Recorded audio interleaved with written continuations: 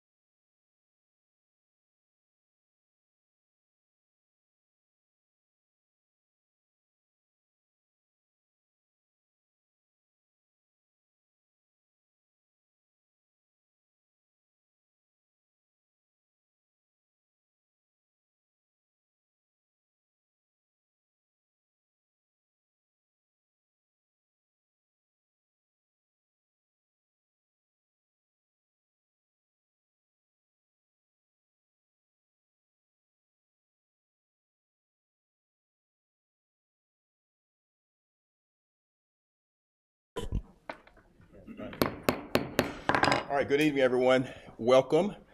I would like to call to order the Apex Town Council meeting for Thursday, May 28, 2026. It feels kind of strange being here on a Thursday, but we're here nonetheless. I want to go ahead and move into the commencement. I'm going to read a diversity statement. The Town of Apex values and celebrates diversity and inclusion. We see diversity as a strength that binds our community together. Inviting members from different faith communities to deliver the invocation at the beginning of our council meetings supports this unity. Recognizing that not everyone practices the same traditions, we welcome you to have a private moment of silence at this time. And before we do the pledge, what I would like to do instead of a prayer tonight, which we often do, I want to reflect on an experience I had last week. I made a short trip to the mosque here, Apex Mosque, in light of what happened in San Diego, California a few weeks ago.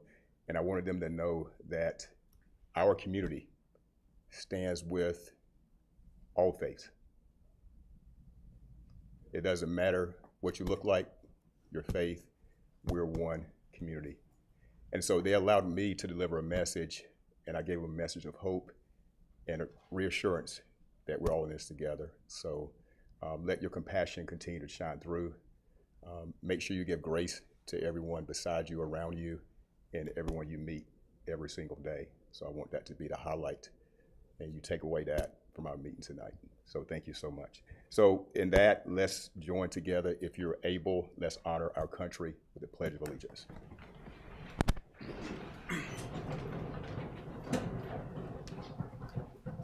Pledge allegiance to the flag of the United States of America and to the republic for which it stands, one nation, under God, indivisible, with liberty and justice for all.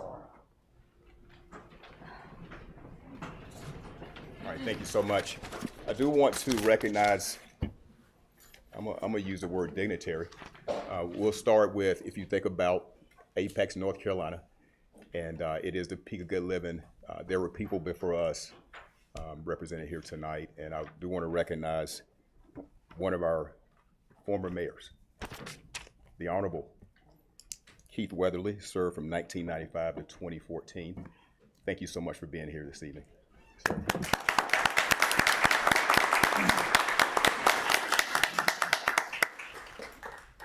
All right, he's on the board of the Wake County Board of Elections. All right, so we'll be hearing from them later on tonight. I also want to recognize Olivia McCall, Wake County Board of Elections. Thank you for being here. And also Gary Cohen, Secretary, Wake County Board of Elections. Thank you for being here. All right, with that, we'll move to adoption of the meeting agenda. And what we have first is pulling closed session item number 2, as noted.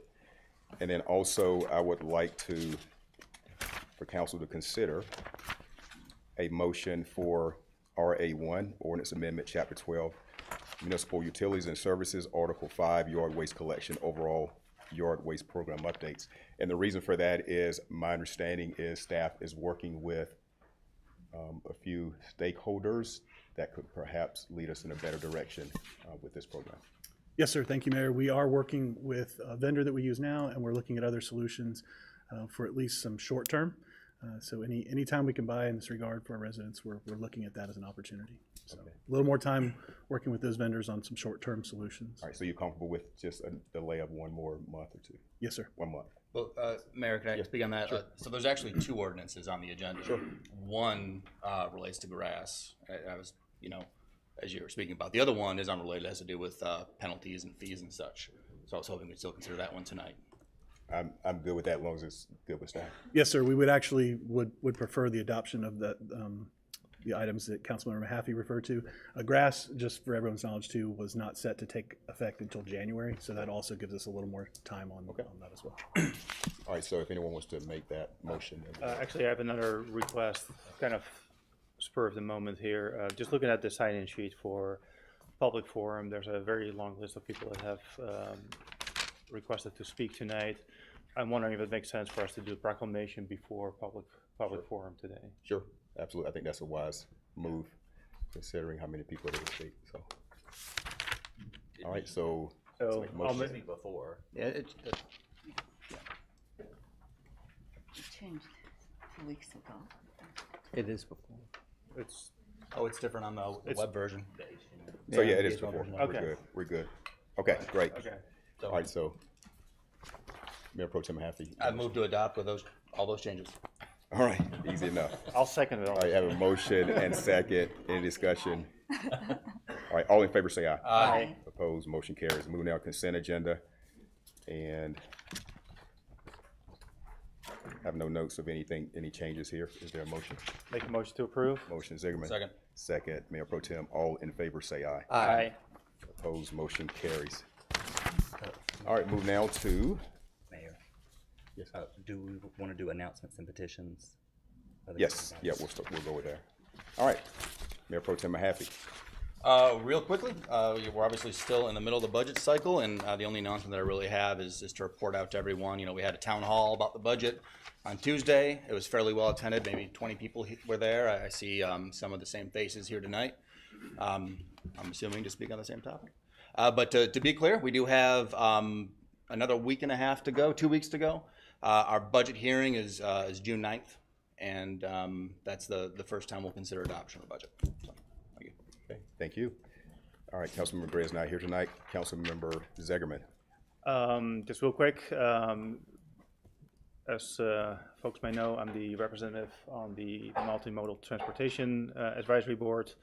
That board has a couple more meetings this year. The July session will be a work session where we would, and going forward for these sessions, we would like to invite some public participation in those meetings. So it's another opportunity to let your voice be heard, for, with any transportation, public transit, walkability, bikeability type of concerns. So please be welcome to the future Multimodal Transportation Advisory Board meetings. They are help me out here, Ellen, second Wednesday of every other month. So again, next session is in July. There'll be one in September and one more in November. So public input is invited to those sessions as well. Okay, thank you, Councilman. All right, Councilmember Ramu. Okay. Hi, everyone. It's budget season, and I appreciate each one of you reached out to us. Many emails, many messages. Although we may not reply to each one of you, but we received and we take into consideration seriously. I also appreciate those who came to the town hall last night. It's important that we exchange ideas. You think, from different perspectives, and as a council, we may think, from our different perspectives. So it's important we exchange thoughts, ideas to understand each other. Second thing, I want to thank our town staff, town manager, for actively trying to solve this grass clipping situation. We heard you. So many of you reached out to us. We hear you. The third thing is really, equally important. Tomorrow, Friday, May 29th, our first workshop, behavioral health workshop, hosted by the Peak Resilience and Wellbeing Task Force with Town of Apex. It's specifically designed for youth and families. It's at Apex Senior Center from 6 to 8 p.m. All are welcome. We have more than 30 service providers, health professionals on site to help you guide your journey. No one should ever walk in this mental struggling journey alone. Thank you. That's all. Thank you so much for that update. All right, Councilmember Reese. Thank you, Mayor. I want to echo all of the comments of Councilmember Ramu just recently. So I'm not going to copy paste, but I'm going to jump to the first thing. I want to say thank you so much to the Chamber of Commerce and especially to the teachers. I had the privilege of attending their teacher appreciation event recently, and not only is it a time for the teachers to be able to sit back and relax for a moment and feel a little bit of the appreciation coming their way. But I also commend the chamber for hosting such a great event. The only other update I have for you is that Wake Tech is hosting its Launch Expo 2026 on Thursday, June 4th. It does require registration, so I want to note that now, and I'll note it perhaps at the end. It is Thursday, June 4, 1 to 4 p.m. at the Southern Wake campus, and that is going to host a marketplace of local businesses, product displays, live demos, giveaways, and opportunities to meet and connect with entrepreneurs and community members. And so I think that's a great opportunity to, at the very least, get connected and perhaps even learn a little bit about the entrepreneurship community in Wake County. Thank you, Mayor. Thank you, Councilman. All right, I just have one quick thing. In the spirit of community, we have Apex High School women's lacrosse team. They're in the state championship tomorrow. So they're going to be traveling to Hickory for an 11 o'clock game while school is going on, but it's just the way things shake out with the schedule. But nonetheless, we're going to, staff is going to support them in escorting them out of town to head to Hickory. And then regardless, win or lose, we're going to say they're going to win. We're going to welcome them back. So more information to come on lining up the streets to welcome our ladies back with a championship. They're going to bring it back. I feel pretty good about that. So just keep that in mind. And that's the only thing I have for this evening.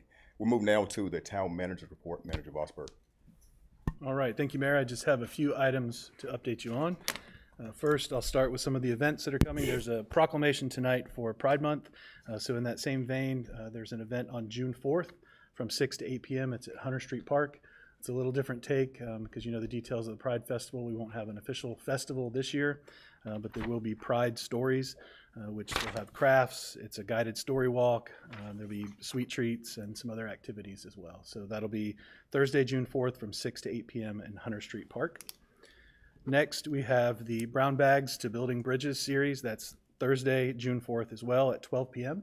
And that's at the Halley Cultural Arts Center. That's the second quarter of our 2026 speaker from our Department of Organizational Excellence featured there. Next is the Sweet Dreams concert, which is part of our Rhythm and Reels. And that will be Saturday, June 6th at the Nature Park Amphitheater. And that is a free event to attend. Then if you remember, we did first kickoff of our Ask Me Anything series with the town manager. So we did that at the farmer's market a couple Saturdays ago. We've got our next one planned for June 13th from 1 p.m. to 3 p.m. And that'll be at Mama Bird's Ice Cream in Sweetwater. So spreading that event out. A couple other updates. The budget, which has been talked about a lot this evening, I just want to reiterate that we've had 4 public hearings.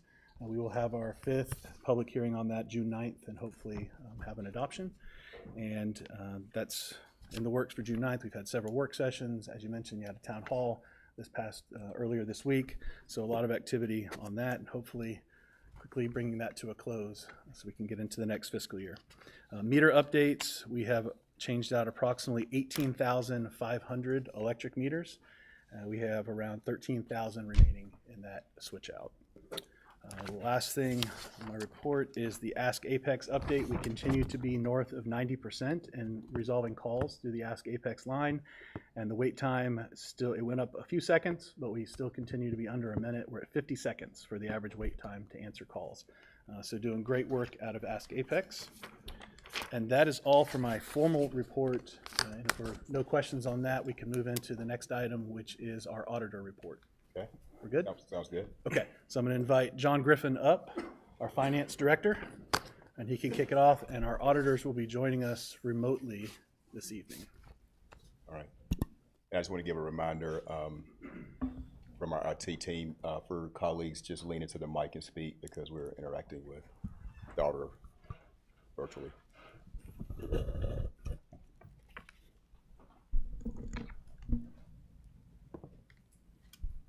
Good evening. John, will John Griffin be speaking first, or would you like us to make our audit presentation first, I can Mayor? I can just introduce you, Leanne. So this is Leanne, director with Terry Beckert, who is our kind of primary kind of head honcho for the audit. And then Michael Straney has also joined her, who is the manager over our audit as well. So these are the folks who, we've got them here remotely because they're the folks who work day to day to review our financial records. So they have the expertise, the knowledge, the skills, and experience to speak to any questions you might have. And then slideshow. So thank you all, Mayor Griffin, members of the commission, appreciate you all allowing us to be here with you all virtually tonight. I had promised about 6 months ago to bring a GASB update to a group today, and appreciate being able to still fulfill that commitment and present to you as well. I'm going to share my screen with you, and we will review our required communications. We are issuing our audit. It will be dated as of today. Before I go any further, I really want to thank John and Brooke and the rest of the team there for all of their help in facilitating the audit.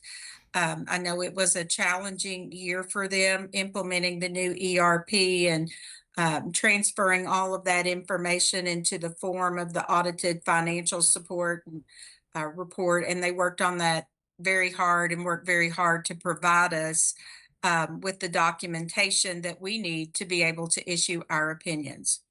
So I have on your screen your service team. As John said, I'm Leanne Waters. I'm responsible for the oversight of the audit and for signing your audit opinion. Dan Goggerty out of our Charlotte office was our second technical reviewer. We have a firm technical director, Steve Siegel, who becomes involved if we need him to. He did not on this particular engagement. Michael served as our manager, and we had a senior associate, Carly Coleman, and a staff associate, Justin Harness, who both worked on the audit throughout its conduct. So we have audited the financial statements for your town as of the fiscal year ended June 30th, 2025 in accordance with all applicable standards.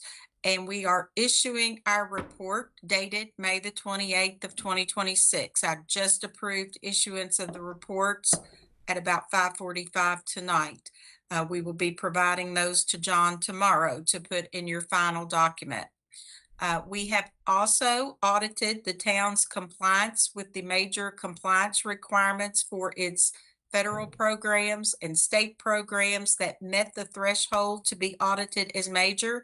And we have issued unmodified opinions on this federal and state single audits as well. We audited one federal program as major, that's your highway planning and construction program, and one state program, the POW bill, that kind of goes hand in hand there. So when we are conducting your audit, we do not test internal controls to be able to provide you with an opinion on the operating effectiveness of those controls. We review the internal controls to allow us to determine where the financial statements are at risk of material misstatement. And that helps us to determine what our audit procedures are going to be and where, since we do not review 100% of your transactions, it helps us really determine where we're going to focus our audit time. Had we become aware of a deficiency in internal control, we would have reported those, but I'm pleased to tell you that we noted no deficiencies in your internal control that we believe to be material weaknesses. There were two comments that we are making. They are not report level comments, but there's a immaterial non-compliance with North Carolina General Standard 160A-64-1 regarding the requirement for the town finance officer to garnish compensation paid to any elected official who has unpaid funds to the city for city services. We also noted during the conduct of our audit that the city didn't always comply with its policies on procurement card usage. So the policies themselves appeared to be designed well, but they weren't always followed. So throughout the conduct of the audit, town's management has taken action to ensure that all the required reviews are now being performed and that cards are only utilized by authorized users. We did not have any audit adjustments during the course of the audit, nor did we have what we call uncorrected adjustments, which are not material but still ones that we want to bring to your attention. And I think that speaks a lot to the thoroughness that John and his team applied to ensuring that they were getting the best possible information out of the ERP. Now, one thing I did want to point out to you all is that during the course of this particular fiscal year, the town did implement a new accounting standard. It was GASB Statement Number 101, Compensated Absences. This statement required it had some new requirements for when you actually accrue compensated absences, when they are considered more likely than not to be paid or to be settled by leave taken or settled in some other means. And it also required the town to accrue a liability for salary related payments. So essentially that would be your FICA that's associated with your compensated absence. As a result of that, the prior year balance, the balance as it was stated at June 30th of 2024 was restated a total of $321,000 to implement that new standard as the liability went up. And then one other change that was made this year in the electric utility fund, there was a error correction of $108,379. So that was also made to the beginning balance. Our opinion was not modified with respect to these restatements, and we noted no inappropriate accounting policies or practices. During the course of our audit, we do review related party transactions. We noted no related party transactions for which that were not conducted at the appropriate arm's length. All significant related party transactions were approved in accordance with the town's policies and appeared to be for a legitimate business purpose. During the course of the year, we didn't identify any significant unusual transactions or transactions that were outside of the normal course of business for the town. And all of the transactions that the town executed over the year, there was authoritative guidance or consensus to guide the recording of those transactions. Now, during the course of preparing the financial statements, management makes certain estimates. The ones that we feel are most significant for your financial statements are your allowance for doubtful accounts in your proprietary fund, your depreciation expense for your capital assets, and then your participation in the other post-employment benefits liability. We review management's calculation of those estimates.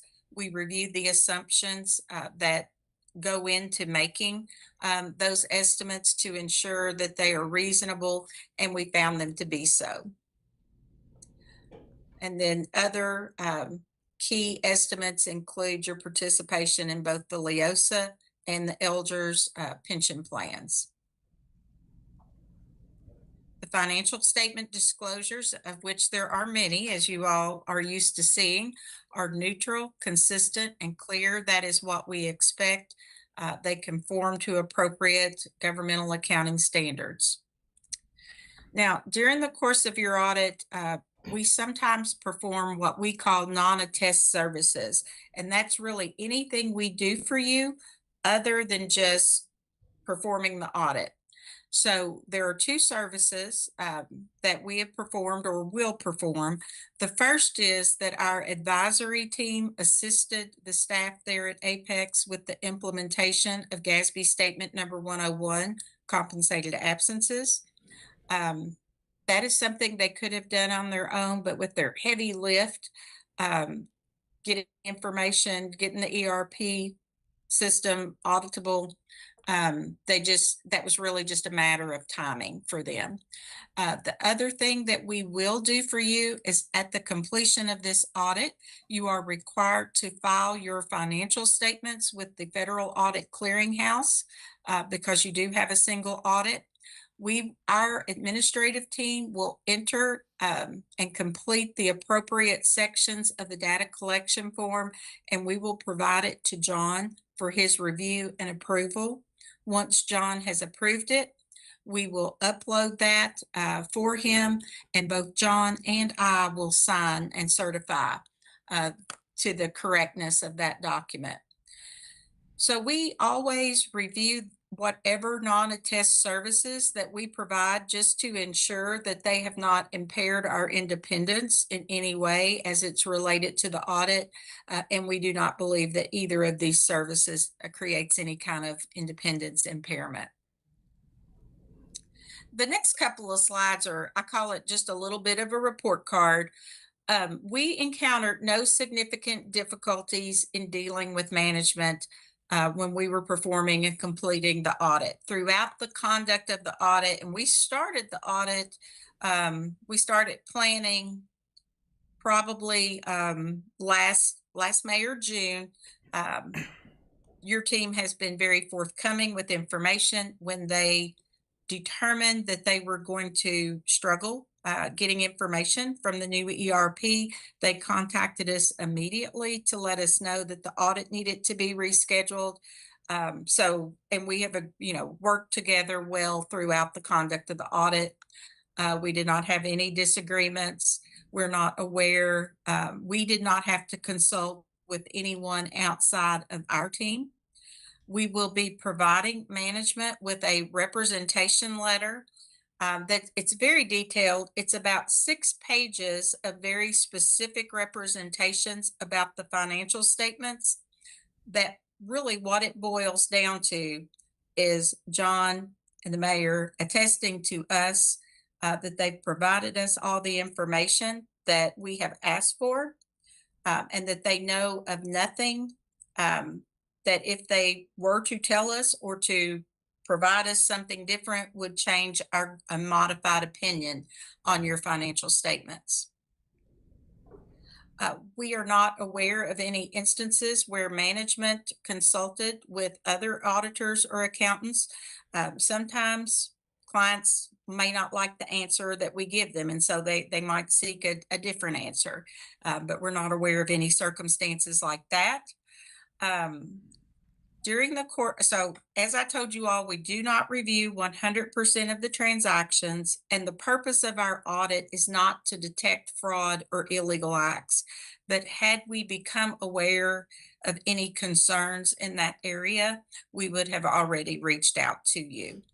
So we are not aware of any kind of indicators of fraud, illegal acts, or material violations of laws or regulations. We noted no events or concerns that indicate any doubt about the town's ability to continue as a going concern into the next year. There are a few other pieces to your financial statements. You do have certain required supplementary information, your management's discussion and analysis, as well as your schedules that are related to your participation in the pension and OPEB plans. We review that information to ensure that it's consistent with the audited financial statements and with the information that we collected throughout our audit. But we did, and we found it to be so, but we do not issue an opinion on the required supplementary information. Now, you do have something called supplementary information as well. For you all, that is primarily your schedule of expenditures of federal and state awards, your combining financial statements. We do audit those schedules and statements, and we are issuing an unmodified opinion on those schedules.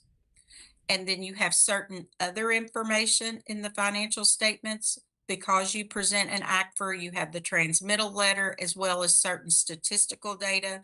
And similar to the required supplementary information, We do not audit that information, but we do review it to ensure it's consistent, and we found it to be so.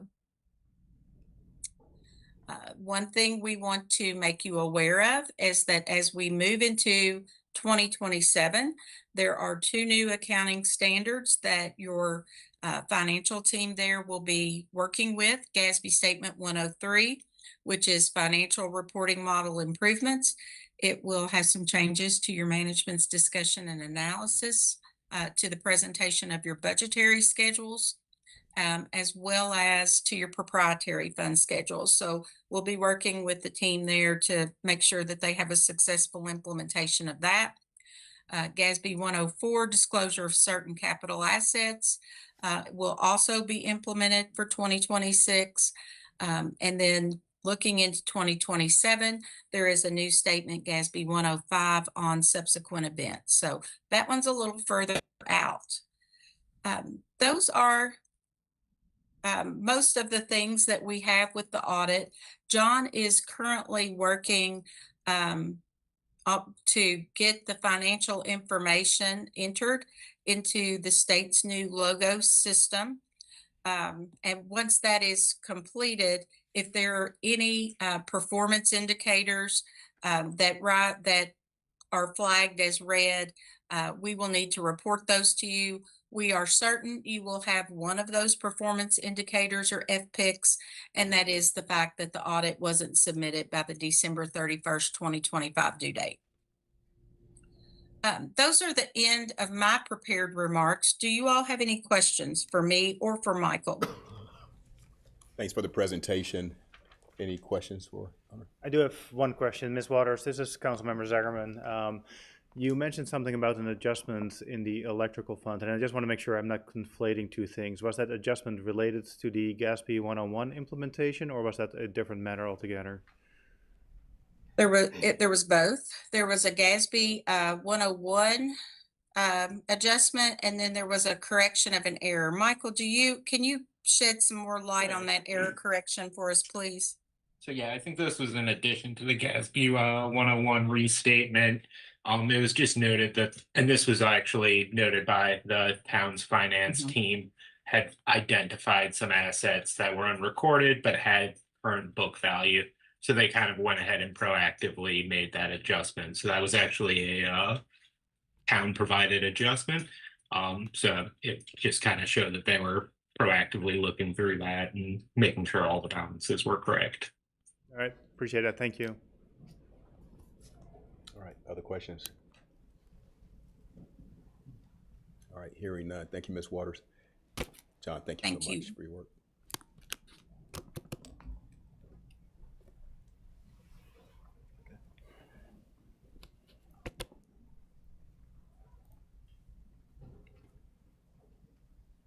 So I would just tell you all that our next steps are we will get logos certified, and tomorrow we will be providing John with the final audit report so that he can insert those into your ACFR and get that ready to print.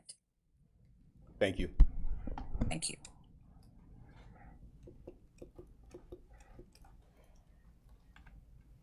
All right. So in accordance with this, I also, pulled some tables, information that I thought was important for your, understanding of the stewardship of the financial position of the town that we could just run through real quick. First and foremost, so the statement of net position for the town, which is when we include all of the town's assets, all of the town's liabilities, all the town's deferred inflows and outflows of resources. Just to emphasize, this is a $1.3 billion enterprise. Now, the vast majority of that, the financial value of this enterprise it's about $1 billion, and it is tied up in the net investment in capital assets, which are, it's the building we're standing in. It's the roads our residents drive on. It is the pipes that deliver them water. It is the power poles that deliver them electricity. Most of what the town provides is actually in physical infrastructure. Overall, your net position grew by about $135 million. The vast majority of that is driven again by investments in infrastructure, the physical environment that our residents live, drive around on, what gives them services. The bulk of it is driven again by capital assets, occasionally a little bit by changes in revenues, things of that nature. and also by what we call contributed assets. So, for example, in the water and sewer fund, when someone, constructs a development, they might construct pipes, then they would turn those pipes in over to the town at the end of that, and so we record a capital asset estimating their value. Some of the council are new. Just to give you, there is a distinction when we talk about governmental funds. So this is not electric, water, and sewer. There's a distinction between major and non-major funds. Your major funds this year, and it can change year to year because it's depending on how much a percentage of the financial resources of the town are in that fund. You have the general fund, which also includes a grants and special revenue account and an affordable housing account. It includes your debt service fund, the SIF. The Transportation Capital Projects Fund, which is major almost entirely due to the Peakway construction, and the American Rescue Act Project Fund. I did throw a little asterisk on this one because they used to have, in prior reports and prior audits, you had two different ARPA funds, and to simplify financial reporting, these were actually merged into one account for fiscal 2025. But you also have non-major funds, and those are capital project funds, capital reserves, the library, and the cemetery fund. The change in fund balance, so that's that income, that change, the revenue over expenses or the expenses over revenues. Overall,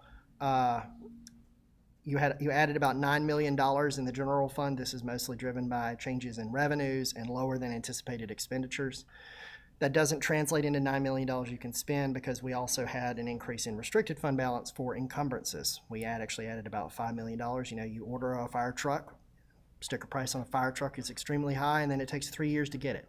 So what that does is that creates a restricted fund balance that then kind of absorbs some of that growth. You added $295,000 in the debt service fund, which is entirely driven by property tax collections. And then your project funds, mostly it's because we funded projects in the past and then we've been spending those balances down. Your total governmental fund balance is about $148.7 million. Quickly running through those categories, $34.3 million is unassigned. You can direct it to any purpose you see fit. 56 million of it is restricted, so it's driven by some kind of restriction. So your payment in lieu that go into your capital reserve funds for count as restricted. Unspent bond proceeds are also restricted. The other major component is committed, so that is money you fronted for projects that are currently underway. Talking quickly about your property tax base, your assessed valuation on June 30th was $19.6 billion. And that is increased by a little bit, $12.5 billion the prior year. And that is purely the impact of the Wake County revaluation that occurred that year. Your ad valorem tax collections were about $66.89 million. You collected 99.77% of that levy. And just to note, you in exchange for getting that revenue, you actually ended up paying about $500,000 back to Wake County for collecting it. Your enterprise funds, and this is just to focus on specifically the operations, so we're excluding your capital projects that are the water and sewer infrastructure that's being built out. Overall, you had a $2.1 million income gain in those funds, and just to give you some context about how accurate your budgetary planning is, that's about 2% of the total, so it was the actuals came in very close to budget. Just quickly showing your long-term debts and equivalents. You have several major categories. You have bonds and notes. These are the debts you've issued. You also are reporting compensated absences. That's GASB 101. I'll break out the GASB 101 numbers a little bit on a later slide.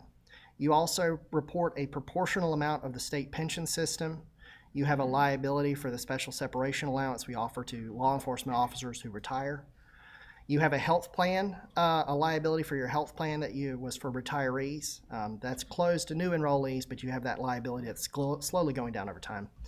And GASB 96 requires that we report software as a service as a liability as well. So you have about $2.5 million of IT liability. Overall, your long-term debt decreased from about $230 million to about $220 million. Looking at your state and your local policies, so your unassigned fund balance target is to hit about 25% of your general fund expenditures for the following year.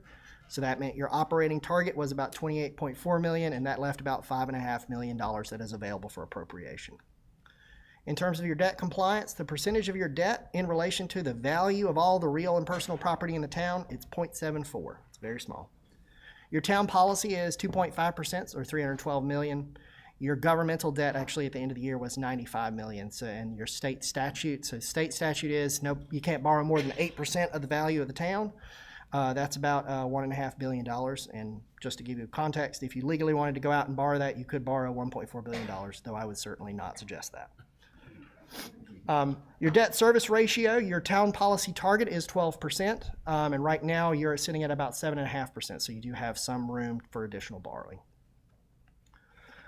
Just to quickly talk about debt, we only did one small rolling stock loan in fiscal 2025. We're going to do another one in the fall with bidding expected in July, award in August, and I'm actually planning on doing a double up and do 2 years of rolling stock loans in one go, and also a partial reimbursement of some property acquisition that the town has followed through on. And then, of course, we're going to do some limited obligation bonds to cover Town Hall, Tunstall House, and the Salem Streetscape project.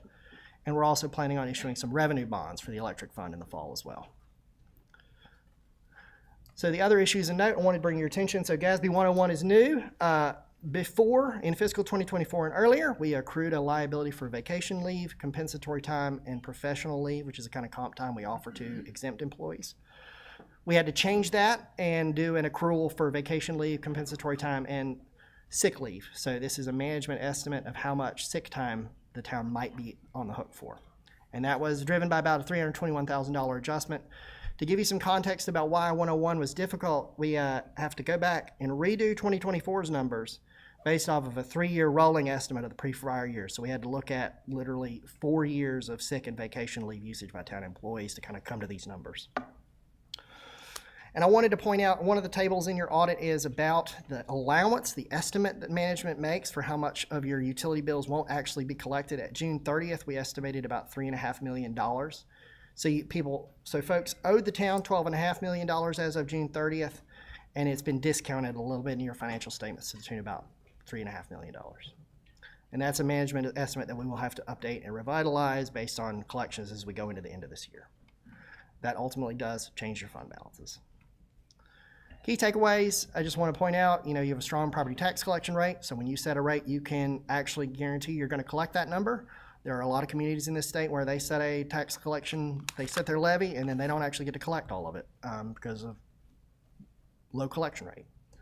You have stable and growing fund balances, and we didn't have any issues with the town's use of federal and state funds that were identified. Wanted to quickly talk about the planned response I have for your late audit. I just wanted to highlight that was one of the things I noticed when I started in September, so I was about 3 months after the end of your fiscal year.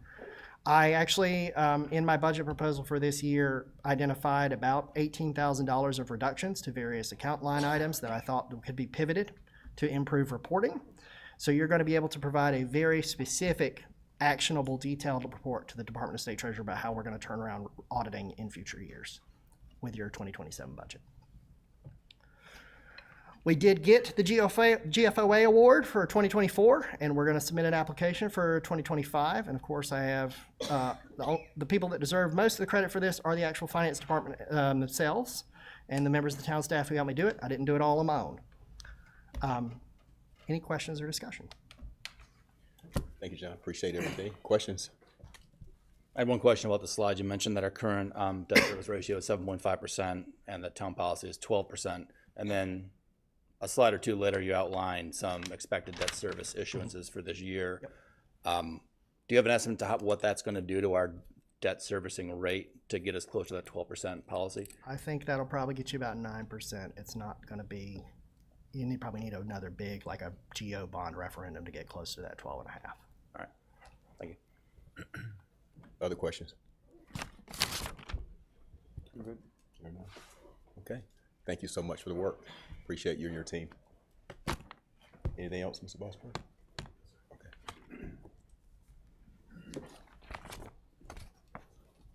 All right, town clerk's report. Yes, good evening. One item is the Environmental Advisory Board Chair has resigned, is moving out of the corporate limits. So at their meeting last week, they recommended Daniel Vail serve as their chair, and the mayor has also supported that recommendation. So coming to you all for confirmation, a motion and second to confirm that appointment through the remainder of this calendar year. I'd like to hear from Mayor Pro Tem. Are you good with that one? I am, yeah. Daniel, he's enthusiastic. He's a little new to the board, but he was one of not here today, but he was, you know, excited about the position and generally interested in the work. So I'm really excited about what he's going to do as chair. All right, very well. Motion to approve. All right, motion, Mayor Pro Tem. Second. Second, Zegerman. All in favor, say aye. Aye. Opposed, motion carries.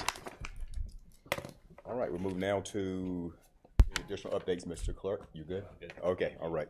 All right, moving now to proclamations. We do have one proclamation tonight, and as usual, I would like to have my colleagues to join me out front. First proclamation will be Standing Together in Pride, LGBTQIA+ Pride Month 2026.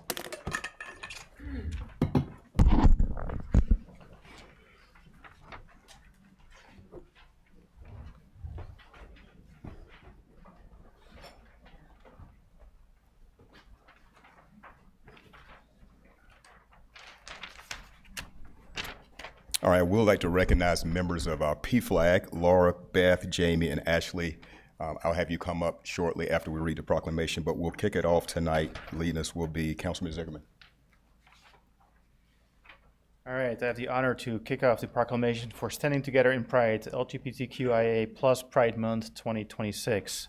Whereas LGBTQIA+ Pride Month is celebrated each June to honor the lesbian, gay, bisexual, transgender, queer, intersex, and asexual community, while recognizing the importance of dignity, equality, and opportunity for all people who live openly and authentically. And Whereas LGBTQIA+ Pride organizations across North Carolina and the United States have embraced themes for 2026, such as rallying together, highlighting joy, visibility, resilience, and voice, and underscoring that communities thrive when strengthened through love, understanding, and unity. And Whereas the town of Apex proudly values the diversity of its residents and remains committed to fostering a welcoming community where every person is respected, supported, and encouraged to be their authentic self, regardless of sexual orientation, gender identity, or gender expression. And Whereas love and compassion are the foundation of a thriving and connected community, and through empathy, kindness, and mutual respect, we create spaces where individuals and families from all walks of life feel a true sense of belonging and acceptance. And whereas Pride Month is an opportunity to celebrate the resilience, contributions, and lived experiences of the LGBTQIA+ individuals, while continuing to encourage meaningful conversations that strengthen understanding, visibility, and human connection throughout our community. And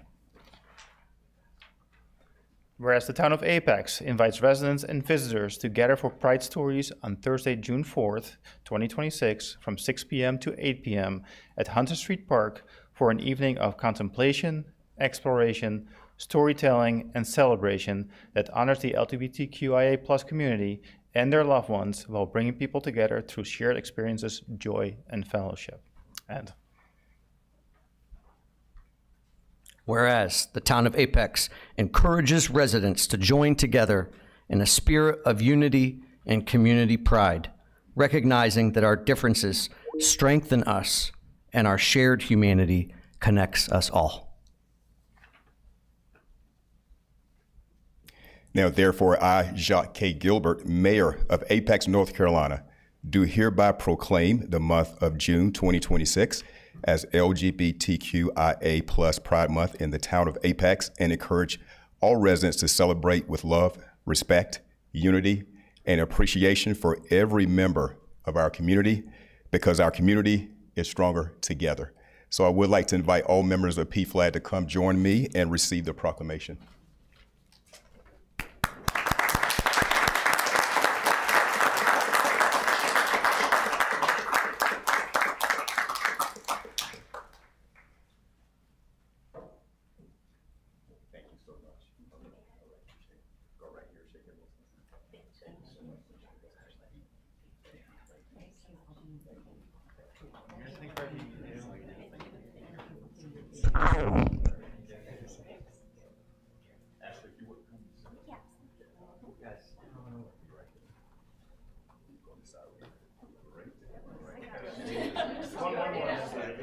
Thanks. Yeah. All right, eat it out. All right. Yeah, there we go. Right there. Nice. You hold this up.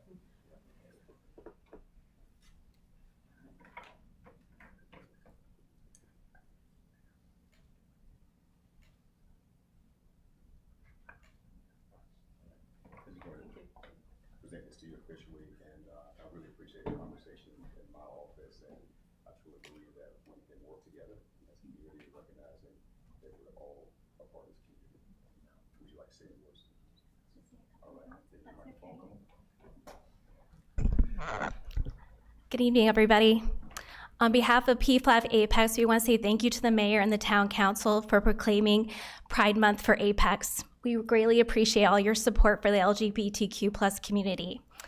For those who don't know us, we are the local chapter of the larger national nonprofit organization PFLAG, which provides support, education, and advocacy for LGBTQ+ people, but especially their family, their loved ones, their parents. PFLAG's slogan is Leading with Love, and here in Apex, we do that through our free monthly support meeting that's here in person in Apex, through our college scholarship program that we just launched this year, through also supporting other nonprofits in the area who are doing great work, and for advocating for the community. If you'd like to learn more about PFLAG Apex, check out our website, pflagapex.org, and you can also find us on Facebook and Instagram. For those who celebrate, happy Pride, y'all.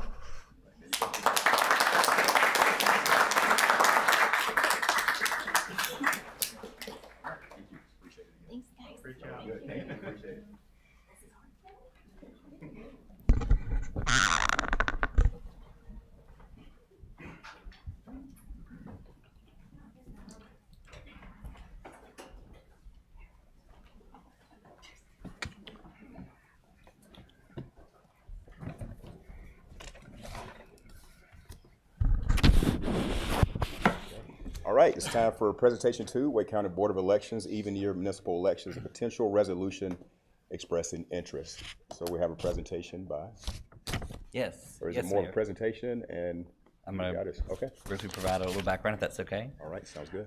So as you all know, and for those watching online, even your municipal elections has been part of your legislative priorities over the last 2 years.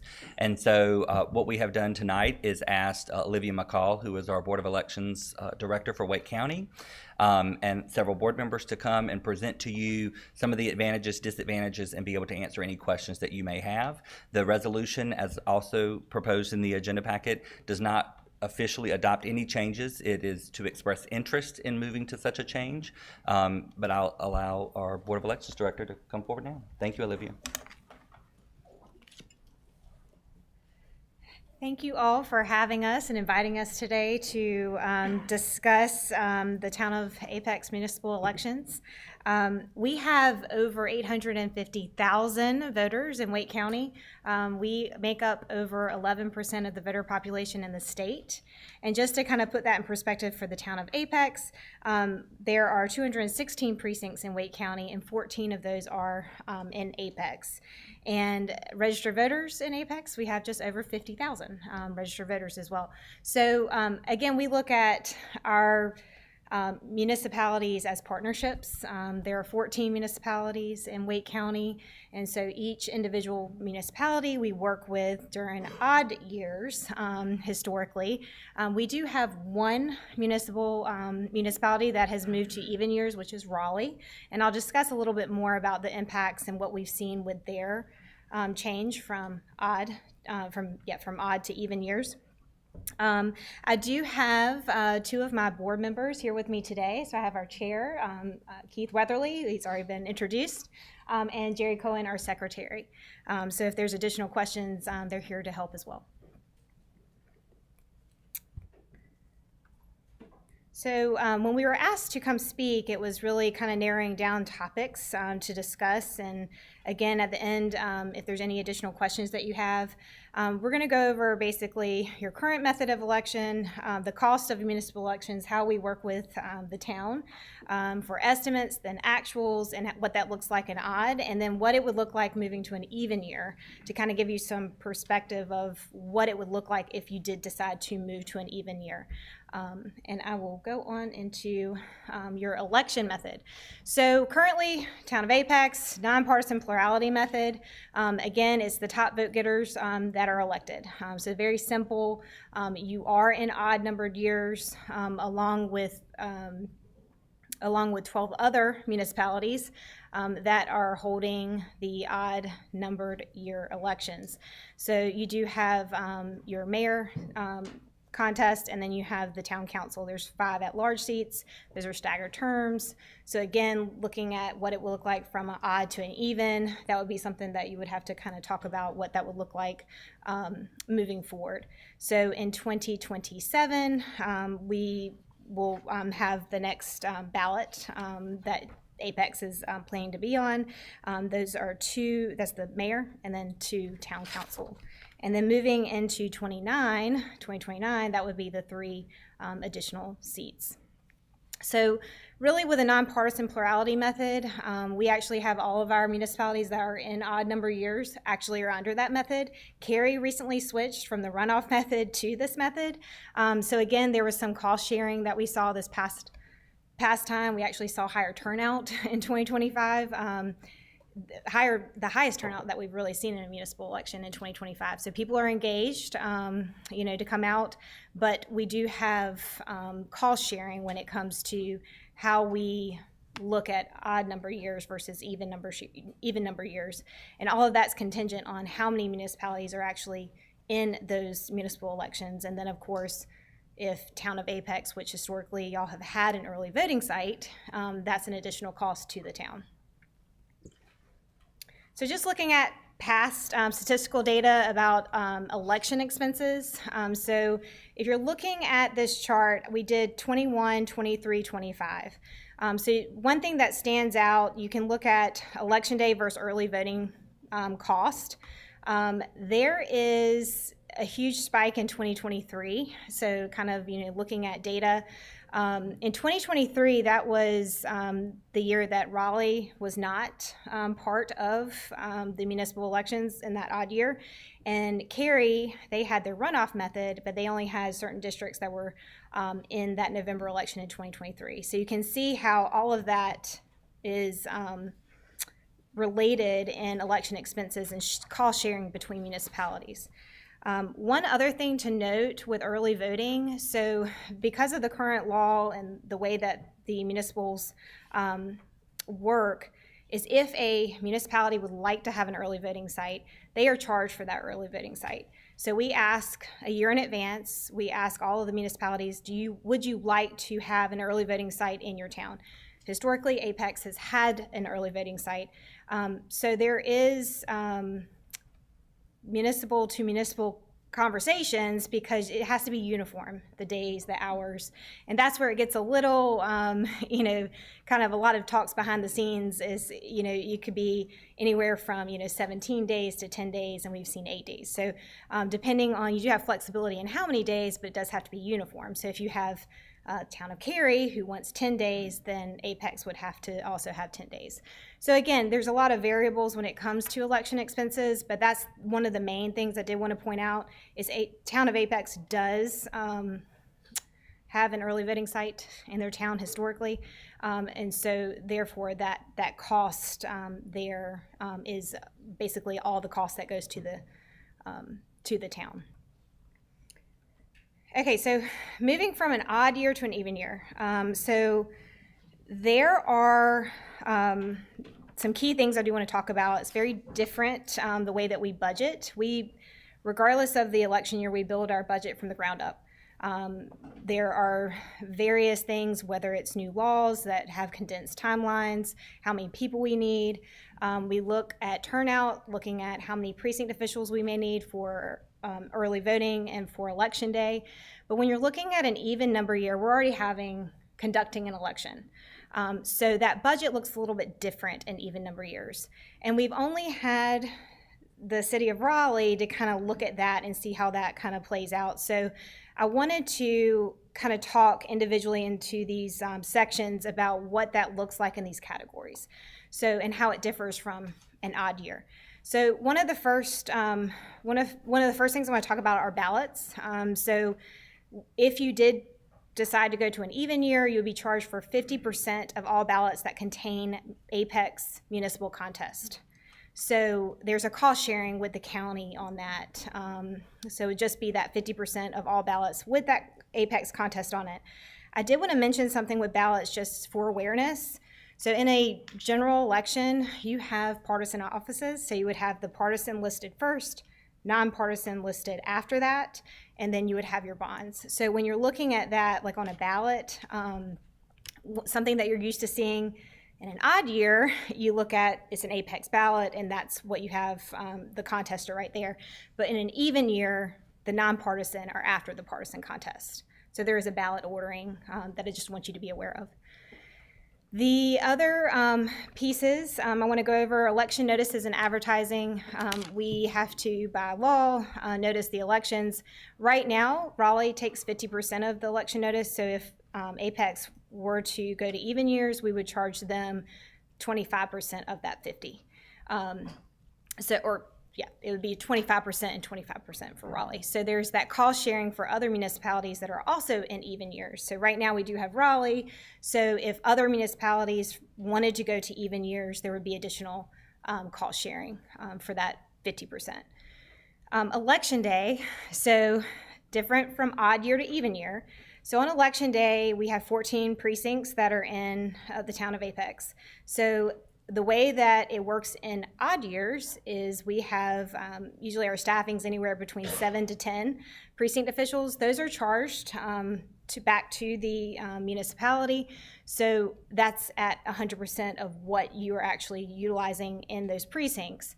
The difference for an even year would be we charge for one help table assistant per Apex precinct. So currently that's 14 precincts. And that would account for ballot management, help table issues. So there's a really big cost difference there when you're looking at how that's budgeted. Absentee by mail, you would be charged for 50% of the postage cost of absentee envelopes mailed to voters with Apex municipal contests on their ballots. So that's pretty straightforward.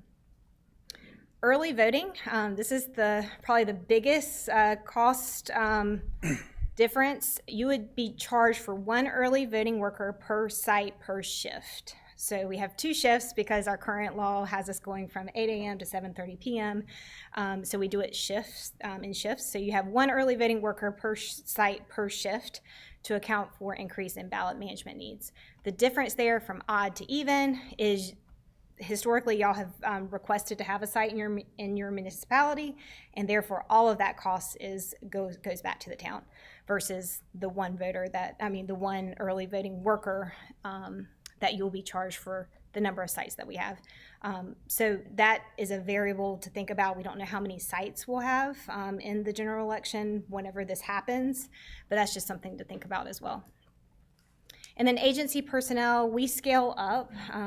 Again, we have 48 FTEs. And during that time of the compressed timelines and busy election season, we bring in additional agency personnel to help with some of those high volume needs, whether it's absentee, some of our board meetings, we have to have additional people to open, flatten, straighten our absentee ballots. We have logistical challenges, so we need additional people getting supplies out to sites during the early voting period and so forth. And that is one thing that is a true to be determined because we build our budget from the ground up depending on how many early voting sites we have, how many precincts we have open, and so forth. And just to, because I know you're all, looking at costs, I just want to go ahead and point this out. Because we do have Raleigh that is currently went from odd to even years. So just to kind of put it in perspective from like a percentage of what the difference would be, I'm going to use Raleigh. I know that's not apples to apples, but in 2019, Raleigh was charged $834,000 for election day and early voting. So fast forward to the even year in 2024, Raleigh was charged $325,000. So there was about a 61% decrease in the amount that they were spending on elections.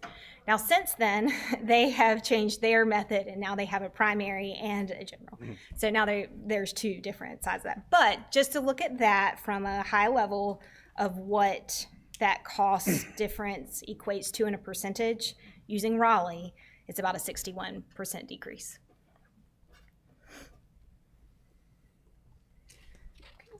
And that's really all the high-level things I had. I'm happy to answer additional questions that you may have or give you any more statistical data. Thanks, Ms. McCall. Questions? We'll start. Mr. Reese, I think you were leaning in first. Your show. First pass. Okay. Thank you for the presentation. Are there other municipalities you've delivered this presentation to as well, or are you about to deliver to additional municipalities in the county? I have not been asked to come to any other meetings. I do know that across the state, this is a hot topic. So if you're watching the news, this is being discussed across the state. From a statewide level, I believe there's just over 70 municipalities that operate in an even year.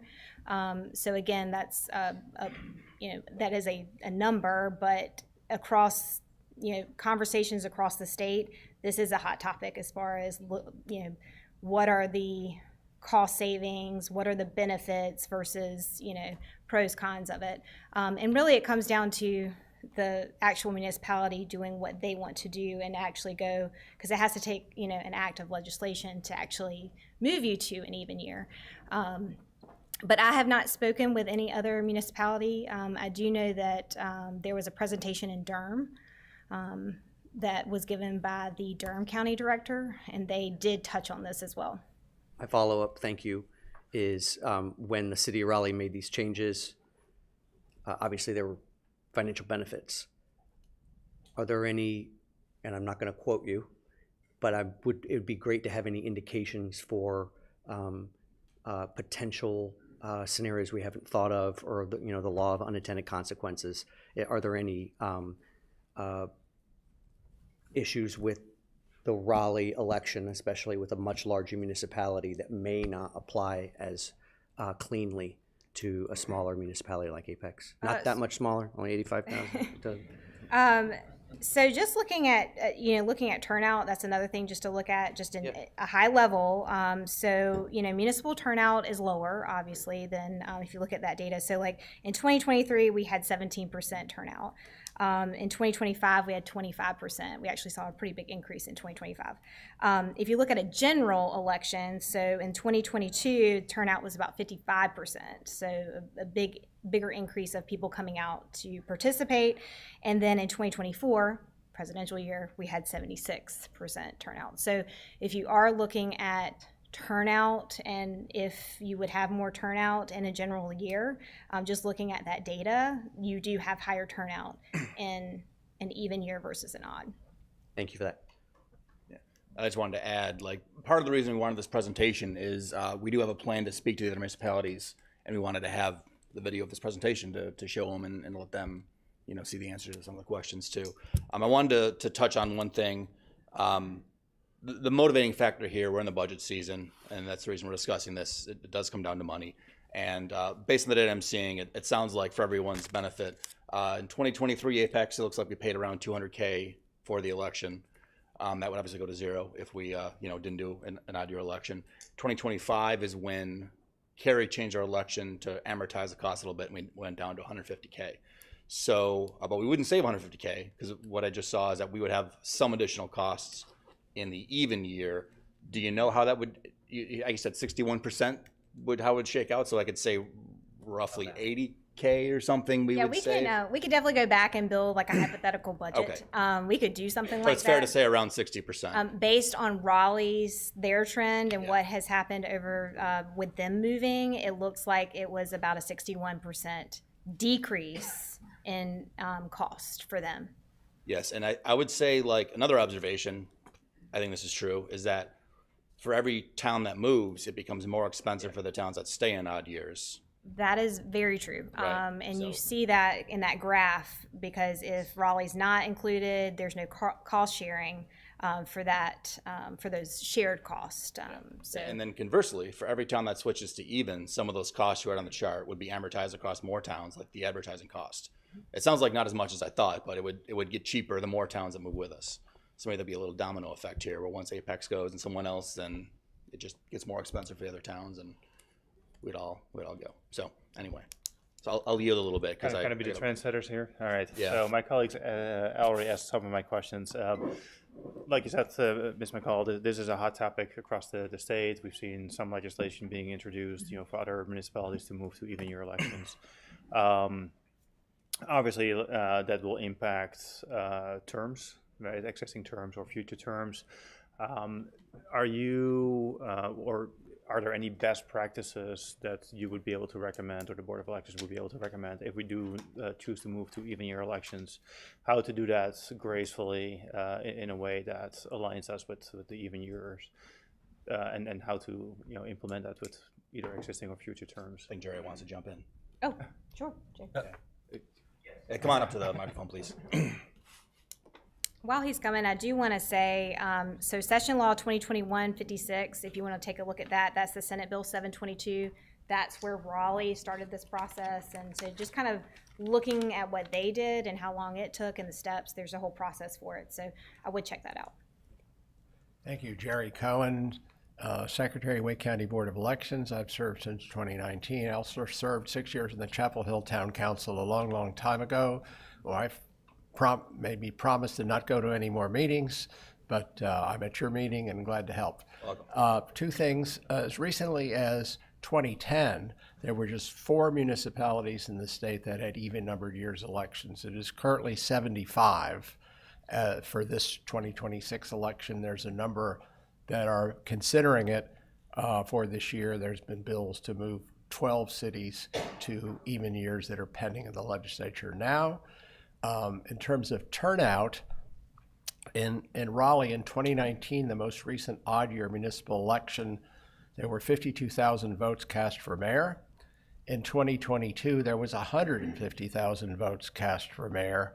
The actual turnout of Raleigh voters was about 10% higher because about 10% of the people left Raleigh blank on their ballot, but 90% did vote. In the 2024 presidential election, the number of votes cast for mayor of Raleigh were 225,000. Now, there's been some growth in the town over those 6 years as well, but it really relates to the general underlying turnout in the election. Fantastic. Can you speak to the methods used by those 70 towns to transition? Because I know in Raleigh, there was a lot of unhappiness about the method they used, and we certainly don't want to do this in a way that would, surprise people in town. We want to, let them know what's going on. So what are the options, and how do you see towns manage this transition? There are 2 methods that have been used. One is a one-time extension of existing terms by 1 year, whether it's staggered or not. All of the bills this year filed provide that, and probably 90% of the other 70 do that. The other way to go about that is to have a one-time election for a 3-year term instead of 4.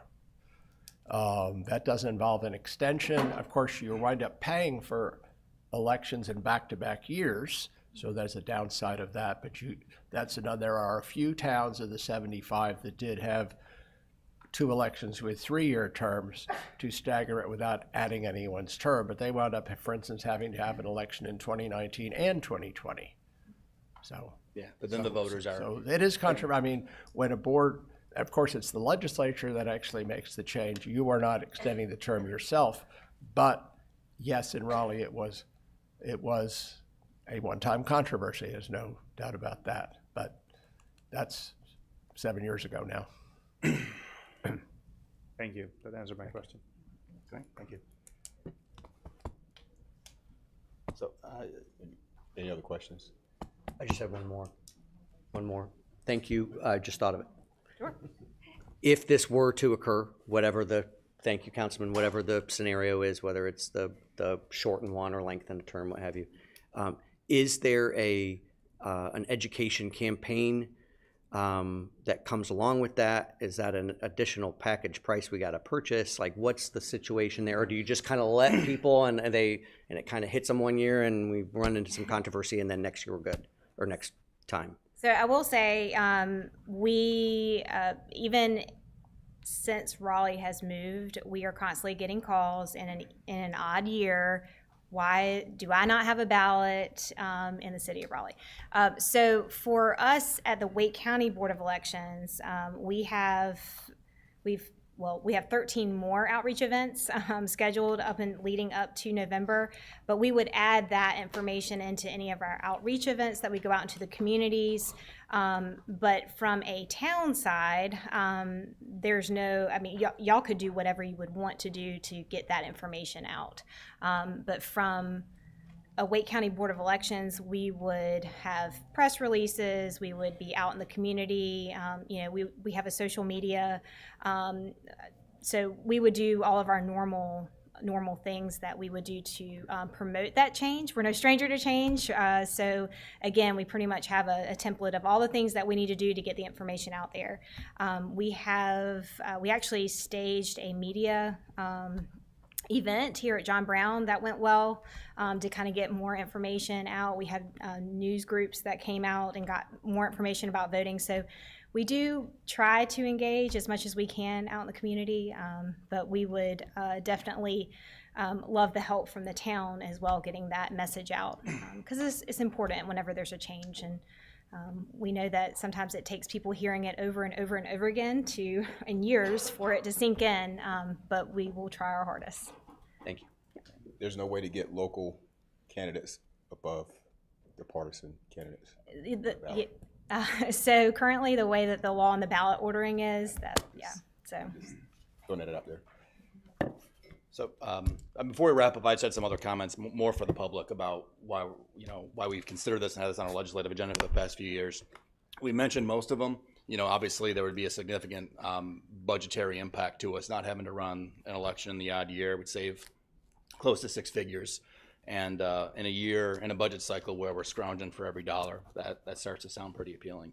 We mentioned the increased turnout. The election to elect our council members would 75-80% turnout instead of 15%. Another thing that wasn't mentioned is just the use of our facilities. So because we have, and we're very dedicated to elections and civic engagement here, so we always love to be an early voting center, but that means almost a month out of every single year, our John Brown Community Center and the parking lot associated with it, and all the town employees can tell you, is almost out of commission as we run the election. And if we had elections aligned with our federal elections, that would be every other year, which kind of speaks to another reason, which is a little minor, but there's a little bit of election fatigue that kind of sinks in when you're doing this every single year. There's a little bit of fatigue with all the signs that every single summer get thrown around town. This would cut that in half and just do it every other year. So those are some of the advantages that you did think about. I know there's some other many sides to this topic, but I think it's worth considering, and I would ask my colleagues to support the resolution in the moment. Thanks. Any other comments? Thank you. Yeah, thank you very much for coming on, guys. Thanks. Thank you. So are we adopting the resolution now?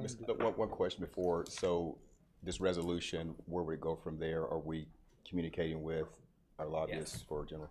Yeah, so once you adopt if the resolution is adopted, then I would share, the resolution actually directs me to share it with all the other clerks in Wake County and ask them to share it with their mayors and councils. And then it initiates a survey to them asking the mayors as well as the council members, commissioners, whichever they call them, to ask them to submit their feelings or their feedback on if they would be interested in exploring going to even year elections. And then that report would come back to you all before anything is filed at the legislature. Okay. Yes, so to be clear, it's not a decision.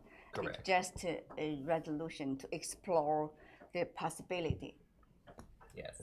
And it's noted in the agenda cover sheet that this does not change the election process at this time.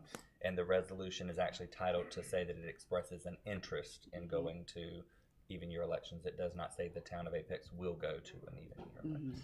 And if we were to be interested to move to even year elections and that potentially impacting the 2027 election, what is our deadline or timeline for having to file that with the General Assembly for their consideration? I mean, technically, you could still do things for 2026. I would not recommend that. But obviously, more notice to the public and more engagement would be encouraged. Push 1 year. extend 1 year? Probably better. I think there's a couple of different options. Yeah. And that's what we want to, when we bring back that survey from the other municipalities, we'll be able to share that with you all of, you know, hey, here's all the options that you could consider, and then provide some direction.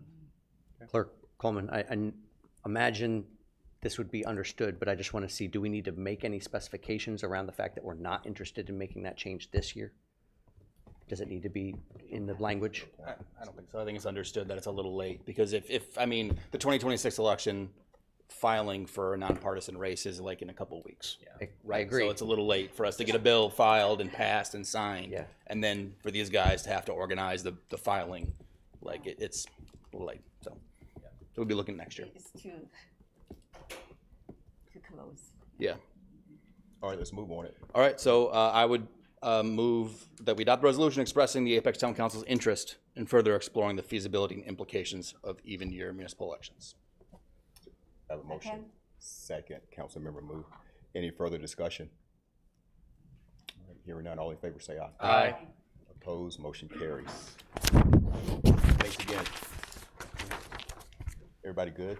You wanna take a quick one? Okay, all right, we're gonna take a 5-minute recess. So be back at 7:25.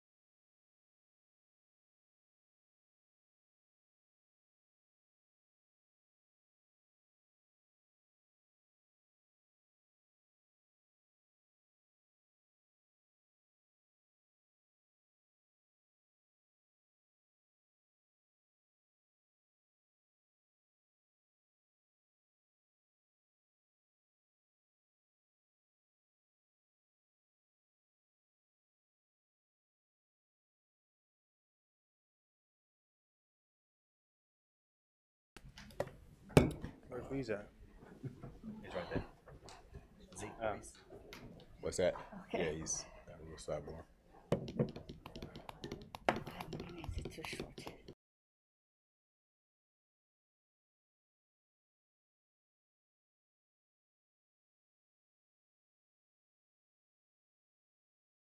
Yeah, and then maybe send me a note. I don't know. Can you slip me? You're live, okay, all right. Thank you, everyone. We're back in session. We'll move now into public forum. And just remember the policy related to public forum. And we'll just leave it there. So when you come up, please respect each other and we'll be okay. Everybody good? All right, good.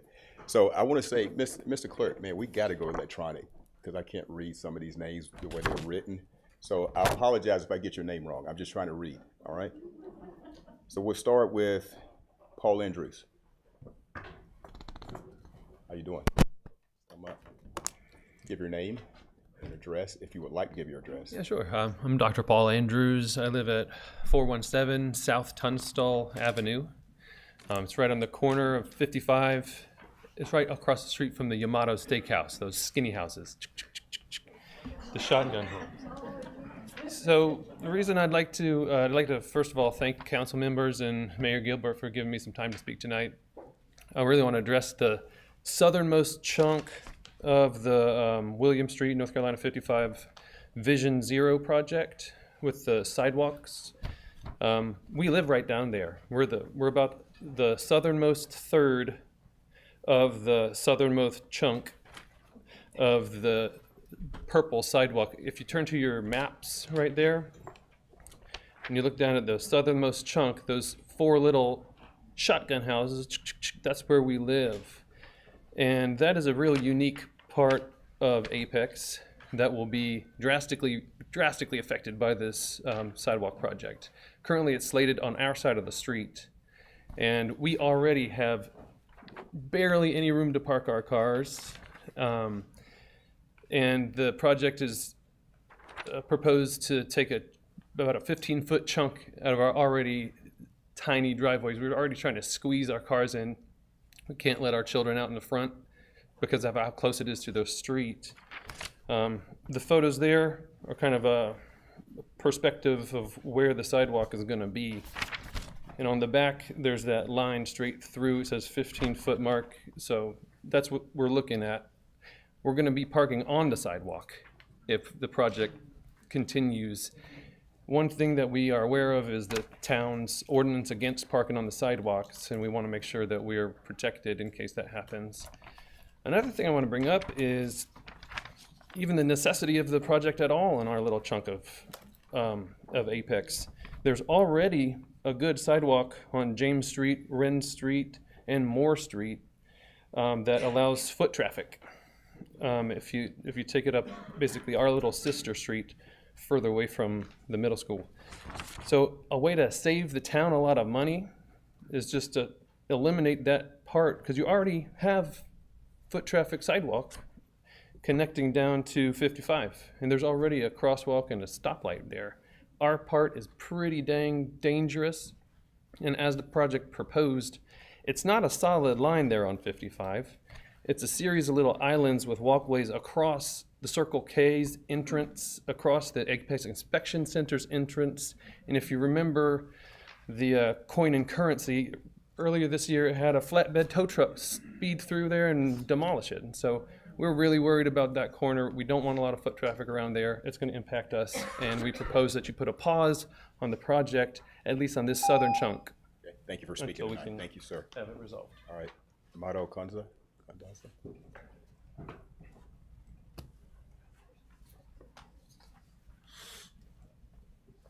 Thank you, Mr. Mayor and council members.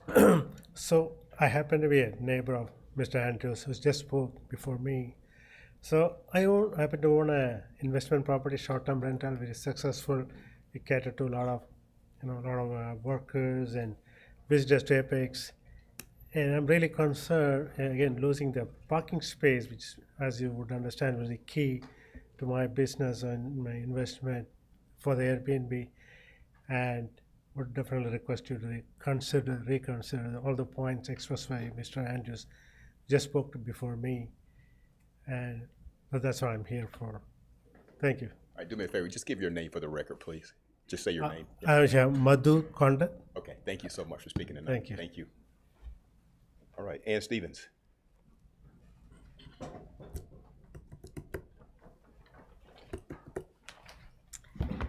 Good evening, Ann Stevens, 311 West Chatham Street. Good evening. I'm here tonight to support the Apex Police Department's use of license plate readers. I am both a citizen of Apex and a 30-year veteran of the Apex Police Department, and throughout my career, I have seen firsthand the value these systems provide law enforcement and public safety. These cameras simply capture images of license plates on vehicles traveling on public streets and in public view. In many ways, they are far less intrusive than the thousands of cameras already in use at businesses, homes, and private properties throughout our community. The difference is that the Apex Police Department operates under strict policies, accountability, and oversight. Private individuals and companies often collect and store their information with far fewer safeguards. License plate readers are an important public safety tool. They alert officers when stolen vehicles or known wanted offenders enter our community, allowing all law enforcement officers to intervene before additional crimes can occur.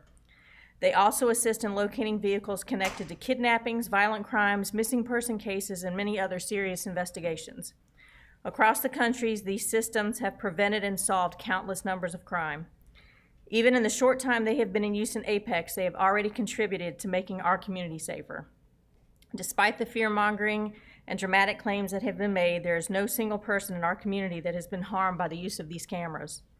I trust the Apex Police Department, and I have complete confidence that the department has the appropriate policies and procedures in place to ensure this technology is used properly and responsibly. I also know how hard the men and women of this department work every day to protect our town, because I did it for 30 years. I respectfully ask the council to continue supporting the use of license plate readers and allow our department to use this lawful, effective tool to help keep Apex safe. Thank you. Thank you for speaking tonight. Tiffany Berkner.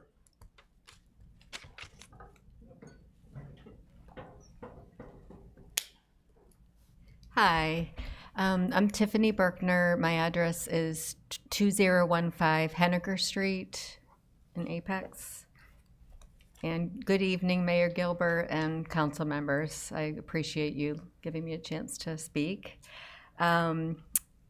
So I'm here to speak about the proposed tax increase. And basically, first of all, it should not come on the backs of homeowners and existing residents. The growth, the allowing all these massive apartment complexes and everything should not, those expenses incurred, we already have to put up with the extra traffic and everything else. We certainly should not be having to foot the cost of the growth of the existing people here. First, we've had to incur so many tax increases recently.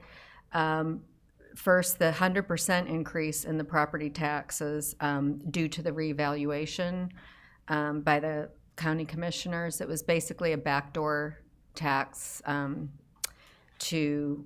rather than increasing the rate, they revalued the houses when they were at the absolute peak of the real estate market, which was not, there's no way that our houses, my house would sell for that at this point. So that's caused a tremendous hardship financially for myself, and I know many of my other neighbors, many who are retired and who have been homeowners and taxpayers here for 30 plus years like myself.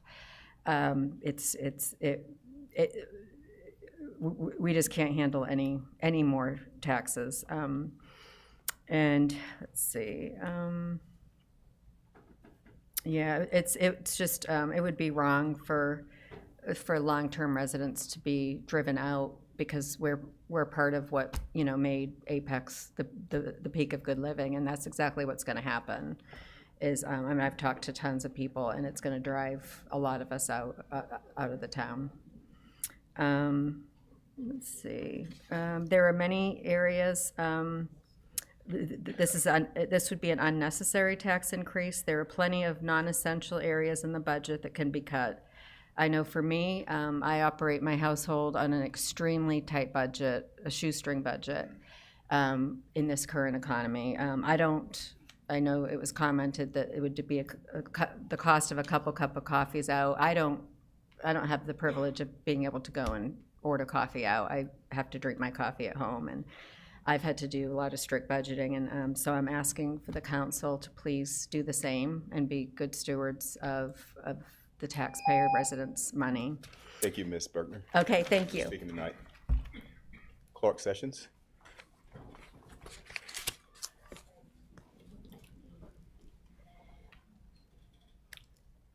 Good evening. Clark Sessions, 1105 Red Sunset Drive.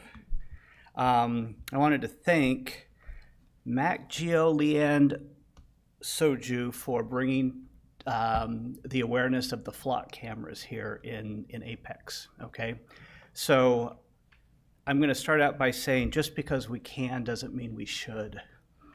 Our town deserves daylight and debate on the subject of the terms of service that meets our community's needs and not the click to accept terms that serves the company's business goals and interests.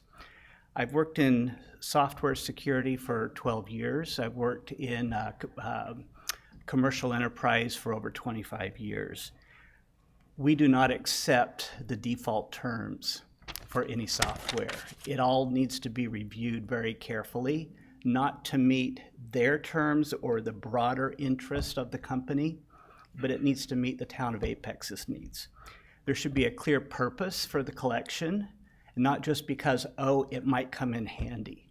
We should have very clear retention periods that we all agree on of what will meet our needs, and the destruction of the data should be verified. Just because it's marked for deletion doesn't mean that it's always actually been cleared. It needs to be verified. So there needs to be some good third-party audits for any of the data access, both who's requesting it, and there should not be any wide open defaults. Oh, we're gonna share our data by default with everybody. What's in it for us at that point? So I support the law enforcement needs to keep us safe. I do not support being wooed by the defaults, slick software salesmen who say, hey, look at what we can do. We should not be just rolling over and taking, oh, let's run an experiment here. So I'm in favor of stopping and then building up from scratch for what Apex needs. Basically daylight and debate, not defaults and negotiations in darkness. Thank you. Thank you, Mr. Sessions. George Hogan.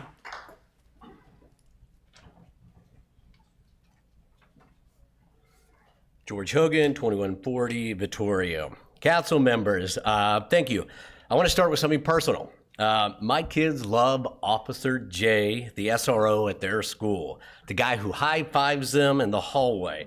That trust is real, and I'm not here to take it away, but the institution behind Officer J is operating a surveillance system that this council voted for, and the citizens in this room did not. And we have a responsibility to look what's actually happening. Policing in this country did not begin as crime fighting. The first organized patrols in the South existed to capture enslaved people. In northern cities, police forces were created to break strikes and protect industrial property. Every major expansion of police power in American history has been justified the exact same way. Fear, or perhaps using a word tonight, fear-mongering. The tools changed, but it's always been about control. This is the exact thing that happened here with the adoption of Flock and ALPR technology. Apex started with a pilot a couple years, and then recently the chief asked for $150,000 to expand it.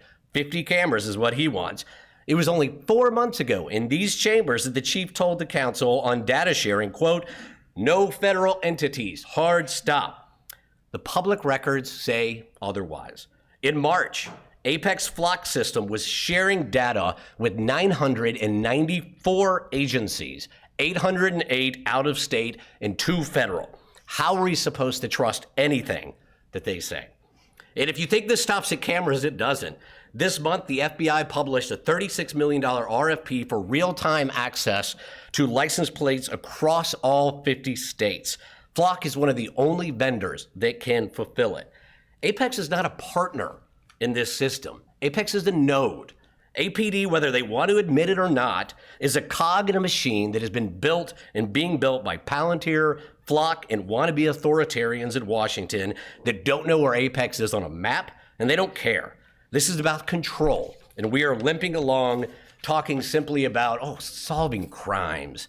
Now, the arguments you're going to hear are, your phone tracks you. Yeah, it does, but there's a legal framework around that, terms I accepted, and courts protecting that. You might hear, if I have nothing to hide, then what do I have to fear? Yeah, 99.7% of plates scanned belong to people on no watch list. It helps cops solve crimes. Independent research has found absolutely no significant effect. And here's something that council needs to understand. Every single talking point that you hear in favor of these cameras from police departments defending the technology, including here in Apex, originates from Flock's own sales and marketing material. These are not independent conclusions. They are vendor scripts. You might think that you're protecting us with these cameras, but you're not. The preferences of the police department do not outweigh the concerns of the citizens. This is about safety, and safety is about policy. Thanks for speaking tonight. Thank you. Joe Gregorio. Joe.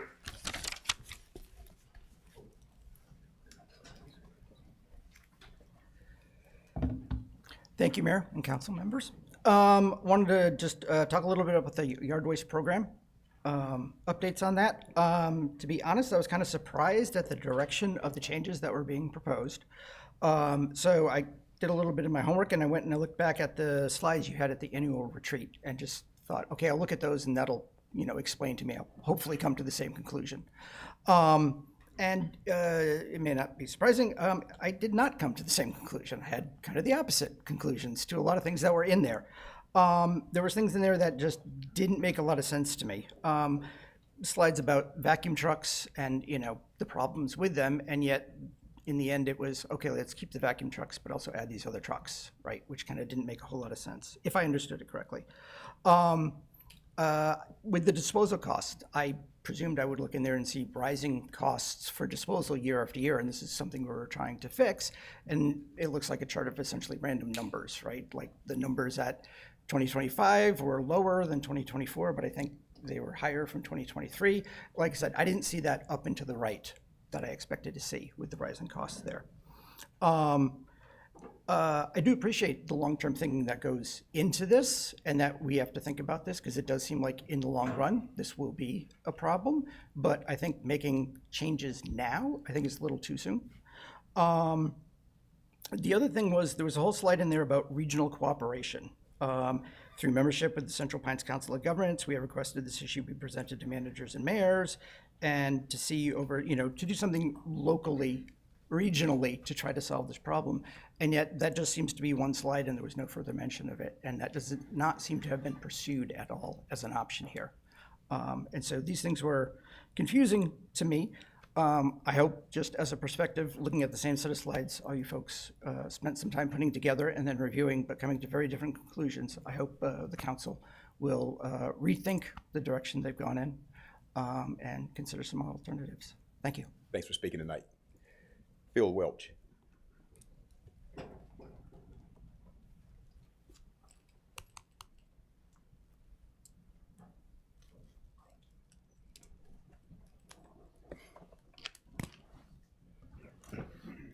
Good evening, Mayor, council members, staff, and public. My name is Phil Welch. I live at 1471 Big Leaf Loop in Apex. We're continuing the talks for the town council on the impacts of the lack of stable homes caused by insufficient housing choices. Tonight, we'll hear from one of our essential workers who struggled with rising rents in his market rate apartment. I've learned a lot from these talks.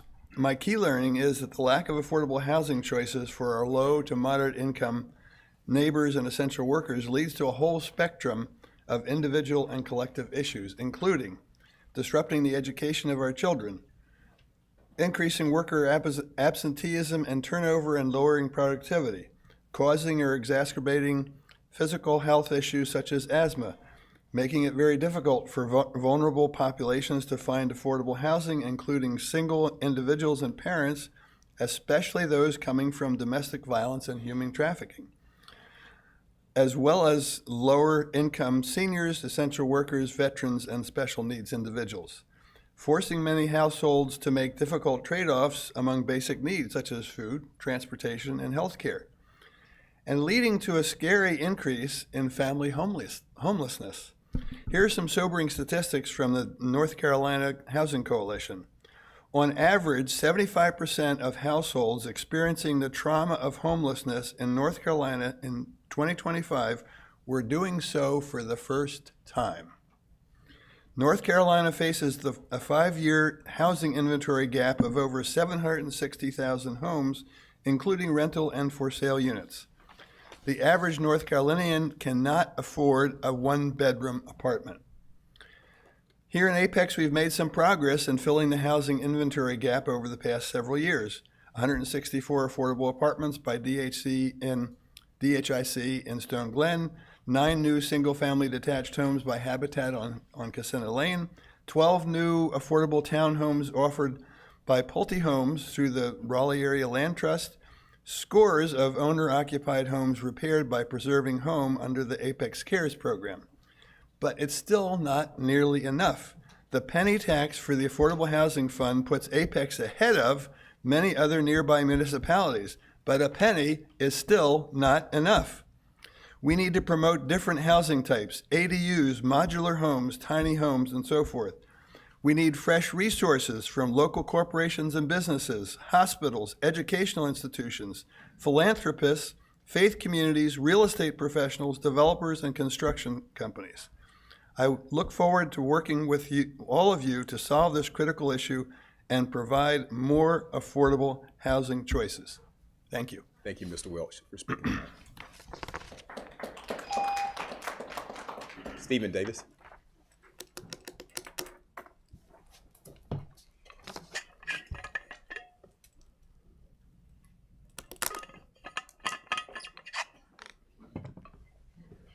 Hi, my name is Stephen Davis. I live at 601 Upchurch Street, and I just wanted to relate how low-income housing has been a positive impact on my life.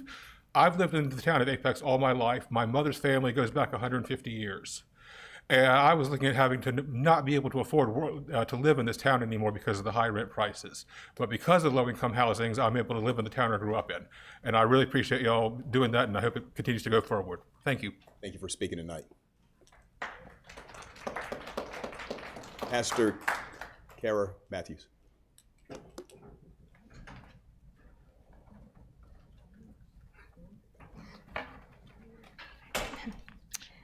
Good evening, Mayor Gilbert, council members, and residents of Apex. My name is Kara Matthews. I live at 3509 Pony Soldier Drive in Apex. I work as a pastoral advocate for survivors of human trafficking and domestic abuse. I had the privilege to speak with you last year, and I'm honored to be here this evening.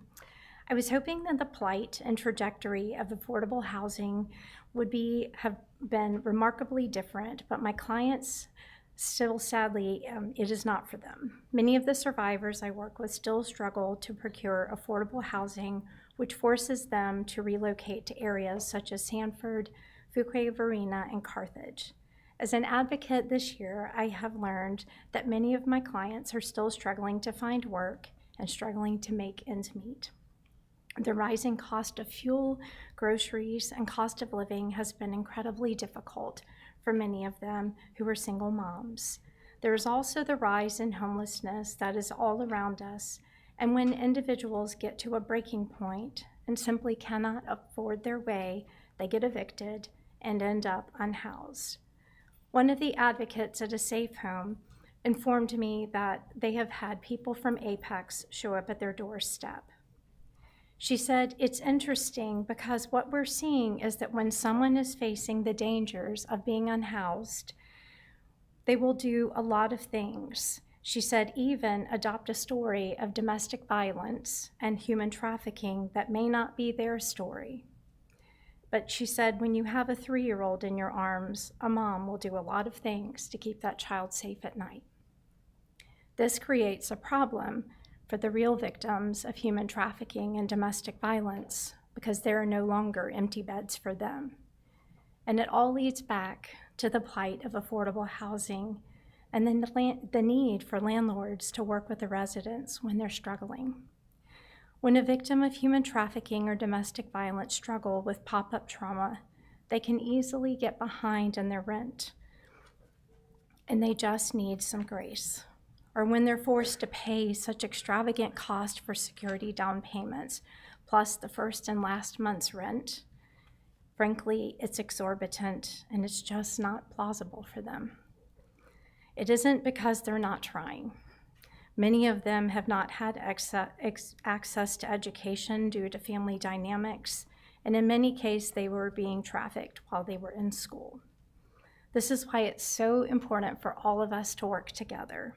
As a collaborative team, it's important for us all to create safe affordability for these individuals. They are doing their best each and every day as they show up for their families. They're attempting to be better than they were yesterday, and even better versions of themselves tomorrow. Thank you for listening, and thank you for caring for this amazing population of people. Thank you, Pastor. Fran Hudson.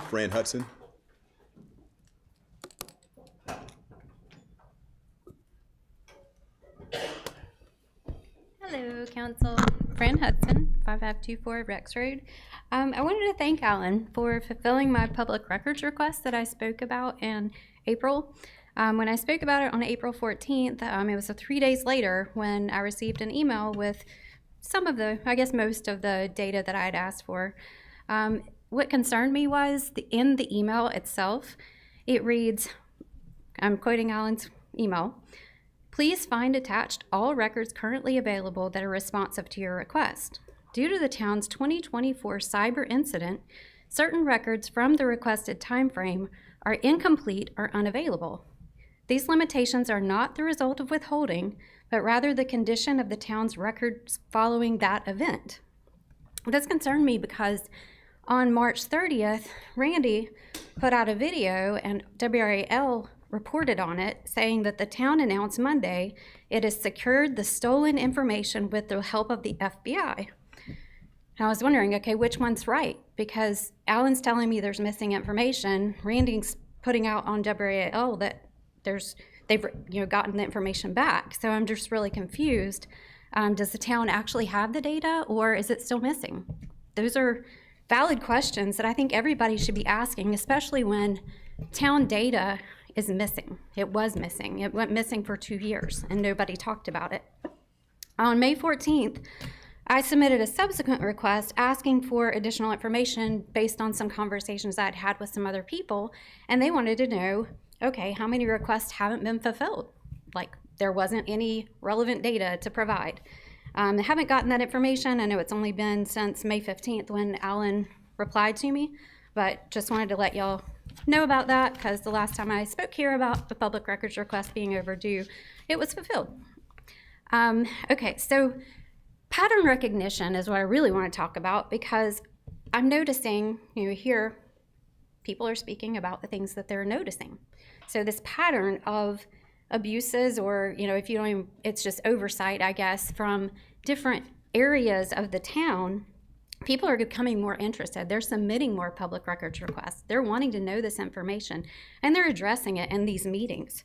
The scrutiny will continue to increase when things just don't align. So we're recognizing those patterns. Okay, they said this and they didn't say this, but they said something completely different. There's a cognitive dissonance there that if the town is not being transparent, the people are going to figure it out, and it's going to be obvious to everyone. So I wanted to warn you. I wanted to make sure that the town actually addresses those things before it just gets really bad. Thank you. For speaking tonight. Thank you. Don Cozzolino.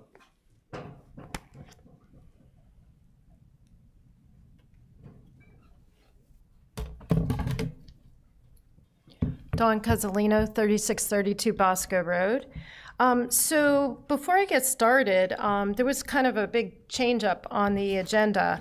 You initially had the finance audit report as received as information, but it was not, you actually had a presentation tonight that you approved it. They approved it at 5:45 tonight, but in the original agenda packet, there was this item in consent agenda. So I'm confused about the procedural clarity on the public records for that, because it's in one place, it's not in another, and it doesn't happen to be in tonight's consent agenda. Speaking of which, that was my prepared remarks tonight. So within a licky split of under a minute, $4.1 million in public commitments was made. The land exchange, $1.5 million for the town hall renovation. By the way, there's nothing wrong with the building, right? It's just like improvement niceties. And $900,000 in sidewalks and roadways. Again, here, we heard how they are not helpful in most cases. So this isn't about individual items on their merit, it's about structure. Multi-million-dollar decisions bundled in consent agenda. Remember, consent agenda is a routine item. It's like approving the meeting minutes or something like that. It is not major capital. This is an outlay of the taxpayer and the people's dollars. So we're seeing this compressed government quick. We're seeing it quick. We're seeing it in consent agenda where you can't talk about it, you can't hear about it. And, I'll just talk about physics for a minute. System is in continuous force. Pressure does not disappear. It redistributes, it accumulates until it meets resistance. That's kind of what Fran was talking about. And that resistance is oversight. Pretty clear. Public questions, audits, whistleblowers, statutory accountability. That late audit, by the way, that was approved 15 minutes before this meeting tonight, that's a very important thing under statute NCGS 15934. They're the foundation of lawful financial accountability, basis for your budget, your financial condition, public trust, how you borrow. All of these things are very important. So I want to end with this, that I love different TV shows, and one of my favorites is The X-Files from the 90s. And if you remember the phrase, the truth is out there. Thank you. Thanks for speaking tonight. Elizabeth Stitt. Elizabeth Stitt.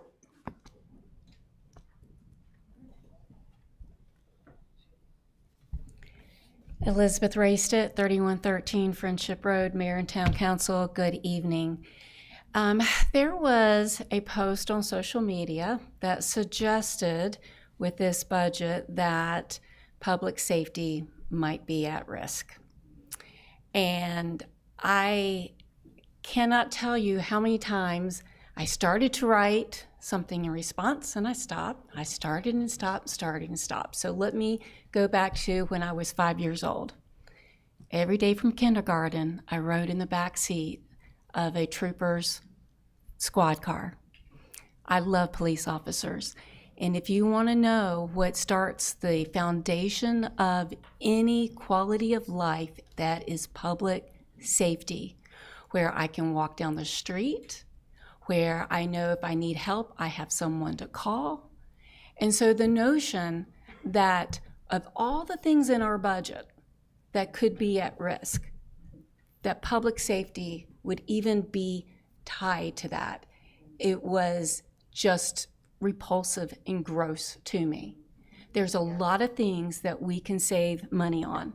So for instance, scale back the downtown improvements, get rid of some of the public arts, don't run the splash pad at Pleasant Park, stop buying solar panels for the buildings, turn the lights down at Pleasant Park at night sooner, and maybe my favorite, stop using money to go condemn people's properties.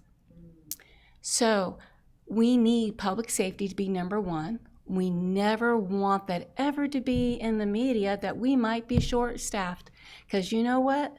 That just attracts problems. That is people who come and say, hey, this community is short-staffed and we're going to take advantage of that. That's not acceptable. Everything else can go, but we have to have public safety. Thank you. Thanks for speaking tonight. Hisham Osman.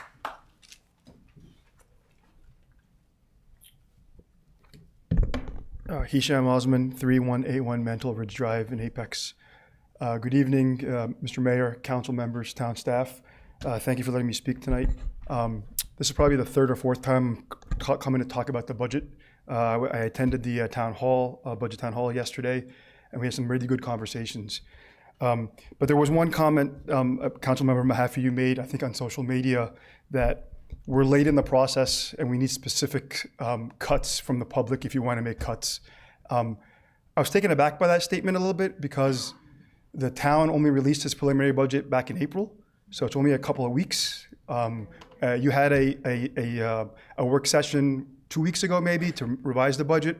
So I understand that the town may have been talking about it for months, but the public only had an opportunity, I would say probably in the last 6-8 weeks. I know there have been a number of open hearings, that's all great, but to say now, hey, we're late in the process, you have to give us specific line items to reduce if you want to be able to affect the budget, happy to do that. I actually sent everybody an email this afternoon with some specific cuts. Now again, not being an expert in the town operations, admittedly, I don't know all the impacts of those specific cuts, but you asked for some cuts and you have some cuts there. The other thing, and Dawn mentioned it earlier, and I think the optics of today's consent agenda is very, very poor. Here we are talking about a tax raise. You've heard multiple times from the public that we want a zero tax increase, that, you know, just talking a little bit about trying to save a couple $100,000 on the election process. And we agreed through consent agenda with no discussion, spending taxpayer money. I understand there's a difference between capital and operational, but guess what? That all comes from the taxpayer. Whether it's a capital funding, operational funding, whatever it is, it comes from the taxpayer.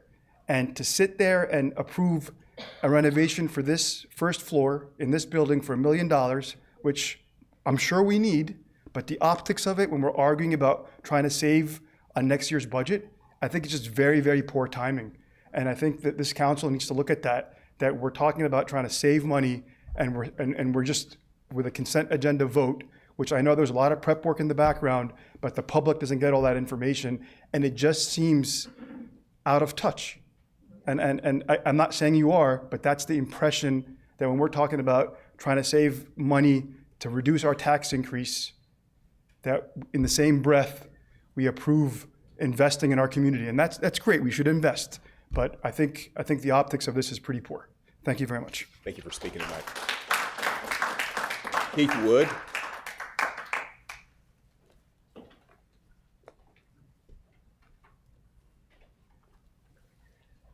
Hello, I'm Keith Wood. I live at 1809 Cercio Court in Apex, and I'm here to talk about the yard waste ordinance. I reviewed the retreat presentation, filed a public records request, and sent each of you a detailed proposal today. And I have two requests that I want to talk about tonight. First, I'd like for you to consider keeping the grass collection through the containerization timeframe. The carts that you're planning to deploy are designed for soft, compostable material. Every city using these carts puts grass in them.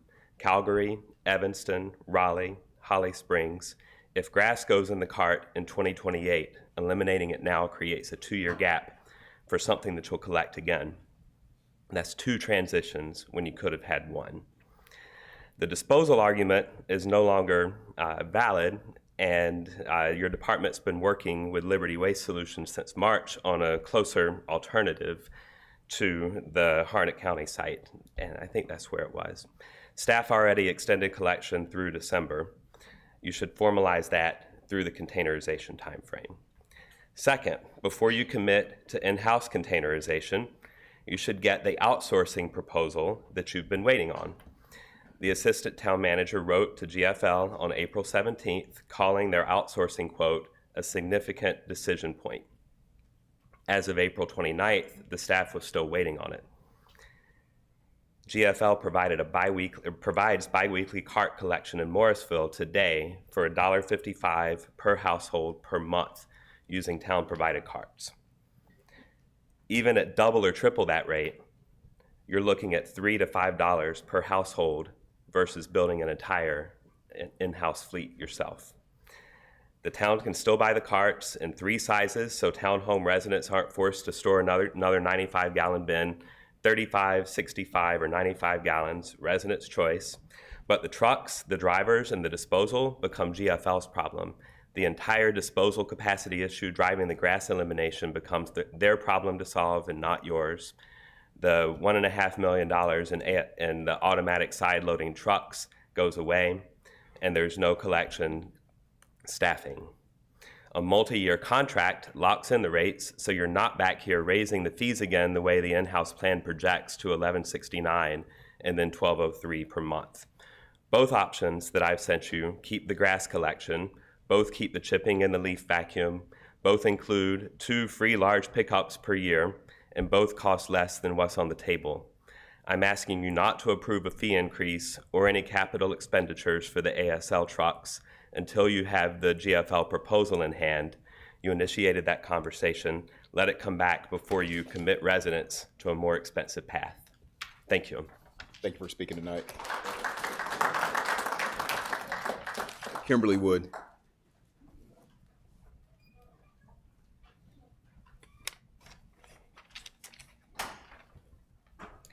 Hi, Town Council. I'm Kimberly Wood, also at 1809 Cercio Court. I'm the better half. I view elections like selecting a babysitter. I need someone to watch over the town, answer questions, and make responsible decisions while the residents go about their lives.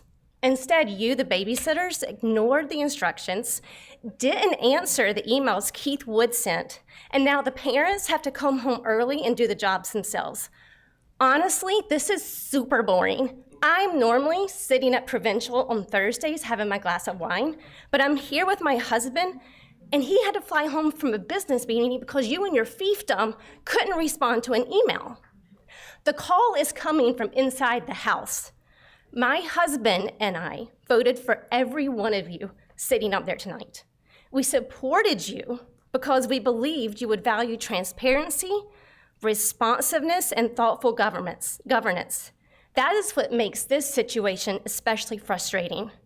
This is not partisan outrage from political opponents. This is disappointment from the very residents who trusted you to do a job. Quite honestly, I shouldn't have to spend months, well, I didn't, he did, researching operational models, analyzing capital plans, comparing municipal benchmarks, and drafting alternatives. But here we are. Part of serving on town council is reading constituent emails and responding to them. I don't need a fluffy, oh, we got your email at town council announcement. I need you to read and respond to them. And if long emails are truly a problem, we live in an age of AI. Paste it into your large learning model and let it summarize. It does it for you. What's been most frustrating is the silence surrounding you. Our family dinner conversations have been consumed about grass, and not the kind we wish we was legal. This process has exactly why transparency matters. Once alternatives were actually evaluated that he just outlined and gave to you in a PDF document today, it became clear there are viable options that maintain service levels without forcing residents to accept a one-size-fits-all containers that doesn't really reflect the Apex neighborhoods and municipalities. This is a group project, but we ended up doing the work ourselves. That should concern everyone, and I am ticked that you made him hijack my dinner conversations to talk about this because you couldn't respond to an email. He asked for a response, that's all it took. Just email him. Thank you. Thank you.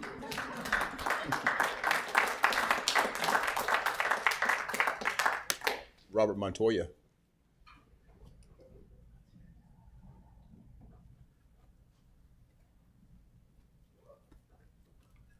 Good evening, all. Robert Montoya, 1005 Formal Place, Apex. So tonight, I'm speaking to you. First of all, I appreciate the work you've done on trying to reduce the property tax so far, but I'm talking tonight about some of the concerns with not like a misinformed individual who posted on Facebook earlier, a few people that are posting and against it on Facebook. I'm talking about individuals that I volunteer with that are on fixed income, low income, that I deliver meals to, that this is going to impact significantly. And what I've heard is we've done some reductions. We're about as low as we can get, and I disagree with that. The gentleman earlier said, and Tuesday night you mentioned at the town hall's wall as well, that you hadn't laid anybody off, which is great, commendable, and I don't want to see that at all. But you also mentioned in the post he spoke about of specific line items. So I worked for a company that was going to experience a pretty good deficit on the fiscal year. So rather than being able to pass on the cost to the clients of that company, which the town council kind of is doing by some increasing the property tax, the ownership actually gave the employees a chance to vote on whether or not we eliminate 4 positions or we don't get the pay raises that we typically expect each year. Everybody voted to keep everybody on staff and not give pay raises.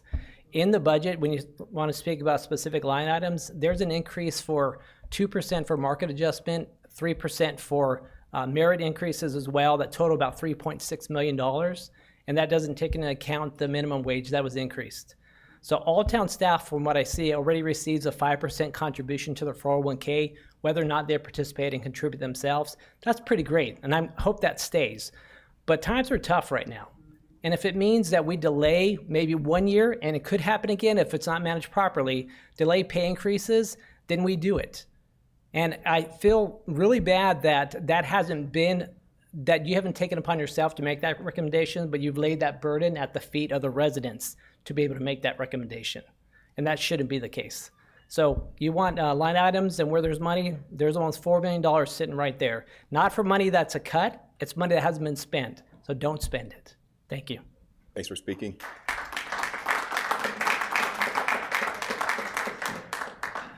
Hans, is that right? Yeah. All right.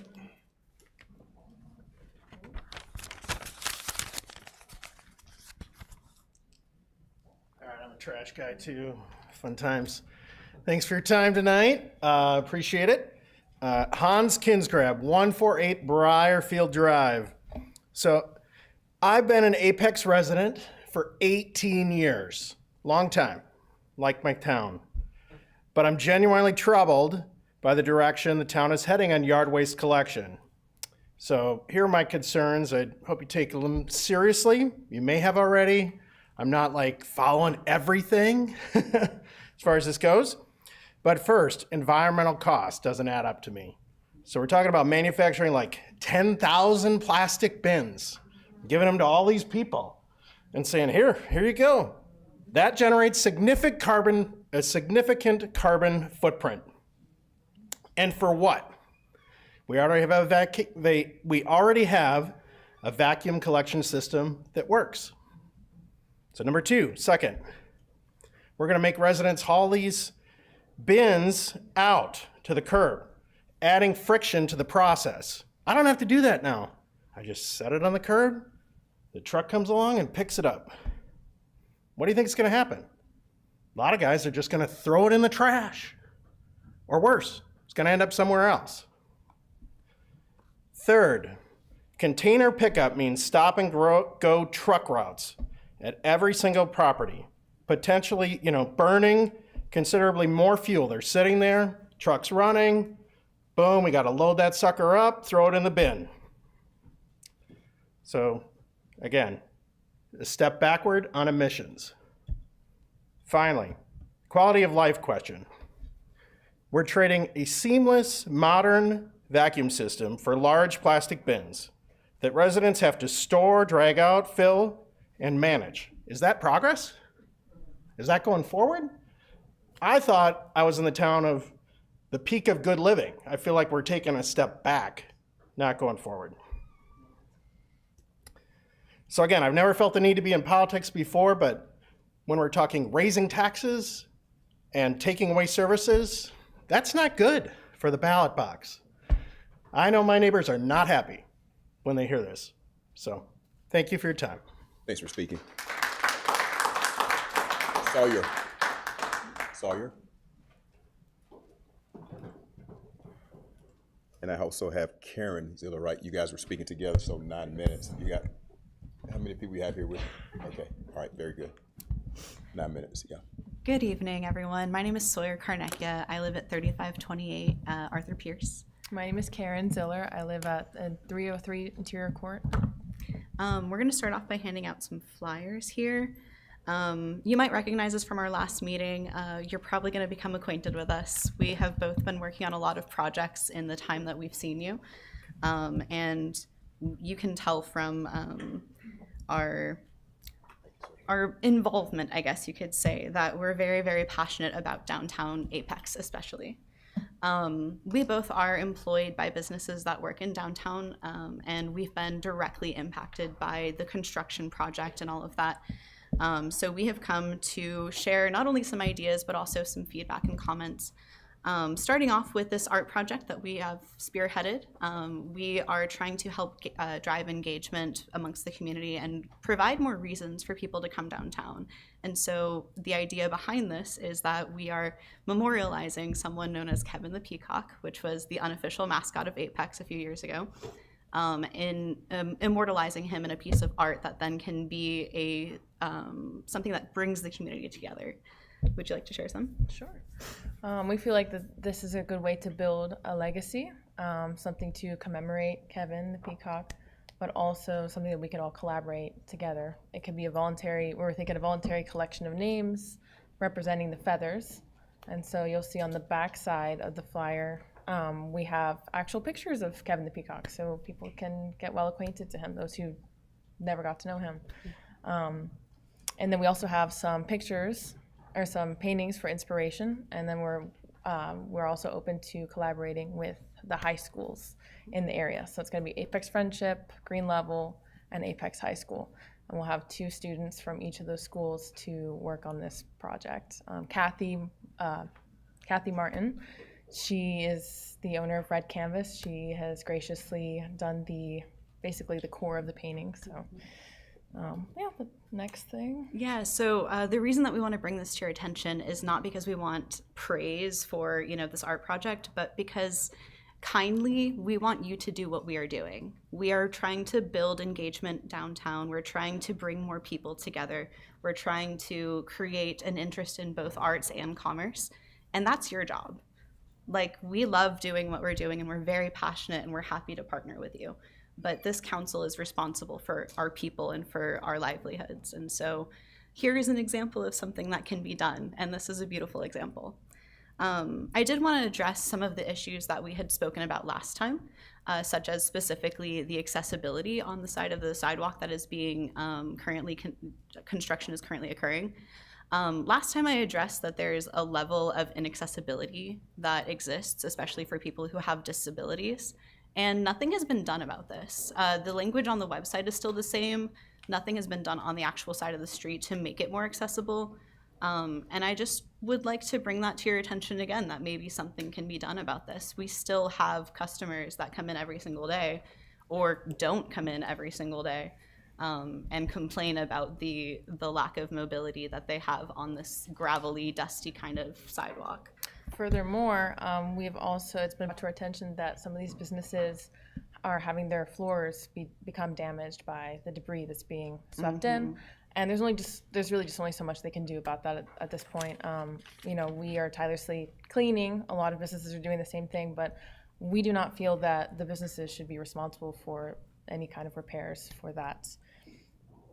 The next thing is the budget concerns. I know people have been hearing different things. I know originally this plan for this project was around 2.5 million, maybe to 3. October of last year, looks like it was at 3. Currently, and this is coming from the capital improvement plan fiscal year of 2026 to 2030, it's at 6.2 million, roughly.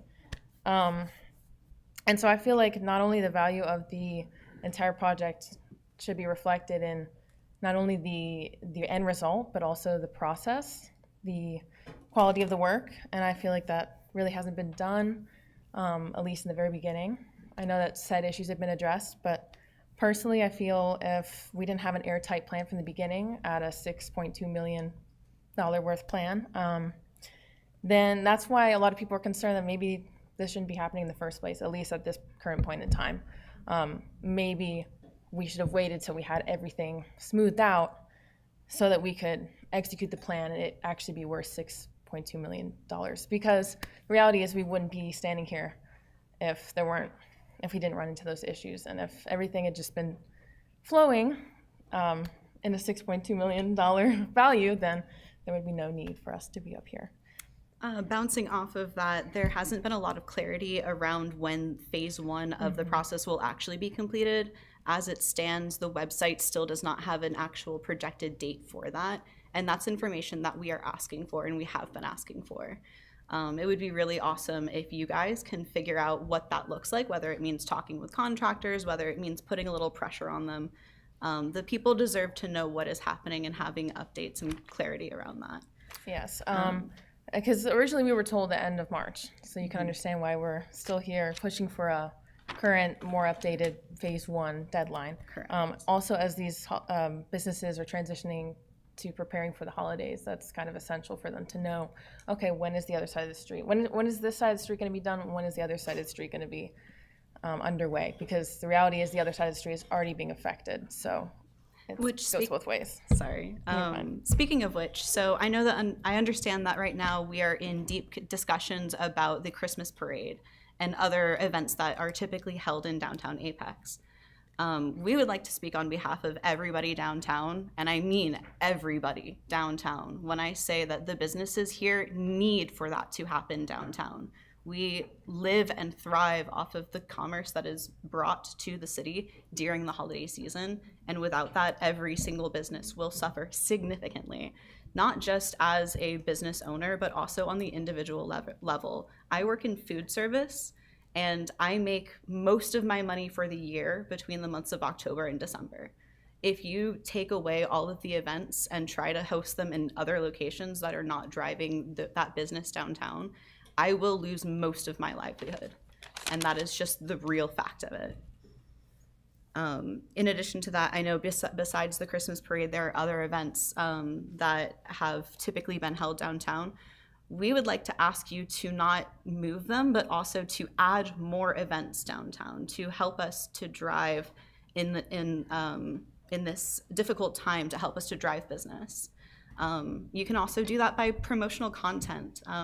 Mayor has been really helpful in trying to help, encourage people to come downtown and posting on social media and doing some of those things in a way that's really, really getting that outreach out there. But I think we can do better. I think we can do more. And then going back to just this project as a whole, we're by no means trying to take away from the project itself for the end result of it. We're very excited. We hope that it'll bring a lot of good business. Yeah. We're excited for Kevin the Peacock to be roaming around downtown as a painting. And so I feel that we can do, personally, what we do for the Apex community extends far beyond what we do in the restaurant industry. So that's kind of a big mission for us. We're passionate about what we do, how we connect with people, but how we can also advocate and support the community. Yeah. In closing, I just want to say that obviously you are all on this council because you have a passion and you have a desire to help this community. And I would just like to remind you that that community does start with you, and that community does include all of us. So thank you for listening to our perspectives, and I hope that this helps to bring about some positive change. Thanks for speaking tonight. Thank Thank you. you. All right. The last speaker signed up is James Dallas.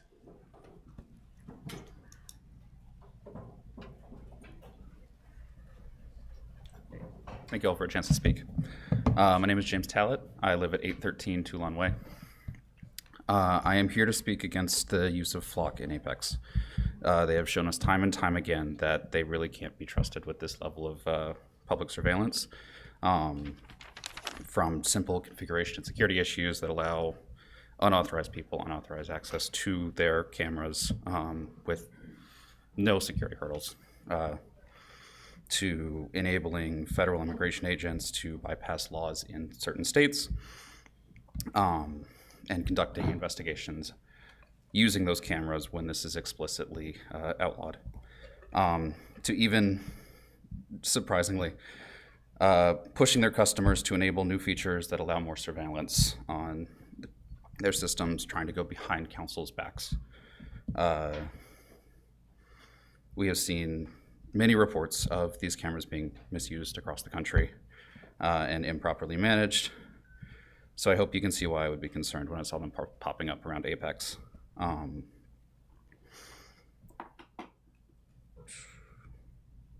Sorry. From looking back at multiple of the working sessions, I do believe that the chief of police is trying to set the system up in good faith, but I just simply do not think that's possible.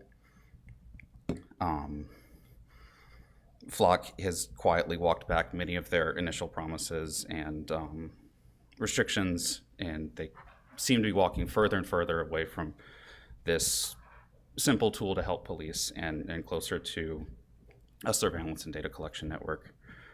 In one of the working sessions, the chief has proposed multiple policies that are there to protect the people of Apex from misuse of these cameras, things like hot lists being only available for supervisors and searching requiring case and incident numbers.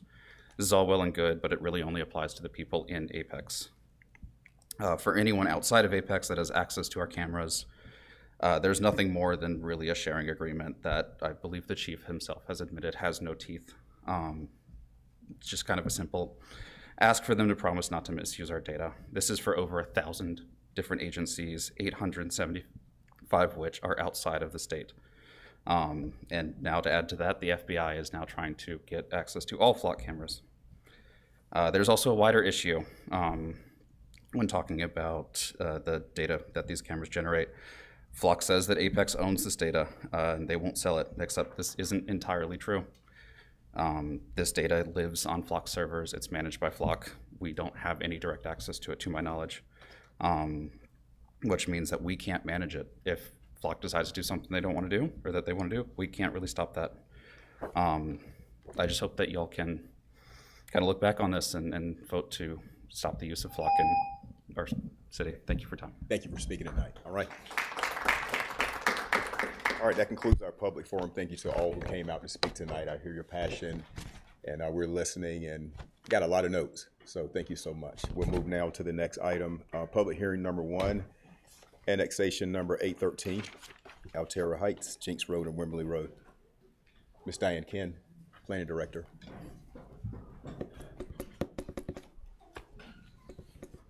Good evening. Good evening. So this annexation is for Altera Heights. It's an apartment complex that had been previously approved. It is in the northwest portion of our jurisdiction. You can see it here. It's across from Alderwood and Westford Apartments. They are requesting annexation in order to get their construction plans approved and receive town services. Staff does recommend approval. All right, thank you so much. Questions? Hearing none, I open up public hearing for comment. No one signed up to speak. Public hearing is closed. Is there a motion? Motion approved. Motion, Mayor Pro Tem. Second. Second, Zigerman. Any discussion? Hearing none, all in favor say aye. Aye. Opposed, motion carries. All right, public hearing 2, Apex Transportation Plan Amendment, Future Pristine Water Drive Extension. Ms. Shannon Cox. Good evening. Good evening. This amendment is related to proposed development of 2320 1010 Road, which is shown here on the exhibit. To orient you, the orange and brown line here is 1010 Road.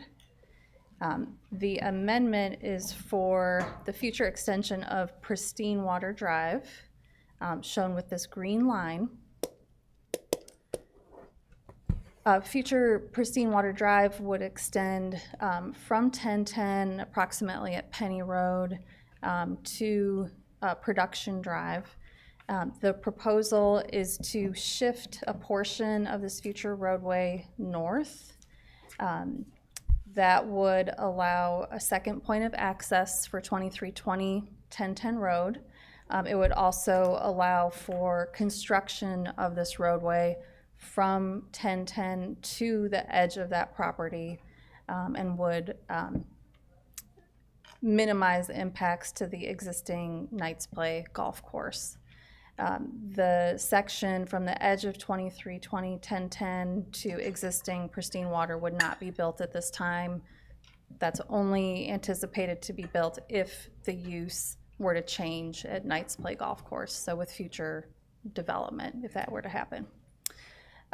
Planning staff, transportation infrastructure and development staff, Parks and Rec, police, fire, and water resources all reviewed this amendment and are supportive.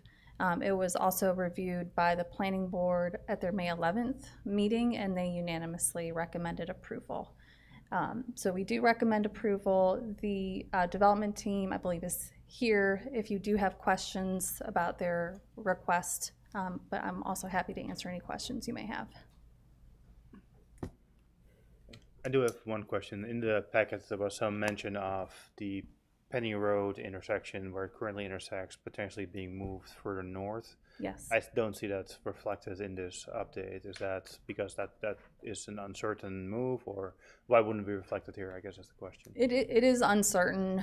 That idea was part of the initial design when the widening of 1010 Road was in progress. That project has since been stalled.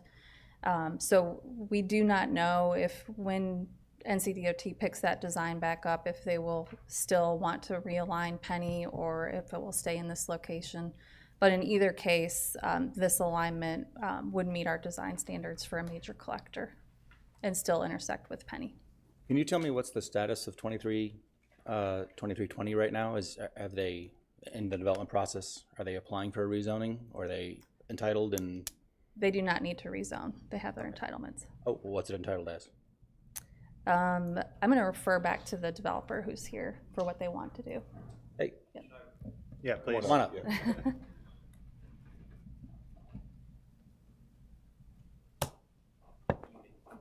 Clay Coyle with Foundry Commercial, representing the developer tonight. The current zoning is light industrial, and we would be developing a light industrial project. Yeah, two warehouse buildings. And am I reading this right, that was the second point of access required for your use? Because you're volunteering to build a major collector street through Knights Play, right? Correct. Yeah. Yes. It's not required, but we would like to have it. Yeah. That's great. Yeah. Yeah. So so they're giving you the easement, and you're just building. It looks like, is that pretty close to the parking lot back there? It will run to the north of their parking lot, and we're actually going to expand their parking lot for Knights Play. So yeah, we've created a partnership with them, and we're working together. Yeah. Okay. Right. All right. Any other questions for Ms. Cox? No. Okay. Good. Thank you. Thank you. All right, we'll open up the public hearing for this item. No one signed up to speak. Public hearing is closed for comment. Is there a motion? Yeah, I mean, I'll make a motion to approve. This sounds like they're building a major road for us, and helping out Knights Play. It sounds like a win-win for everybody involved. I appreciate it. Definitely. All right, we have a motion, Mayor Pro Tem. I'll second. Second, Zigerman. Any other discussion? All in favor say aye. Aye. Opposed? Motion carries. Public hearing 3. Jump in, girl. I'm waiting for you, okay.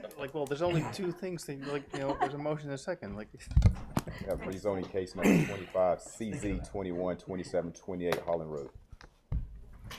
Good evening, Mr. Mayor and council members. Elise Beelan, Senior Planner with the Town of Apex. Here to present rezoning case number 25, CZ 2728 Holland Road. This was continued at the April 28th Town Council meeting. This property is located in the southwest portion of Apex's planning jurisdiction, approximately 3/4 of a mile north of Old US 1 on the west side of Holland Road.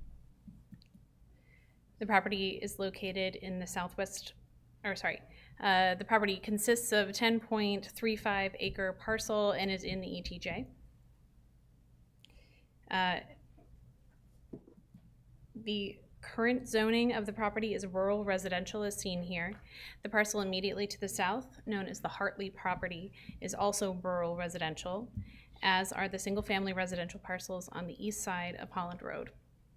Holland Farm and Bella Casa subdivisions to the north, west, and farther south are zoned medium-density residential conditional. The applicant proposes to rezone the property to medium-density residential conditional zoning. The 2045 future land use map classifies this property as medium-density residential, and the proposed rezoning to medium-density conditional zoning is generally consistent with this land use classification. The property to be rezoned is fully wooded with mature trees. A stream runs along the majority of the western boundary of the property and also branches diagonally from the northwestern corner to the center of the southern boundary of the property. The applicant conducted 2 neighborhood meetings, one on November 26th, 2025, and one on March 4th, 2026. Both neighborhood meeting reports are attached in your packets. A letter of impact from Wake County Public Schools was received for this rezoning and is included in the staff packet.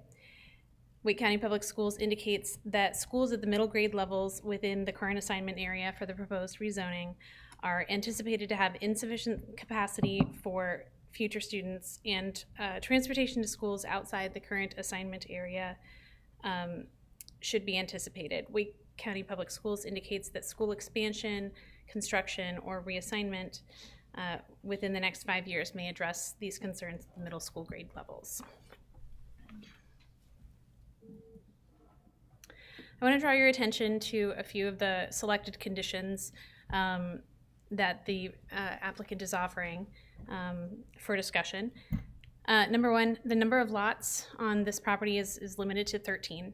The site has space limitations due in large part to stream buffers.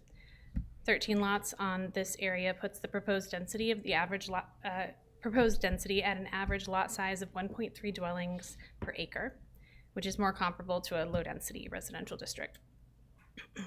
Number two, the applicant has agreed to provide a minimum 65-foot lot width for all residences that are not on a cul-de-sac.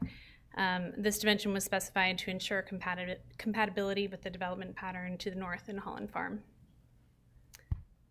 Number three, the applicant is offering 35% resource conservation area, plus an additional 5% if it's mass graded. This exceeds what would be 30% required by the UDO. Number 17, the applicant is offering 2 new street stubs to the parcel to the south, which is the Hartley property. Let's see, seen here. These street stubs were requested by town staff to facilitate future connections to and through the Hartley property should that parcel develop in the future. The intent is for 1 stub to be located on each side of the stream so that those connections can be made without requiring crossing, an additional crossing of the stream or impacting the current ponds on that property. And it also allows both sides to be developed without requiring an additional access point onto Holland Road, which is a major thoroughfare. Condition number 20 is that a secondary access point would not be required at the time of build-out due to an inability to add an access onto Holland Road. As I mentioned, it's a major thoroughfare. This condition goes hand in hand with the addition of stubs as proffered in condition 17. Both the property subject to this rezoning and the Hartley property to the south face a limitation per the UDO, which prohibits the addition of an access point on a major thoroughfare fewer than 500 feet from the nearest intersection. Therefore, setting up the connection between the existing street stubs, one to the north at Steeplechase Bend and one to the south at Pretoria Place, is considered by staff to be the most appropriate opportunity to develop this property and potentially the Hartley property in the future, should they decide to develop. Staff also considers this to be one of the better options for Holland Farm, which currently only has 1 access point, to achieve a second access point. There is currently a stub to the north, but it's not seen as likely for connection as this one is. And of note, with this rezoning, the owner of the subject property could choose to develop up to 3 homes under an exempt site plan, which would not require the street stubs to be connected, and would erase this opportunity for future connectivity through here. And condition number 22 is the offer of an off-site sidewalk connection, which would run along here. They're responsible for the sidewalk along the frontage per the UDO, but this offer extends the off-site sidewalk in front of what is HOA property on the corner here, and includes a crosswalk connecting into the current sidewalk network at Holland Farm. One note about this condition is that staff has requested the removal of the last line as it appears in your packet. And that sentence reads, if the location of the proposed crosswalk does not meet NCDOT safety requirements without modifying the existing median within Old Byard Way, then the sidewalk, or then the crosswalk shall not be built. Staff requested that that line be struck. And the applicant has agreed.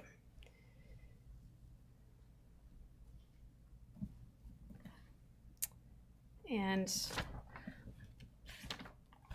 see, sorry, can I go back? The applicant has offered the following zoning condition in response to the Town of Apex Affordable Housing Incentive Zoning Policy. A monetary donation of $50,000 shall be made to the Town of Apex Affordable Housing Fund. Payment shall be made prior to recordation of the first plat. Town housing staff have indicated that they are not in support of this condition as offered, as it is not consistent with the town's adopted affordable housing incentive zoning policy. The request in accordance with the policy is for 10% of the total proposed dwelling units, in this case that would be 1 single-family home, to be provided as affordable housing, or that a sum of $218,000 be provided as an in lieu payment by the applicant. The Apex Environmental Advisory Board held a meeting for this rezoning on February 19, 2026. 4 of the 7 conditions recommended by EAB were either accepted or offered as amended by the applicant. The table of EAB recommended conditions is included in your packet. 2 public comments were received via the public hearing email and were forwarded to staff by the clerk's office in April. 1 comment was received from Dave Hepburn and 1 was received from Michael Giordano. Planning staff recommends the approval of rezoning number 25 CZ 21 with the change to condition number 22 as previously mentioned, which strikes the final sentence in that condition text. The planning board held a public hearing on April 13, 2026 and unanimously recommended approval. This statement will address consistency with the town's comprehensive and other applicable plans, reasonableness, and effect on the public interest. The 2045 land use map classifies the subject property as medium density residential. The proposed rezoning to medium density residential conditional zoning is generally consistent with that land use classification. The proposed rezoning is reasonable and in the public interest as the proposed density, uses, and architectural conditions are consistent with the adjacent developments to the north, west, and south, and requires more conservation area than required by the UDO. In addition, the proposed rezoning provides more street connections to the south than required by the UDO to support future neighborhood connectivity without the addition of another public street connection on Holland Road, which is a major thoroughfare. Finally, a condition is offered to extend and connect the pedestrian network to the north along the frontage of the Holland Farm subdivision. With that, I'm happy to answer any questions, and the applicant is here to respond to questions as well. Okay, thanks for the presentation. Questions? I do have one question. Can you repeat to me the affordable housing commitment? Sure. As currently offered, and I'll allow the applicant to address if there have been any changes, but as currently offered, a monetary donation of $50,000 shall be made to the Town of Apex Affordable Housing Fund. Payment shall be made prior to recordation of the first plat. Right. And so you made some comments that according to our policy, the recommended payment would be substantially higher than that. That's correct. Right? Okay. Just wanted to- $218,000. Just wanted to make sure I heard that correctly. That's correct. Thank you. All right, other questions? All right, let's hear from the applicant. Thank you. What is buzzing over there? Thank you, Ms. Thielen, for the presentation, and good evening, Mayor Gilbert, Mayor Pro Tem Mahaffey, members of the Town Council. I'm Neil Ghosh with the Morningstar Law Group, and I'm here with Patrick Kiernan with Jones Nosson on behalf of the applicant for this rezoning request. At a maximum of 13 homes, this is a pretty small project in the grand scheme of things, but it also is a very important project, not only to you all, but to my client as well, who I think many of you may know, Mr. Corey Schmidt. Yes, he's a developer, but he also lives right here in Apex. And when I say right here, I mean right here. He lives off Steeplechase in the Holland Farm community. I don't know if I've ever come across that scenario before, but you can rest assured that no one cares more about the outcome here than he does. I mean, if the project goes wrong, he's probably gonna have to move or something. All jokes aside, he's put a lot of work into this small project in the spirit of collaboration and transparency. He has worked diligently with his neighbors and met with them separately to solicit their feedback. In fact, he has a petition here that's been signed by 22 or more of the residents in Holland Farm. And I have to say, in my experience, it's pretty rare to have that kind of support from the neighboring community. But that speaks volumes to what he has put together here. You know, rather than trying to maximize profit, he's trying to maximize harmony, to maximize buy-in. And that effort is again recognized and reflected in the Planning Board's unanimous recommendation of approval. Now, we want to have your buy-in tonight as well, and we're prepared to put our best foot forward to make that happen.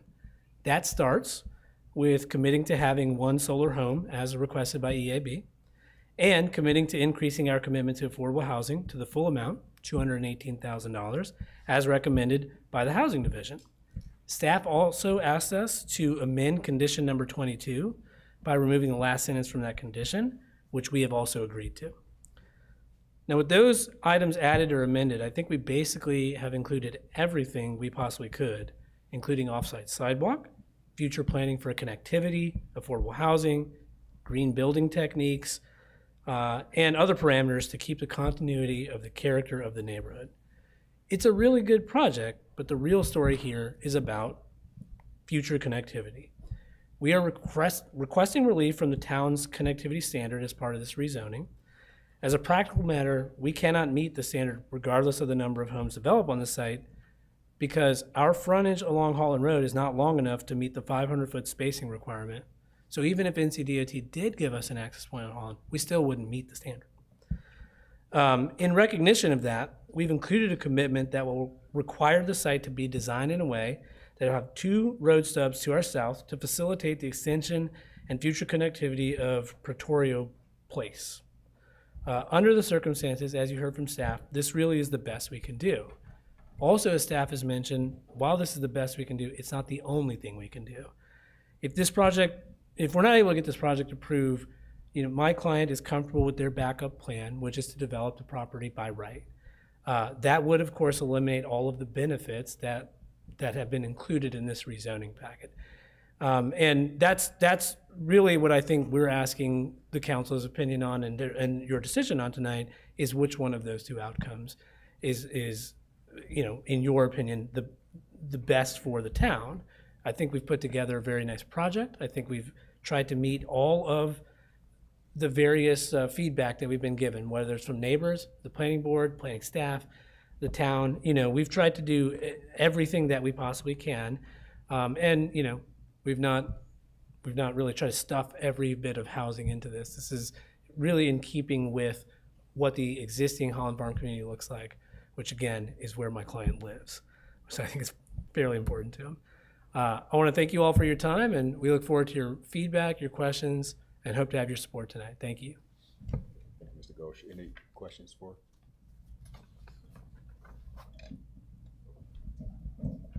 Hearing none. Okay. Thank you so much. Thank you. All right, we'll go ahead and open up the public hearing for comment. Mr. Schmidt, you good? Okay. Dave Hepburn.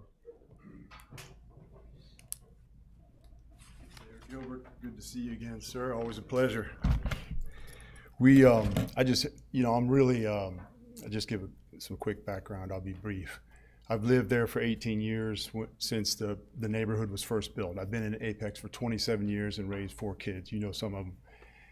I'm not against development. In fact, I'm for development. I develop properties down in a commercial property down in Lee County in Sanford, so I'm for development. But I have one ask here, and I don't mind. I'm sure Corey will build a good house.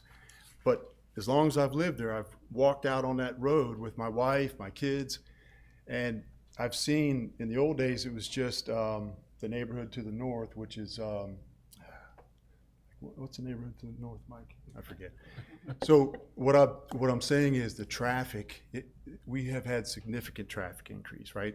I heard the town planning gal said twice, it's a major thoroughfare on Holland Road. So my ask is real simple. I was excited when I saw zoning condition number 18, the 3-foot thoroughfare, right? Or sorry, the 3-lane thoroughfare.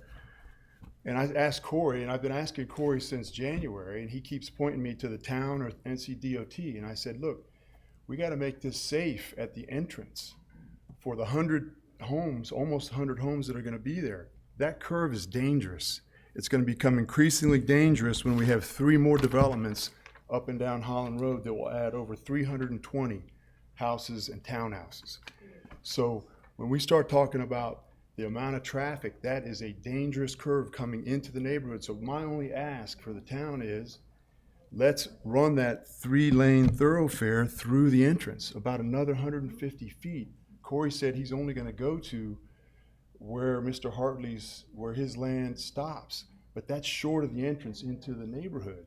So we're still going to have a problem. It's going to be dangerous turning in there. So that's my ask, is let's just be thoughtful about that for the safety of all drivers coming in and out of there for the years to come, because we've got a whole lot of development on Holland Road and it's a major thoroughfare. So I know Corey will build a good house. Let's just do it the right way. Let's make sure that entrance is safe for all of us. That's it. Thank you for your time. And I'll pull for the Lax team tomorrow. Thank you so much.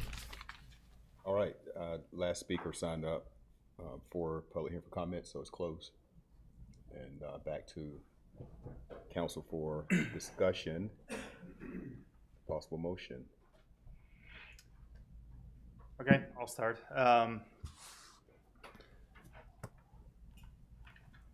So I principally like the development that's been put in front of us. I think a lot of thought has gone into it. I appreciate the last minute commitments that were added.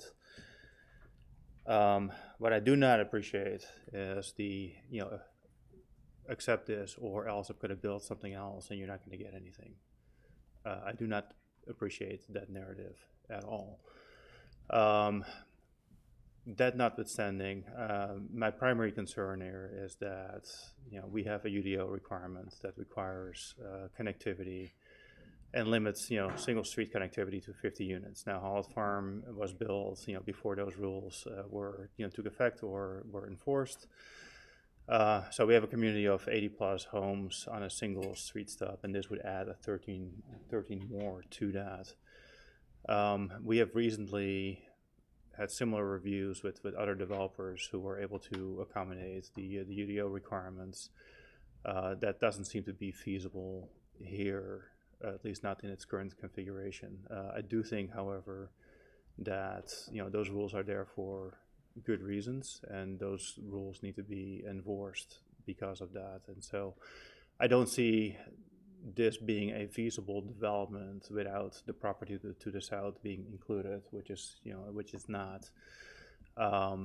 So although I like principally what has been proposed, I think it's a little ahead of its time, by not including or not being able to include that property to the south and actually finish the street connections that we want to be excited about. But there's no guarantee that that is actually happening, and really making an existing connectivity problem worse for the time being. And so for those reasons, I cannot be in support of this proposal as it stands. Okay. Thank you, Councilman. I concur. Okay. You go ahead. Oh, sorry. Yeah, the rule for 50 homes with one point of access, requiring two above that is a hard rule. I've said no before to the last project asked for it. I'm gonna say no to this one. I'm gonna say no to the next ones. It's a hard rule. No. Okay. Any other council? Yeah, Councilman. oh, go ahead. Okay. I just want to say that the fee, the 50,000 for affordable housing is not. I mean, at least I expect at 10%, like 218,000. Another reason I'm having problem is that the gentleman just said, the traffic. I like the way you added another step, but still the traffic is, you didn't solve the traffic problem.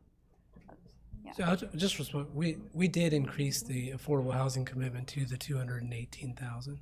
You did? Yes. Oh, okay. Yeah. Just not in the packet. Yeah, I did mention that earlier, so I wanted to clear that I up. didn't see it in the packet, but thank you. And with respect to the traffic component, I mean, we have done what the town has asked. We've done actually more than what the UDO requires with respect to off-site connectivity with sidewalks and crosswalk. And we also, this has been run by DOT as well. I appreciate the comment from the neighbor.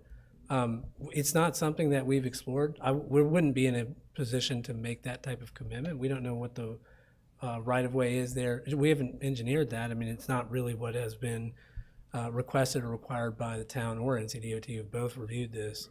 Both transportation departments have reviewed it. So, I mean, I appreciate the comment, but we're not in a position to really respond to it. It's kind of outside the scope of what has been mentioned to us by the reviewing authorities, I guess is where I'm going with that. Okay, thank you so much. Can I ask a question while you're still here, sir? Sure. How many homes would be built by right? We looked at a couple different scenarios. I think anywhere from 3 to 6 homes might be able to be built by right. Thank you. Yep. I'll speak. Yes, sir. Thank you, Mayor. You're good, sir. I want to say that this would be an exciting project if we could make it consistent with the UDO. The reason we have the UDO, we must adhere consistently unless we find legal reason to change the uniformity itself. The second thing I wanted to say, I just wanted to confirm what Councilman Ziegerman said. I don't appreciate the scenario comparison, and nevertheless, it sounds like that's the direction of the project, and I will not be in support. Motion to deny. Second. Give it to Maurice, please. So Mahaffey, Okay, you got it. motion to deny, and then Reese is second. Yes, sir. All right, any other discussion? All in favor say aye. Aye. Aye. Opposed, motion carries. All right, let's take I need a 10-minute. Yes, Okay, a all right, minute. okay. Okay. We'll recess for 10.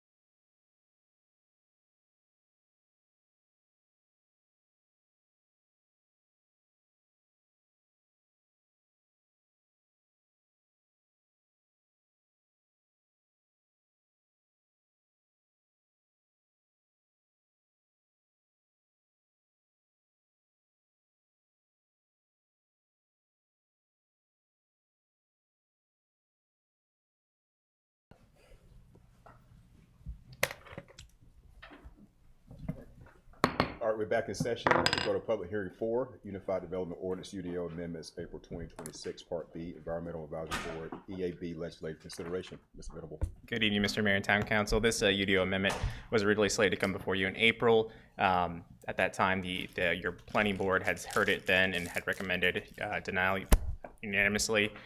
This was sent back to them for reconsideration. I'll go through the amendment. It hasn't been presented to you yet, and then at the end we'll have some conversation.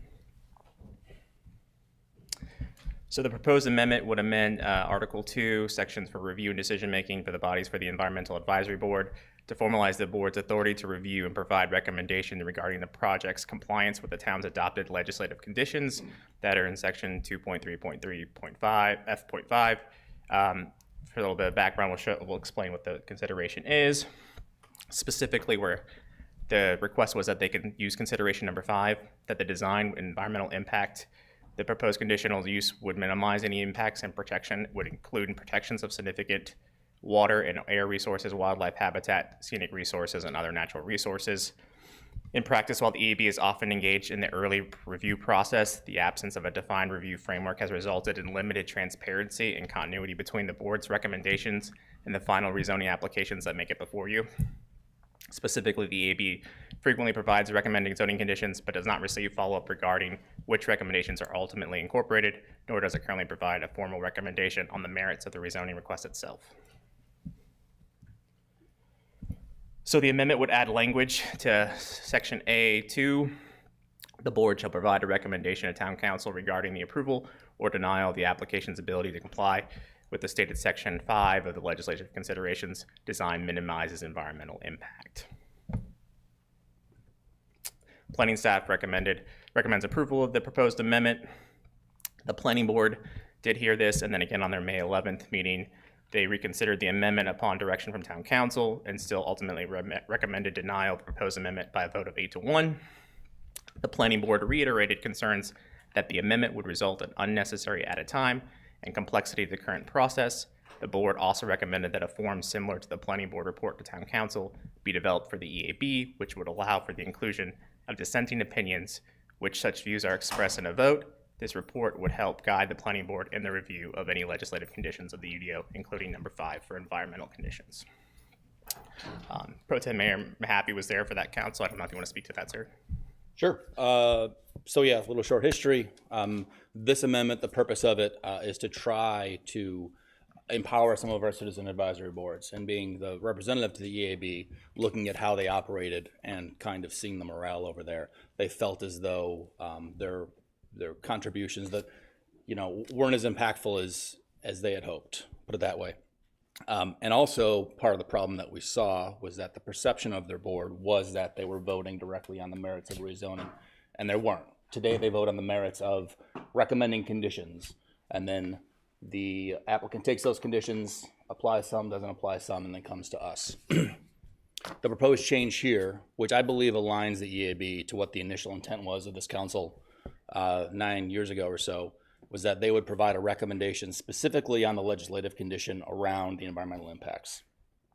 It's still just a recommendation, It's still just saying, yeah, we think this meets the qualifications or not.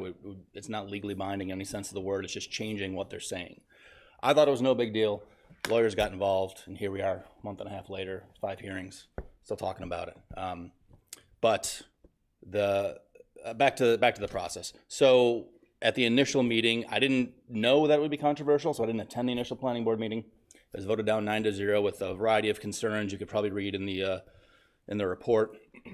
At our April meeting, I requested to be referred back to them so I could attend the meeting and have a conversation about what we were trying to accomplish and hopefully change their minds, because in addition to wanting to empower the EAB, I also care a lot about what our planning board feels and how they perceive, and I want them to be partners in the UDO process. I made some progress. The vote is now 8-1.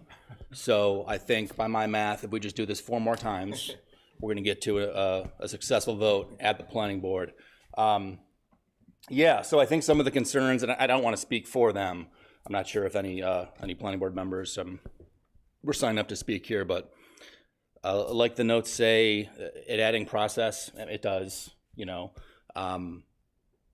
There were some comments around concerns about this being another board that an applicant will have to try to satisfy to get a successful recommendation. It does, that is the point. And that was, I think, the intention of council, or at least me when I recommended that. And I would say that actually could be a positive for applicants. We spend a lot of time up here when we have rezonings talking about environmental conditions, what we should or shouldn't do, plant some more trees, save some more stuff. The point of the EAB, the initial intention of it, was to move those conversations earlier in the process and have those issues settled, so applicants wouldn't have to come before us and then get another whatever extracted out of them. The idea was you'd get the buy-off of this board or not, and we'd weigh that, and then that would be sort of an affirmative defense against me asking for a solar panel or to plant more trees. They could say, well, Terry, your EAB just recommended approval, your environmental board, so why are you asking me for more environmental stuff? That's the idea, is to shift the conversation and provide some more consistency to the process, and in the process, empower the EAB to go really a very narrow lane. There's also some discussion about what the recommendation would mean. And I said to the planning board and I said to the EAB, to be very clear, like, we're all gonna understand the purpose of this is that they give a opinion about the qualifications of a project specific to that one, I don't forget what the number was, but the environmental condition that's in the UDO. And that it's understood that we can still approve a project they want to deny if we felt the other conditions were sufficient, or we could still deny a project they recommended approval for other reasons. Like, no one should be under the impression that this is a recommendation on the merits of the entire project. It's specifically within the lanes that we're setting for the EAB and have always intended to set. So that's where we're at. I made my case. I made a little bit of progress. They still ultimately were concerned about the impact on the development and the timeline, and recommended denial again. So it's back to us. So just for clarity, like, so right now we have one EAB meeting. Will there be subsequent meetings required? Like, if there's a negative recommendation, or so? Let me rephrase. I'm not quite understanding the concern about the lengthening of the process, because where in the process do we see that extension happening? I think what I heard from staff say, maybe you guys could weigh in, is that this would require a second meeting for them to come back and commit to or not commit to those conditions, unless they're willing to do it at that first meeting. Because right now, they have a hearing, they recommend a set of conditions, and then that set of conditions, recommendations, is approved, and that becomes what our packet is for the list of 12 things or 9 things that we see, and they check some of those boxes, but it doesn't go back to them. They don't even know it gets checked. And that was part of the frustration they told me, is we don't even know what happens, whether it gets approved or denied, or are they agreeing to do this stuff? We have no idea. I said, you'd watch the meetings. It was really boring. I don't want to watch the meetings. So I come to the meetings and I tell them. But in my mind, I didn't think it would require a second meeting. I thought they could just sort of do it, like get an email saying, hey, we agreed to all 11 of your conditions. Great. Like, that sort of seems like a de facto agreement that would do it. But I think if staff wants to weigh in, I heard something that there's some reason we might have to have an official hearing or something. Did you say? What I mentioned at the planning board meeting was that if the expectation is for the environmental advisory board to vote and make a recommendation stating that the rezoning meets that legislative consideration, the environmental legislative consideration, they would have to take a vote and couldn't do it by email. And so if the applicant was not in the position of that first meeting of being able to review their project, all the details of it, the impact of the requested conditions, that they may have to say, okay, pause, we need to come back, evaluate all this, see what we can offer, and come back to you, and then try to get their recommendation in. So in that way, probably in most cases, many cases at least, it would require them to come back to the EAB for another meeting, and the EAB meets once a month. I got you. So I misunderstood a little bit, because in my mind, that second meeting, they wouldn't have to be there necessarily. Like, it could be, we have the hearing, and then the second meeting of the EAB could just be like, let's review what happened last month. Oh, these guys agreed to these 9 conditions. In practice, they may want to show up, you know, I because think that's all what they're paid to do. But applicants are going to want to attend and defend their case, explain why they may not be able to offer exactly what the EAB is offering, maybe offer something slightly different, and see if the EAB is in agreement once they hear the explanation from the applicant. So it can be much more involved depending upon the complexities of the site and the project. Fair enough, fair enough. I guess I was just trying to say it was less formal than our process, where there's formal public hearings and stuff. Like, that could be an email where they explain it. Doesn't have to be, but I understand the case that applicants probably will want to show up, especially if something controversial. They don't want to read all the conditions. They want to plead their case. So, be that as it may. You know. So, but in practice, you know, that happens today. It just happens in these chambers, right? When we sit here, right? Because if we start asking questions about environmental conditions, you know, we've had applicants say, just give me another month, right? Let me work this through. Yeah. So I think that's happening today. It's just happening at the wrong stage in the process when it's, you know, coming to us for final approval. So I'm not really, you know, and with a board that means once a month, I think there's plenty of opportunity in the process between the first meeting. You know, typically there's a pretty long lag time before that proposal gets to the planning board and ultimately to us, right? I think there's opportunity in between to schedule another meeting with the EAB if needed. I like this. I like the proposal. I like for the development community to take our advisory boards seriously, right? They're not there to be performative. They're not there to, you know, just play a role that in the end contributes very, very little. I like giving the planning board, or sorry, the EAB a little bit more teeth, right? And for developers to actually start thinking through these conditions early on in the process, instead of trying to see what they can skate by with and then wait all the way to the end of the process, you know, for us to, you know, either choose to go or not go along with, you know, with what the development community decides. So I'm actually in favor of this. I would go as far as saying I think we need to consider input from other boards in addition to that, and that's not part of our process today. But I actually like this recommendation, and I don't really see this encroaching on the planning board's role in any way. It's just another point of input for us to consider as we consider the you know, the proposals that are in front of us. Just have one quick question.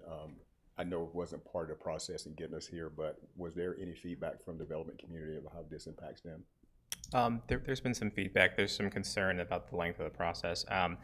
There's concern that at the second meeting, perhaps when they have more of their site kind of figured out or planned out what they could offer as part of it, as while they meet the other requirements or considerations of the town council's policies, that they would get refunded from the second time, and it would start the negotiation process again, and they might have to come back a third time or things like that. So there is concern that it will, but that's part of the process.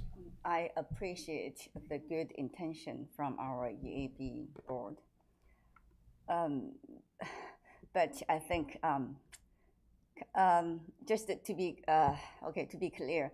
So when we talk about each rezoning case or any case in front of us, we have the packet in front of us, and we already see every condition the EAB board recommended, and if the if the developer meet or not meet all those conditions. We see everything clearly here, and we ask question here, right? And to make decision. I just I'm confused. Terry, clear? Okay, help me clear. Okay. If we already we are doing this part, right, to make final decision, right? We already know which condition is being met or not. So what's the necessity to do a second meeting from EAB to add more, the timing and everything? So it does not have to be a second meeting, first of all. Like, that's just one possibility. They could come in the first meeting and agree to the conditions, and they could vote to recommend approval there. It's about getting the advice of our advisory board. It's the environmental advisory board. It's not the environmental conditions list board. So I'm asking to get the actual advice and conclusion of our citizen experts who volunteered their time to move those conversations that we have, as Arno was saying, earlier in the process, so we don't have to have them. We've had conditions here the past couple months where we've seen, oh, you didn't check enough EAB boxes. Okay, I had to go back, and they came back and they checked all of them. You know, so that was just, I think I'm concerned until we do something like this, the process isn't being treated with enough, you know, gravity. Like I feel like the cheap stuff gets checked, and you test the waters, and you see if council pushes back on this particular rezoning, and if not, you're good. And if they push back, if that's what, you know, the thing is, this rezoning, then we got to go see what we can do about, you know, solar panels or something. I'd like the process to be more consistent and to be treated seriously. And I would like this EAB board to feel empowered to render an opinion on the cases before them that's taken seriously by us, because I think that's why they want to be there. So, that's my opinion. My next question, what is the main reason for the planning board to deny? What's their concern? I mean, I would say you should ask them, but like I don't want to speak for them, but I did hear concerns about the impact of the process, the length of the process.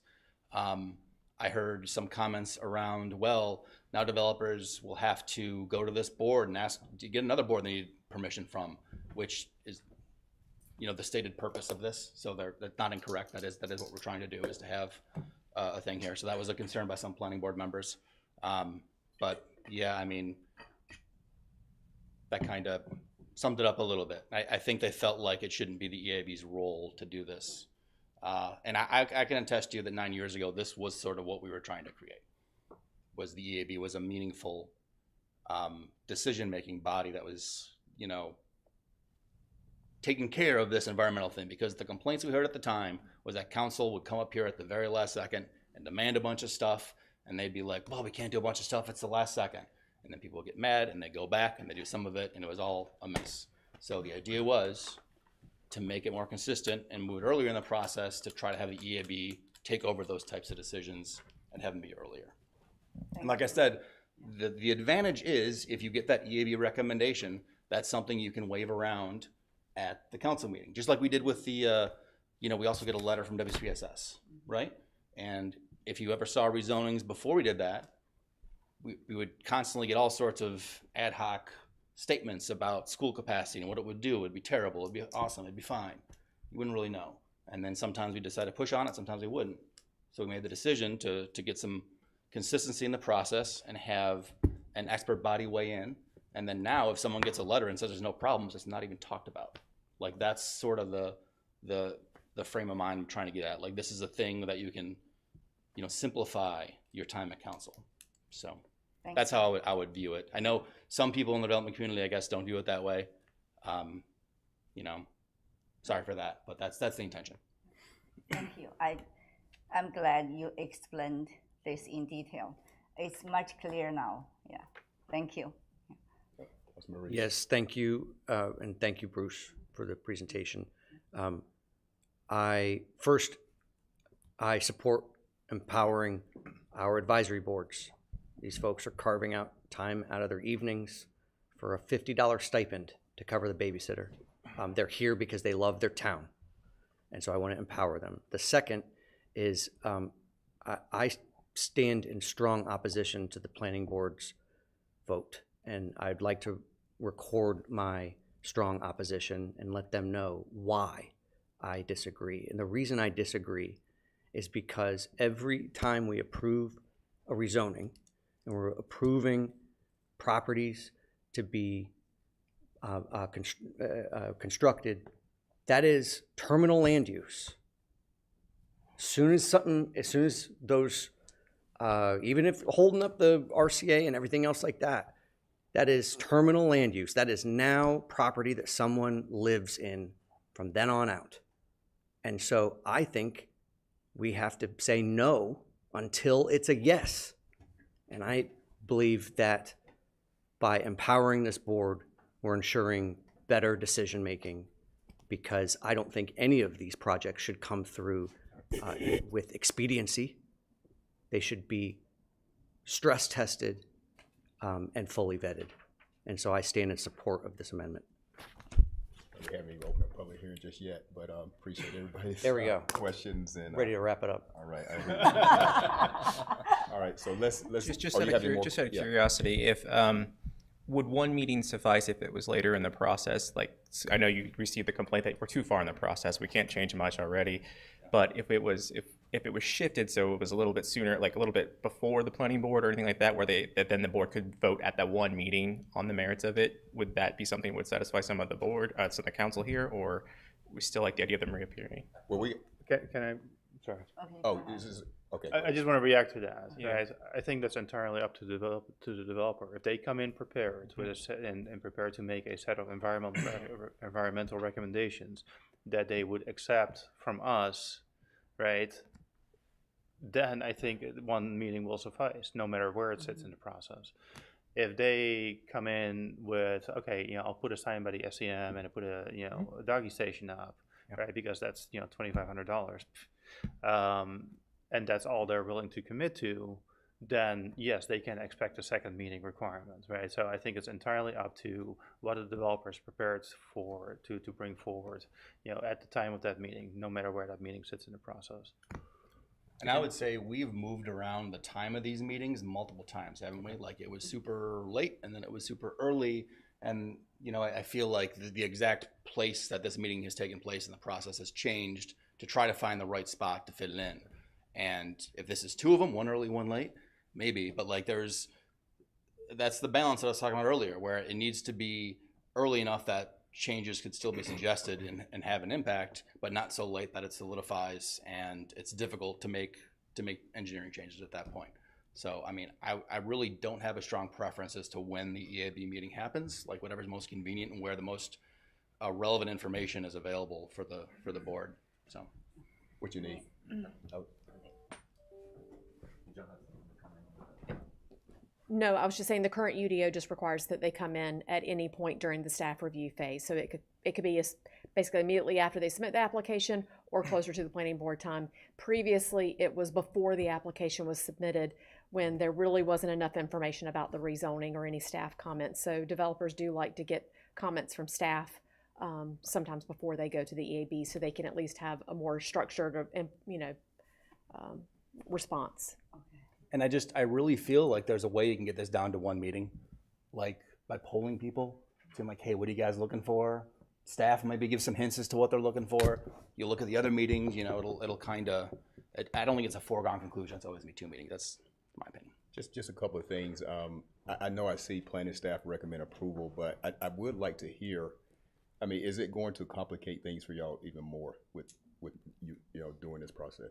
We can accommodate the change. We can update our calendars and schedules and everything to accommodate the change if that's the desire of council. All right, that's what I want to hear. The second thing is I would hope, and I know you guys already said what you want to do, but we haven't even opened up public hearing yet. So we got to get the comments of the community, and then we can transition to more deliberation. So I'm opening up public hearing for comment. Jeff Roach. Kind of sounds like I should just sit down. It sounds like you've already made your decision. It's too bad. You convinced me, Terry. Yeah, I knew it. Well, by the way, Jeff Roach, Peak Engineering and Design, for those of you that don't know me. I have a list of items here. And Terry, I find it very unfortunate that you feel that I'm here from the design community. I'm not a developer. I am not a builder. I see the UDO amendments. I follow the rules when they're in place. That's what I do as a designer, okay? So with that said, it's unfortunate that you guys think the development community is fighting against you guys with these UDO amendments and asking questions like this. We're here from a design standpoint to work with you guys to find out what you want. What our concerns are from a design community is a couple things, and I had to make myself some notes because I tend to ramble with 2:19 to go. So Planning Board heard this twice. They heard it the first time, they voted unanimously against it. Terry came the second time, they heard it. Terry picked up one additional vote that night because of concerns. And I stood up at both meetings and I expressed my concerns. My concerns are not timing concerns. I don't care. I sit at council 2 nights a month. For 18 years, I've been coming here and watching you guys and your predecessors have the same discussion, the same meetings. So I've seen it happen. I have the time to go to meetings, but both my kids are out of college, so I can handle this now. So my concerns are more on the legislative side. EAB, there are 10 items in the legislative side based on zonings. You're asking EAB to vote on a zoning based on one of those 10. 2.3.3 F5 is the environmental. Are there environmental conditions? They cannot make a decision on a zoning based on one of the 10 conditions when their sole focus is on environmental. Land use, master plans, impact on surrounding properties, affordable housing, off-site roadway improvements, sidewalk and railway connections, parks and recreation requests, and architectural standards are just some of the other commitments that are wrapped into those other 9 considerations. If this goes and it becomes a recommendation from the EAB, then we will start making full-on proposals to the EAB, telling them everything that's happening and telling them why we cannot do certain EAB requests, solar being a typical one that's not always committed to because there are so many other requests. The second one is 41. There are 41 conditions that EAB can throw at us. Typically we get, depending on the size of the project, we may get 20 from EAB.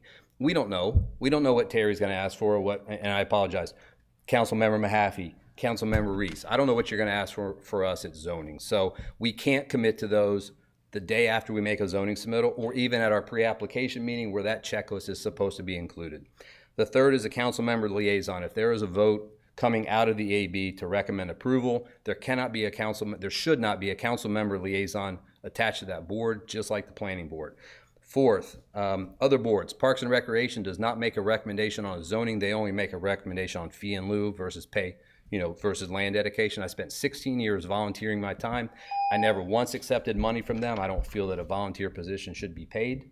There's a volunteer for a reason. I'd never accepted the money, and I don't think anybody else on that board ever did either. So with staff's pleasure, I have 1 or 2 more points. If that's okay, I'd love to touch them real quick. Timing, like I said, I don't care. If I'm here at a second EAB meeting, I hope not, but I'd rather push it back. I met with 2 of the EAB members after the last planning board meeting that were here. Terry, you were here talking to them as well. Their concern was not being kept in the loop after the EAB meeting. Matthew Carpenter and I have discussed sending letters back to EAB after we start making additional commitments, things that we can't do at the EAB meeting because it's early. We'll send letters back to the EAB board and say, hey guys, here's what we're doing. We really don't want to go back, but we will if we absolutely have to. We'd rather provide them a letter and saying, here's the update of the 12 that you asked for. We were able to accommodate 8. Here are the 7 or 8 that we weren't able to do. We will also, at the EAB meeting, take their list and tell them exactly why we can't or can commit to every one of those 41 conditions if that will make them happy. It's not a recommendation for approval. It's a recommendation on conditions that that board is asking for. And the last one is conflicts. What are you going to do if the EAB recommends approval and the planning board recommends denial? You now have 2 boards that are recommending separate zoning approval or denial to you guys, and you now have to weigh that decision. It puts you into a conflict. I'm here just to educate.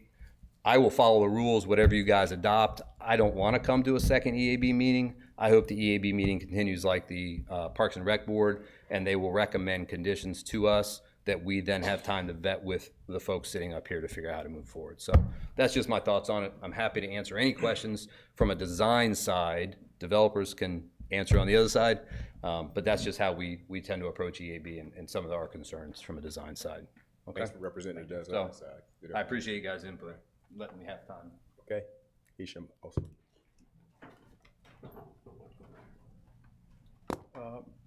Hisham Osman, 3181 Mantle Ridge Drive in Apex. So when I saw this on the agenda twice, I'm very torn about it. On the one hand, Councilwoman Mahaffey, I understand the role of the EAB. We want to empower our advisory boards, and it makes a lot of sense. On the other hand, Councilman Zigerman, I'm going to kind of reword your quote a little bit. You have a planning board who twice recommended against it, and should you listen to your planning board, right? Just kind of the counter argument saying we need to listen to the environmental advisory board. Twice the planning board looked at it and both times said we don't think it's a good idea. So this is where I'm a little bit torn. We have a board of experts recommending don't do it. We have another board of experts saying, hey, I think we should do it. And the fact that the environmental advisory board doesn't think they have an impact is concerning. They do. They make recommendations. They provide concessions. I've sat in this room here many times where developers have agreed to the conditions that the Environmental Advisory Board has recommended.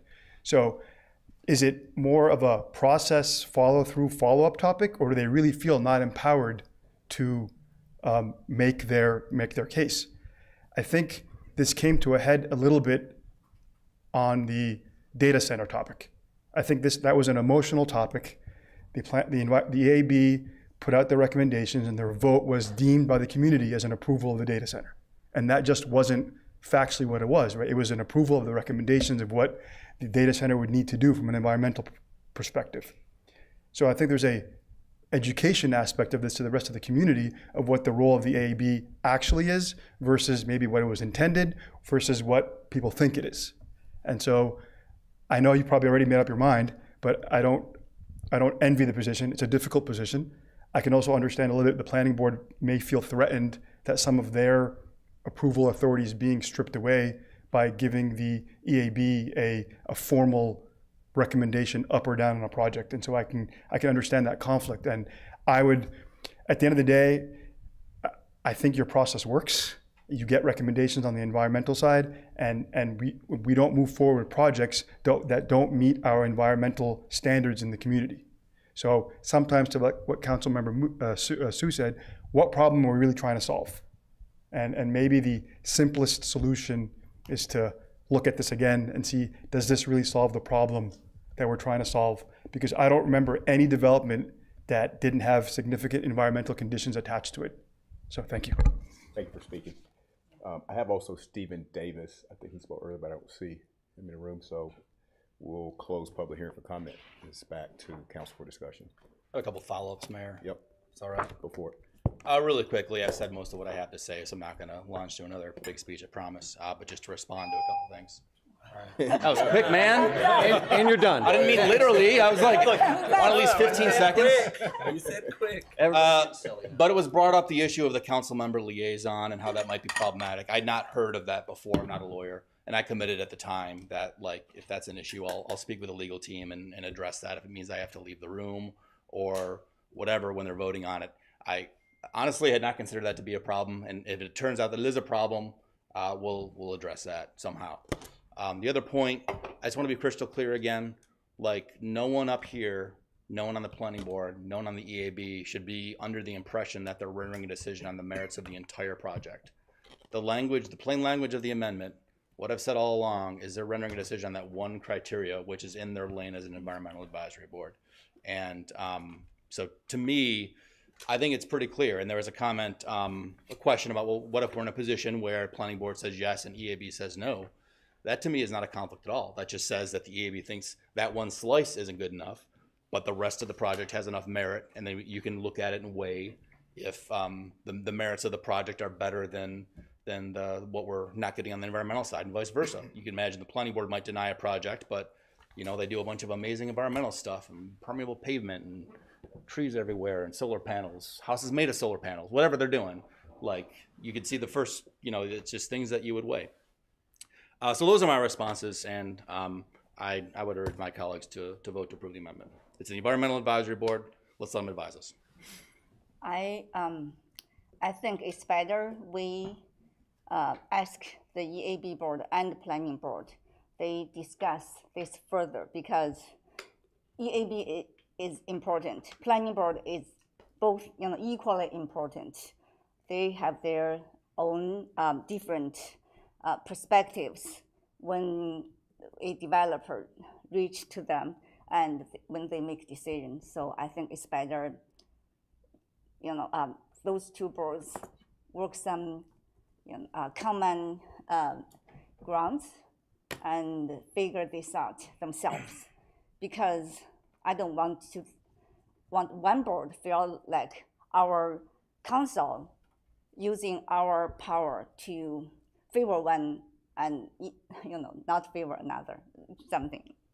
That's So again, I want to make clear that the scope is very different between the EAB and the planning board, right? EAB, as Mr. Roach just mentioned, they basically look at 1 out of 10 legislative considerations, whereas the planning board has to consider them all. And so, again, just getting a letter or recommendation from the EAB, I don't really see as an adverse impact or creating any conflict in the process. I do appreciate some of the concerns that were raised, including the council member liaison, but Ms. Mahaffey has already responded to that. I think it's a good idea, right? And as I stated in my earlier, maybe a little bit ahead of the part of the process, is that I would even consider like other boards like Parks and Rec, like multimodal transportation, to render a letter of opinion on certain proposals.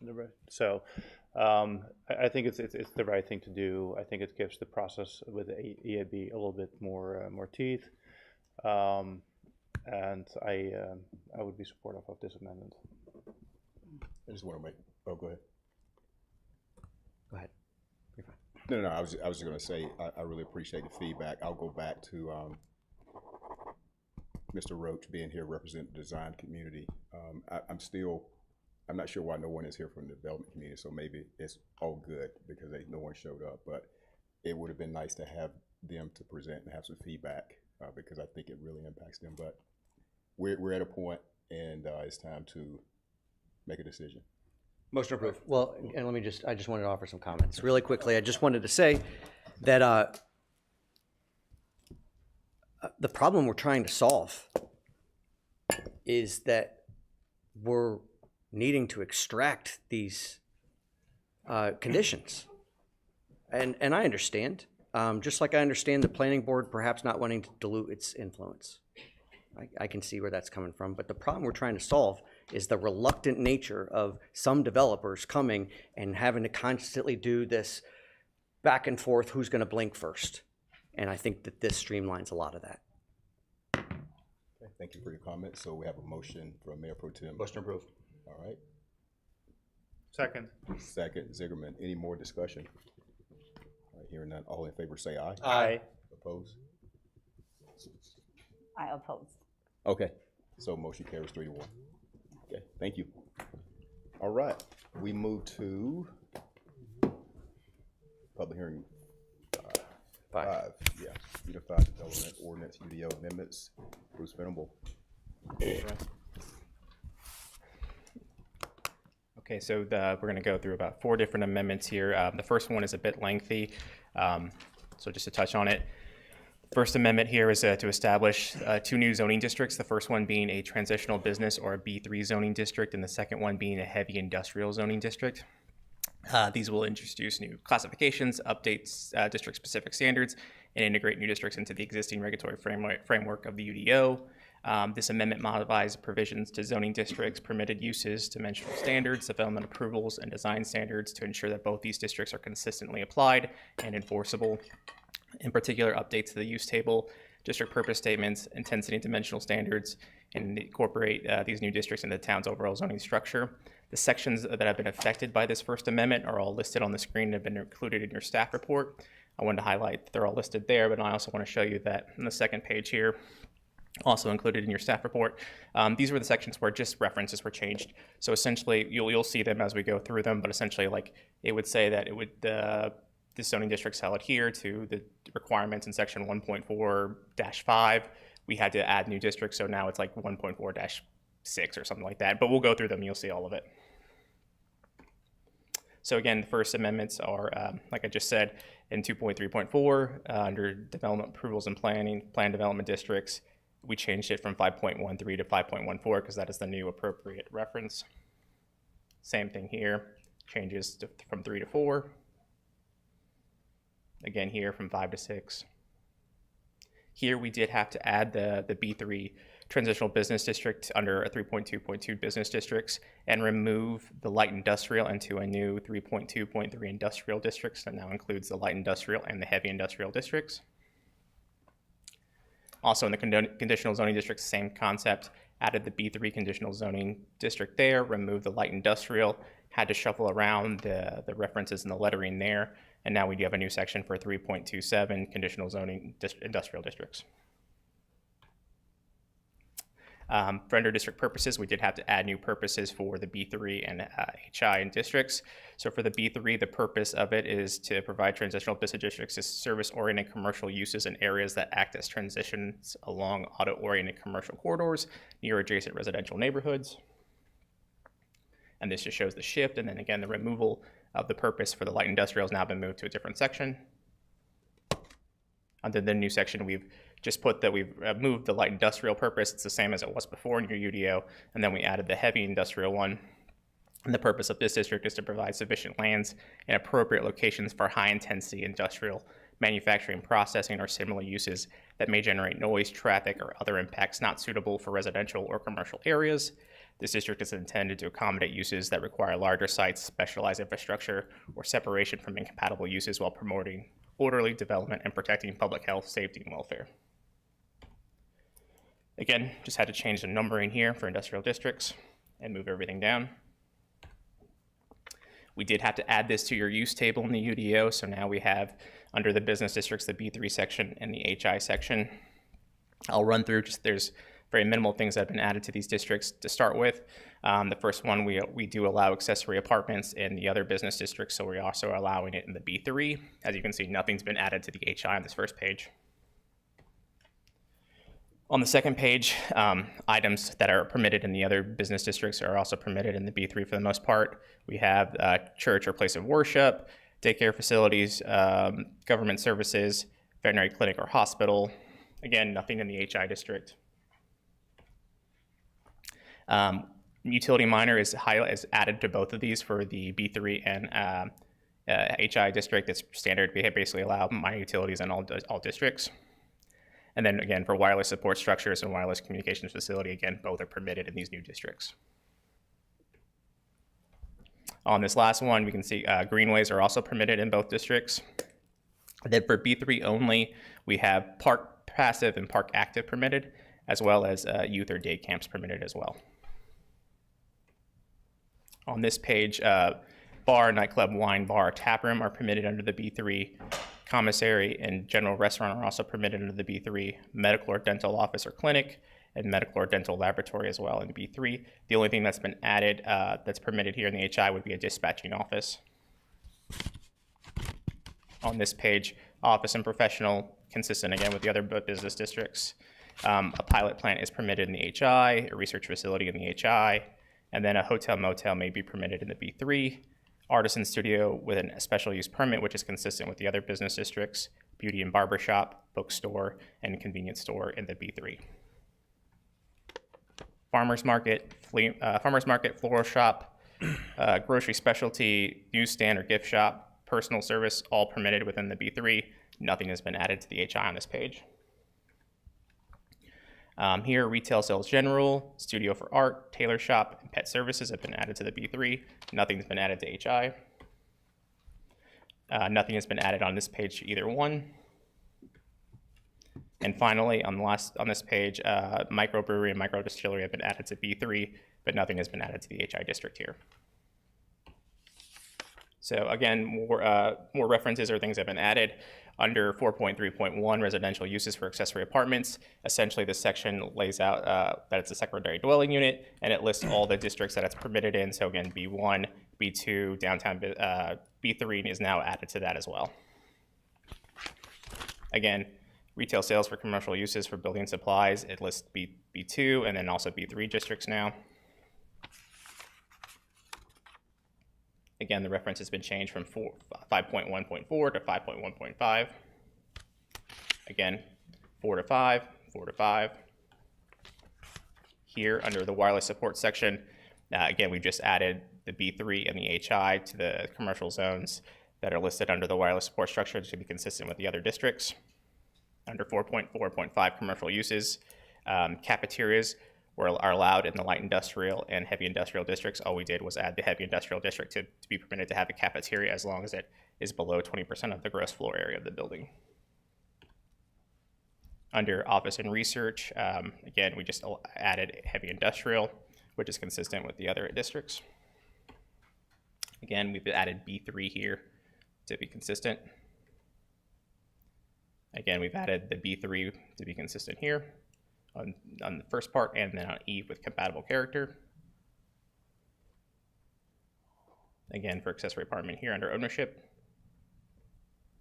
And then for the intensity table, we did have to shift things around and move them. So we added the B3 district. So right now, since we don't have a lot of uses, we have set the minimum setbacks for the front 25, 15 the side, rear 20, the corner 15, the maximum height is 36 feet, the maximum built upon area is 70%.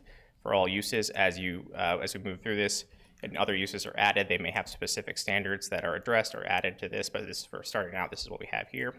The LI has been removed from under the business district section and moved to the industrial section, which is shown here now in new section 5.1.3, industrial districts. So we just moved LI, added it. It's the same information that was there prior. Under HI, we have all their uses at 50 front, 50 side, 50 rear, 50 corner, and 70-foot max height with a 70% max built upon area. Again, these are just references that were changed. As you can see, 3 to 4, 4 to 5, 5 to 6. And then again, in the very bottom under measurements, 5.14 has been changed to 5.15. For buffering, it's also been added to your buffer table. B3 is now consistently added to the business section for adjacent properties, as well as HI has been added to the light industrial text flex area for the buffers that are required. Here under massing, the same standards that apply to the light industrial now apply to the heavy industrial as far as massing goes and for the harmony of design and purpose. Same with recesses and projections and repeating design patterns, exterior wall cladding, colors and materials. So that's the end of the first amendment. Planning staff recommend approval for the proposed amendment. The planning board at their meeting on May 11th recommended approval of the amendments establishing both these districts by a vote of 8-1. The dissenting opinion has been included in your agenda packet. If you have any questions, I can answer them now for this one. If you want to keep moving, we can as well. All right, thanks. Any questions?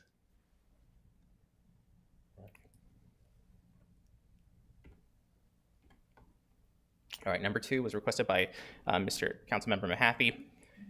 So what this one is essentially is it adds the youth detention center, jail, prison, or correctional facility to the classifications along with supplemental standards and other related development standards for the use.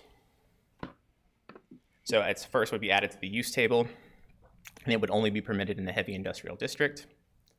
We would create a use classification for it. The classification here is detention center, jail, prison, or correctional facility is any facility, building, or portion thereof used for the detention, confinement, custody, or supervision of individuals under the authority of a government entity, court, or law enforcement agency, or their authorized agents. This includes, but is not limited to prisons, jails, detention centers, holding facilities, and any similar use where individuals are involuntarily housed or restricted in movement. Under supplemental standards, we've added these 3 right here. The site shall be a minimum of 10 acres. The facility shall be located on a minimum of 1,620 feet from any public or private school, daycare, place of worship, or any property zoned or used for residential purposes. A 60-foot type A buffer shall be required around the perimeter of the site, including along public streets. Under your landscape buffering land use classes, it would be classified as a class 6, which is the highest level you have. So that would be there, requiring the greatest amount of buffering. Planning staff recommended approval of this amendment. Again, at the May 11th planning board meeting, they recommended approval with the condition that originally we had the distance from the sensitive uses be 1320 feet be updated to 1620 feet. So it went up from a quarter mile to extra 300 feet at the recommendation of your planning board. Any questions related to this one? Yeah. It goes really fast. I'm sorry about that. Yeah, I'm happy to answer any questions. Yeah, yes. Can you go back to Councilman Mahaffey? He suggested.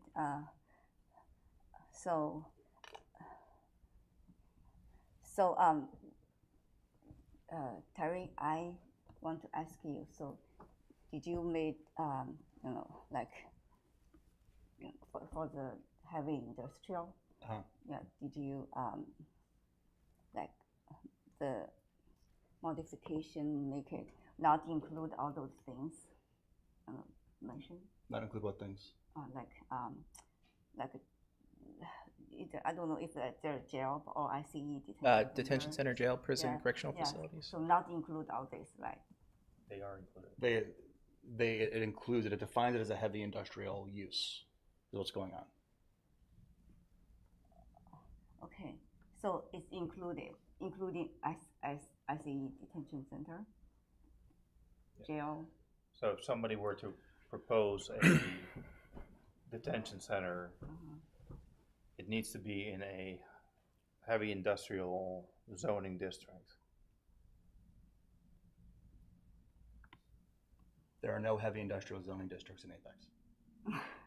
Okay, Would require some type of rezoning process. okay, so we do not have heavy industrial zoning. Right. Okay, So so the problem that I think that I'm identifying and pointing out and staff helped me out with is that we don't have a use for detention centers or a classification for how they go in. So if we get an application for one, it's a little ambiguous as to what happens, you know? I mean, I would trust our planning director, but you can imagine a future planning director may decide that actually this fits in light industrial. And they could find a light industrial building and argue, you know, for some reason that it's a light industrial use, and then would be able to go use some warehouse without having to talk to us. Or, you know, a planning director may say, no, you have to rezone, or you have to do what the data center was gonna do, which is, well, we need to amend the UDO and do all sorts of stuff. There's no process now. This creates a process which says a detention center with some fairly strict requirements in terms of distance. You have to be a little over a quarter mile now from a house with a 60-foot type A buffer on a 10-acre empty plot. And you have to go through a legislative rezoning process to come to this board to ask for a rezoning to heavy industrial. we just currently don't have the heavy industrial, but it's possible in the future we may, right? That's up to us. Yeah, but you know, 2 terms, maybe you are gone. Maybe 1 term, I'm not. Yeah, maybe 1 term you are gone. Okay. I don't feel comfortable. Like any heavy industrial, I think I prefer commercial, light industrial. Those rezoning, those zoning really benefit Apex, benefit residents. Any heavy industrial, I don't think that will benefit Apex. Like heavy manufacturer, like pollution, like geo. Then vote no if and whenever it comes up. Yeah. Yeah. Do you know something we don't know about a detention center potentially coming here? I don't know nothing about that. Okay, all right, just don't want one.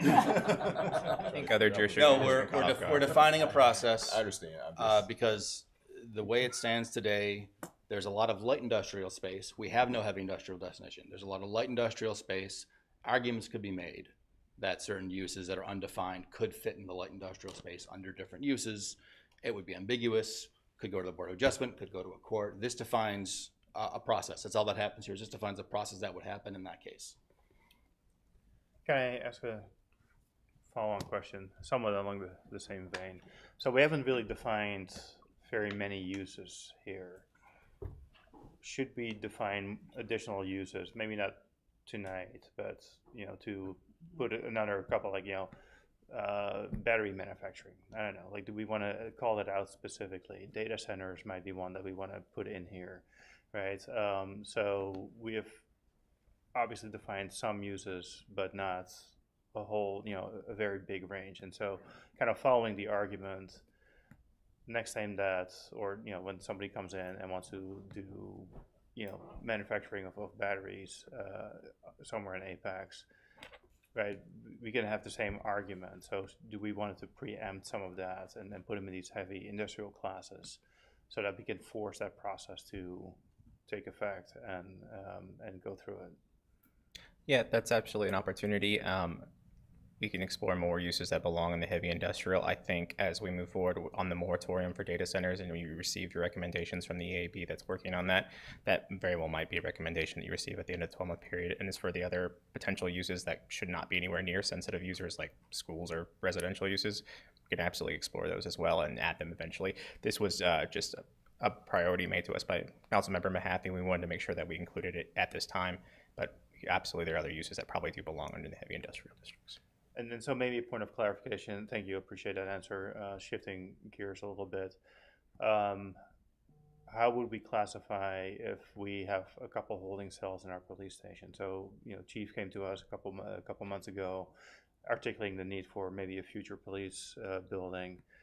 That building could potentially include some holding cells. Would that fall under disclassification, or would that, would it be too small to fall under disclassification? How would we look at that? So we could look at it as an accessory use because it just probably is 20% less than the actual principal use of the structure itself. And also, at this time and stage, it is a use that exists. So it's whether it is legally non-conforming or conforming, which we're not creating any legal non-conforming issues at the moment because we're creating an entirely new district, and any police station is not going to be in the heavy industrial district at this time. And again, it most likely would be classified as an accessory Right. use. I just don't want to force a future Sure. police station into a heavy industrial district, Right. because of this condition. Right. So if it's less than 20%, therefore considered accessory use, therefore it doesn't fall under this rule, then I think we're there. Thank you. Any other questions?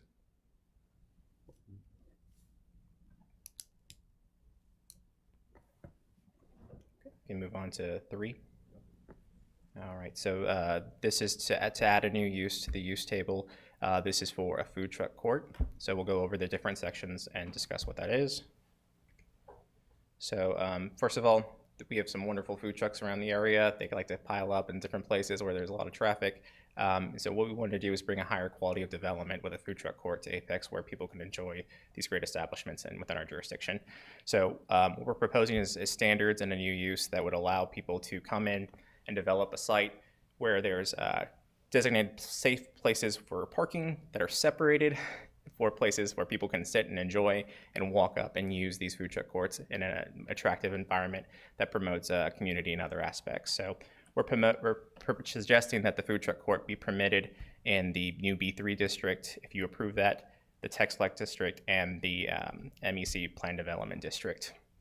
So for outdoor storage, the section has been modified to state that no mobile food vendor shall be parked where visible from a public right-of-way except as shown on an approved site plan for a food truck. So when a development comes in, essentially what that means is we're going to want to see where their parking lot is, where their primary service area is, and we want to know exactly where they're going to park however many food trucks they're going to have on site. So they might have 6 stalls that are like, cement blocks or pads that they're going to move these trucks to that are going to have connections for electric and other things there that's appropriate for these food truck courts. So under use classifications, we've added under food and beverage service, food truck courts established where there's 3 or more mobile food vendors as defined in section 1360 of the Apex Town Code and can operate simultaneously for preparation and sale of food and beverages in a ready-consumed state. A mobile food vendor in the form of a food truck cart or trailer with a walk-up counter offering quick service where orders are not taken at the customer's table, but at a window or counter of a licensed food truck, cart, or trailer, and where the food is generally served in disposable wrappings or containers. The food truck court shall include a permanent structure on the site containing the use of restaurant general, bar, nightclub, wine bar or tap room, or microbrewery or microdistillery. The use may include on-premises sales and service of consumption of alcoholic beverages as an accessory and secondary use. For supplemental standards, we're proposing that the food truck court may be permitted as an accessory use as well for commissary, restaurant general, bar, nightclub, tap room, microbrewery, or microdistillery where these uses already exist, and perhaps they have the space to develop and kind of create a food truck court as an accessory use as part of their structure. We're also recommending that food truck courts shall comply with the following requirements. The food truck court shall comply with, again, Chapter 13, the transient and mobile food vendors of the Town of Apex's Code of Ordinances, and all other applicable standards and regulations of the permit issuing with Wake County's Environmental Health and Safety Department. The mobile food vendors shall be permitted to have 1 sandwich board sign that may be displayed adjacent to their designated location on site. The vendors shall be located in areas designated for vending on the approved site plans. Mobile food vendors' locations shall be clearly defined, separated from all patron parking with fencing, decorative bollards, or planters. In order to separate the food truck court from parking, fencing shall not exceed 4 feet in height. The vendors shall maintain at least 10 feet of clearance around the entire perimeter of the vehicle, trailer, or cart. A food truck court shall be required to provide indoor or outdoor seating. All designated seating and dining areas shall be shown on the approved site plan. Temporary enclosures, including but not limited to plastic sheathing, vinyl tarps, and tents, shall be prohibited. Individual food mobile vendors shall not provide additional outdoor seating for dining. And this is tables, chairs, tents, booths, bar stools, benches that are not shown on the approved site plan of the food truck court. A food truck court shall be required to provide permanent restrooms on site. And a permanent power source shall be provided to each mobile food vendor. Individual generators shall not be allowed. A temporary power pole made of wood or similar material shall not be permitted. Mobile food vendors shall not operate on site outside of the established operating hours of the food truck court. The site shall utilize 2 shared dumpsters, one for trash and one for cardboard recycling, that shall be located within a masonry dumpster enclosure per standards found in the UDO. Specific standards for the downtown festival district. When it's outside, it shall not be located within 100 feet of a residential zoning district or property containing a conforming single-family detached dwelling. This does not include the high-density multifamily or more districts. Outdoor live or recorded acoustic or amplified entertainment shall not be permitted on properties directly adjacent to any conforming single-family detached dwelling, and with no intervening right-of-way except when approved according to the standards of promotional event found in section 4.6, temporary uses and structures. Within the district, the downtown festival district shall not be located within 45 feet of a residential zoning district or property containing a single-family detached home. Outdoor live and recorded and amplified entertainment should not be permitted on properties directly adjacent to any conforming single-family detached dwelling with no intervening right-of-way, except, again, and with the provisions that are provided in section 4.6, temporary uses and structures. The mobile food vendors shall be required to store, transport, and dispose of grease and wastewater to the commissary identified on as part of their mobile food vendor permit issued by the applicable county department. They'd be classified as under your buffer standards under a class 5 and would follow the same table use and have to provide the required buffers for that class. They will have their own required to follow the parking schedule as shown here. We've included the commissary and the restaurant general just so you can have a comparison. We're suggesting that there'll be 2 per designated mobile food vendor stalls and 1 per 50 square feet of indoor dining space devoted to public use, and 2 spaces or 1 space per 50 motor vehicle parking spaces for bicycles. This is similar to the restaurant general, which is 1 per 50 square feet of floor space devoted to public use, and then 2 bicycles or 1 space per 50 motor vehicle parking spaces for bicycles as well. Okay, so the planning staff does recommend approval of this proposed amendment. At the planning board on May 11th, again, this was recommended for approval by a vote of 7-2. The dissenting opinions have been included in your agenda packet as well. Is there any questions on this amendment? Yeah. Yep. Thank you. Thank you for the presentation. This is the creation of a food truck court. That's correct, yes, sir. How does this impact the 3 food trucks regularly parked at the Latino grocery store, Compare Foods, right there at the corner of Williams and Hughes? Would this prohibit them? This would prohibit for having 3 or more without having an approved food truck court. And why? I imagine that's pretty well established. I'm saying, what's the? So they've been there a while. I imagine this came up in conversation. Some of the issues is by law and by their permit regulations, they're supposed to return to the commissary. They're supposed to leave the site at least once every 24 hours to return to the commissary for cleaning, preparation, and all things like that. The issue that has come up in Apex is that some of these sites, these food trucks are parking for days on end. And so they're almost setting up almost a permanent kind of food truck court impromptu on the site itself where they're taking up parking, maybe they're creating some type of additional hazards, and there's just some kind of confusion that can happen on site from having multiple trucks. So this is trying to bring in a high quality development that would meet the need for food trucks to have a safe place to go where people want to go and be able to enjoy their services as well. Can I ask you though, I mean, it's my understanding that those food trucks under that instance have the approval of the property owner. I can't speak to that. I don't know if they always do. They do. They do. Well, in that instance, then. So my point is, and thank you again for your presentation. I don't mean to drill down too much. Yeah. I'm just trying to, what is the impetus for this amendment? There's been, so having impromptu food trucks can cause some issues for your current brick and mortar facilities, stuff like that. I agree with that. Yeah. And especially in, but okay, I'm sorry. Keep going. You're fine. I didn't So mean if to you drive by Compare Foods, you might see like 2 or 3 food trucks stationed there. They're in the middle of what should be required parking of the parking lot itself. They might be creating some type of hazard, as I said already. But then you also see that they may be connecting to power in an unsafe way or area. They may be running generators on site. We're trying to regulate and minimize these unintended impacts that happen just from the regular food truck operation. And Isn't that already forgive me, it's just getting late and I'm getting a little, my question is aren't those already regulated? So I mean, to the point of if you're burning if you're using, somebody wants to jump in? Yeah, Go ahead. so we've actually been asked to allow food truck courts.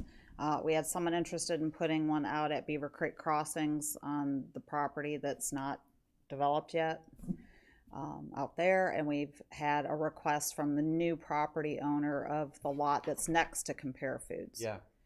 And we've shared our draft. We've had this draft ready for quite a while. Yeah. So I think that's great. I think the establishment of food trucks is great, but if it necessarily negates the legality of those current food trucks. So the current food trucks are not land uses. They are transient vendors. That's the permit they get from the police department. They are not a land use. I know that. Okay. So we're trying to regulate the land use version of food trucks so that it's a permanent use.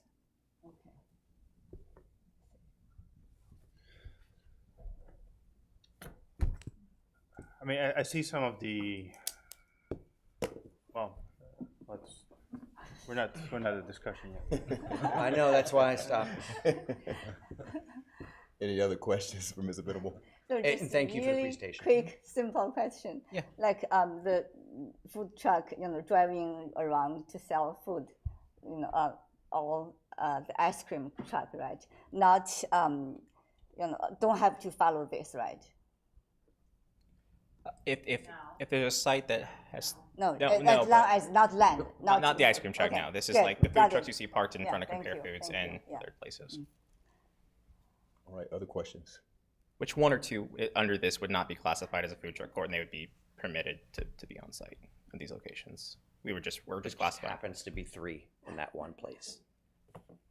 I think I've driven around and seen more than 2 or 3 in different locations. And Oh, yeah. I was yeah. thinking about that one scenario. Okay. Thank you. Well, maybe that's a good question. So how did we come to the number 3 instead of 4 or 5?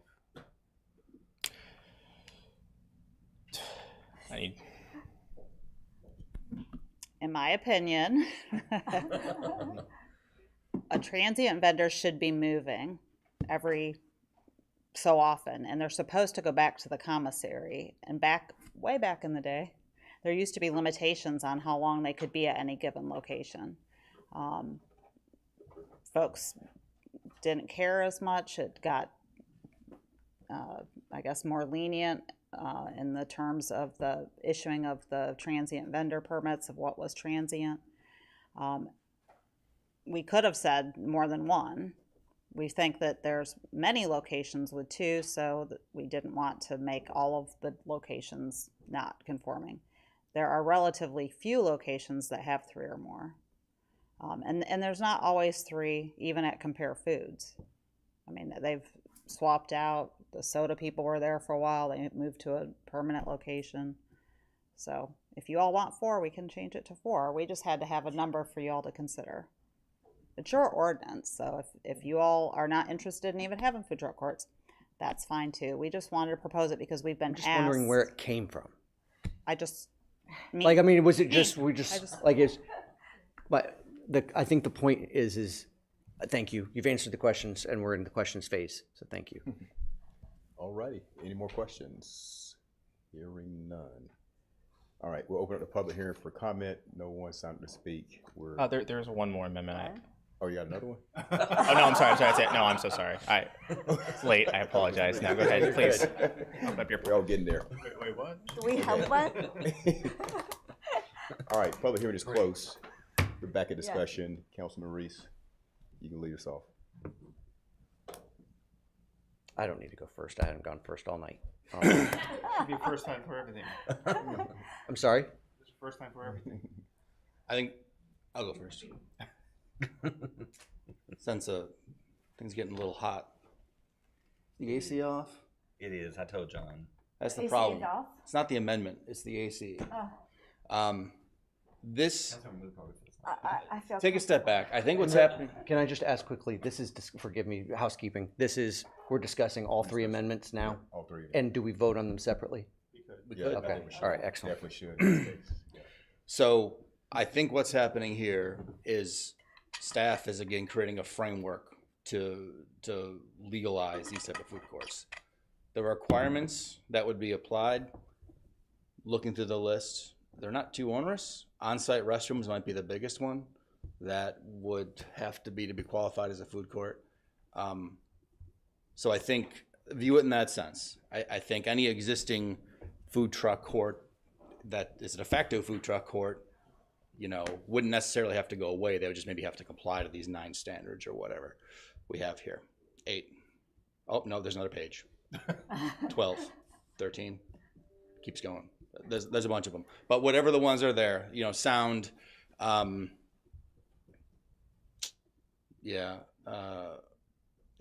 not the Downtown Festival Dish, that doesn't apply. So there's a bunch of, they're trying to bring structure around what is viewed by some as an unstructured use right now, which are, and there's a lot of really, with only 3 trucks, there's a lot of really easy ways to avoid all this. Like just have one of them drive home occasionally, and then you're now a transient food truck court, right? It's the 3 permanent which really triggers this. Like they're moored there, they live there. And what it also provides is going forward, if someone wants to create an official food truck court, now they have a set of standards that they can look at and try to apply. And that's a good thing. So I think that's what's being done here, and that's what planners do. You see things that are unregulated or there's some disorder, and you try to bring some order to it, some reasonable standards that are being proposed here.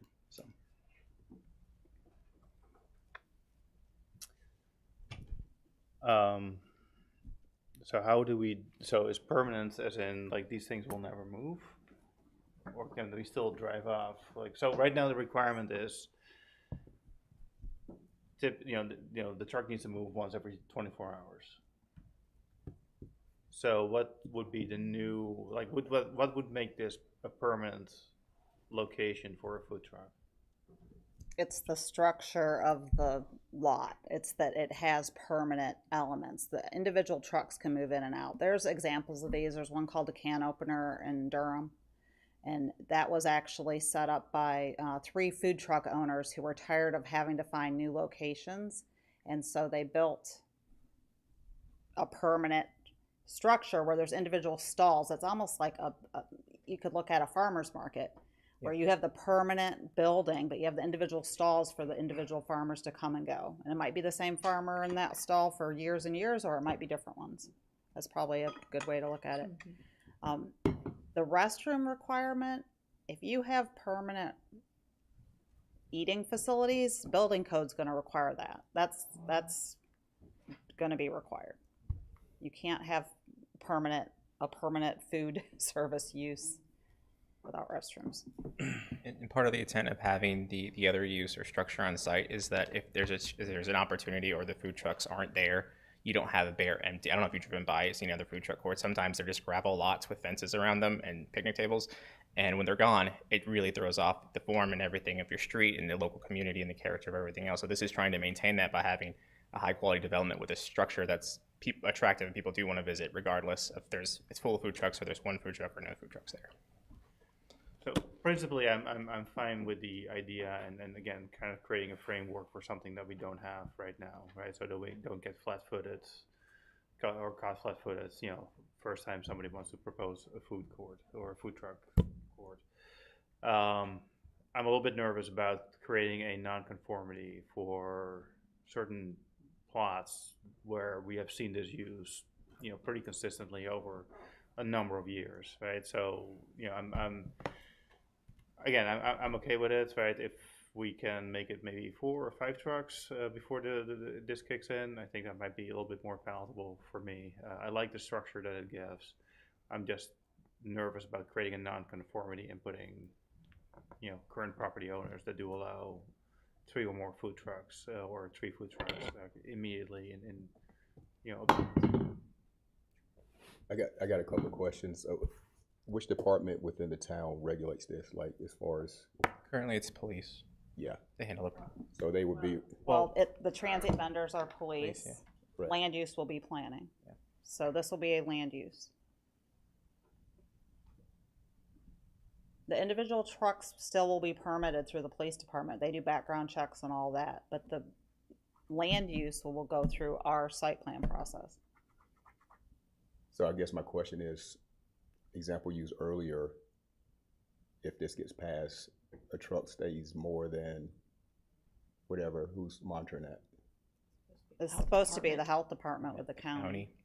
Yeah, We don't have that's, Yeah. sorry, Go ahead, no, go ahead. All right, so I love the idea of instituting food trucks. I also understand how food trucks can threaten brick and mortar. I mean, we've dealt with that for over a decade downtown, where we're concerned, you know, when we have festivals and all of a sudden we bring 10 food trucks down there, and now fewer people are going and eating at our brick and mortar. That said, and it's about to come up again later tonight, we talk about policy, but then how it actually impacts real people on the ground in real time today. And we've got to think about the least of us. And the people who frequent those food trucks right there at Compare Foods are working class folks who are already marginalized when it comes to economic impacts. And now we're about to tell you, with $4.20 a gallon gasoline and $5 a gallon in diesel, and now you got to move your truck all over the place when your profit margins are thin. I think this is a terrible idea the way it's written. I would have to support what Councilman Reese just said. And I totally support staff and what they're trying to accomplish here, but there's unintended consequences on a community that that I have a lot of connections to, and this would be sending the wrong message. The way it's written. If we're not grandfathering folks in, if we're not able to say, here's a real situation, and we're going to be sensitive to it, as opposed to just coming in and ripping up the carpet, I think that's a bad move for our community. Does the council member have any suggestions on how we may improve? You can institute, go back to the drawing board. How do you institute what can happen without preventing what's already helping our community right now? We heard the folks talking earlier in public comment. I'm sorry? We'd like to withdraw it. Let's table it for now and. Yeah, we'd like to withdraw it. Instead of withdraw, can we continue it and revisit it? Well, we won't have a date certain. It's gonna take us a while to look at it. I think we've got to think, we've got people, our staff drives by that. Half our staff probably drives by that and has for the 5, 6, 7, it might be pre-COVID. Well, yeah, that is pre-COVID, 5, 6, 7 years. God, COVID feels 2 decades and also 2 months ago.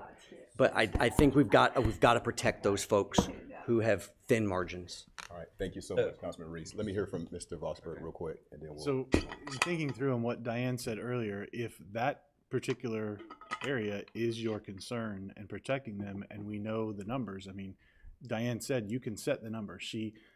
I won't say she arbitrarily picked it, but it's not 1, not 2, but 3. But if 4 protects that area, you can design this ordinance around. That's what a food truck court, or whatever our terminology is. It's 4 or more, and that protects that area. So I think there are thresholds. There are other examples in other communities. 3 has probably been used, 4 has probably been used, but there is some discretion with council. And if that area is an area that we want to protect, you could simply make that change. Right, in real time. And now I got thank goodness we thought of it. What happens if it just, we're a little too tired and we don't think about that one place, and boom, next thing we know, those folks have, I'm just, thank you for your consideration on the withdrawal. What, is there a motion to withdraw? What do we do? You can do it right now. Yeah, motion to withdraw this, or send this back to the drawing board, whatever the. So to clarify, there's 3 amendments. The amendment 3 is what I was talking about. Well, I guess we'll handle it when we get there, but I just want to make sure that we're not withdrawing all 3. No. Only the 3, yeah. All right, so. We'll start with number 1. Yeah, I'll make a motion to approve amendment number 1. Okay, second. Motion Zigerman, second. Mayor Pro Tem. All in favor say aye. Aye. Opposed, motion carries. Amendment 2. I make motion to approve amendment 2. Mayor Pro Tem, Second. second Zigerman. All in favor say aye. Aye. Opposed, motion carries unanimously. make a motion to withdraw amendment 3. Second. Can they withdraw or? We We, withdrew it, so you staff, don't need it to was take a staff's, vote. yeah, it was staff's proposal, Whatever you so gotta we are do to make withdrawing our this right. proposal, just like an applicant would so withdraw no their vote, no. proposal. You don't need to vote on it. All right, so we're good? Amendment 3? That's good. All right, we'll move to the next item. Thank you all for staff for presenting, and thank you all for your engagement. All right, RA1.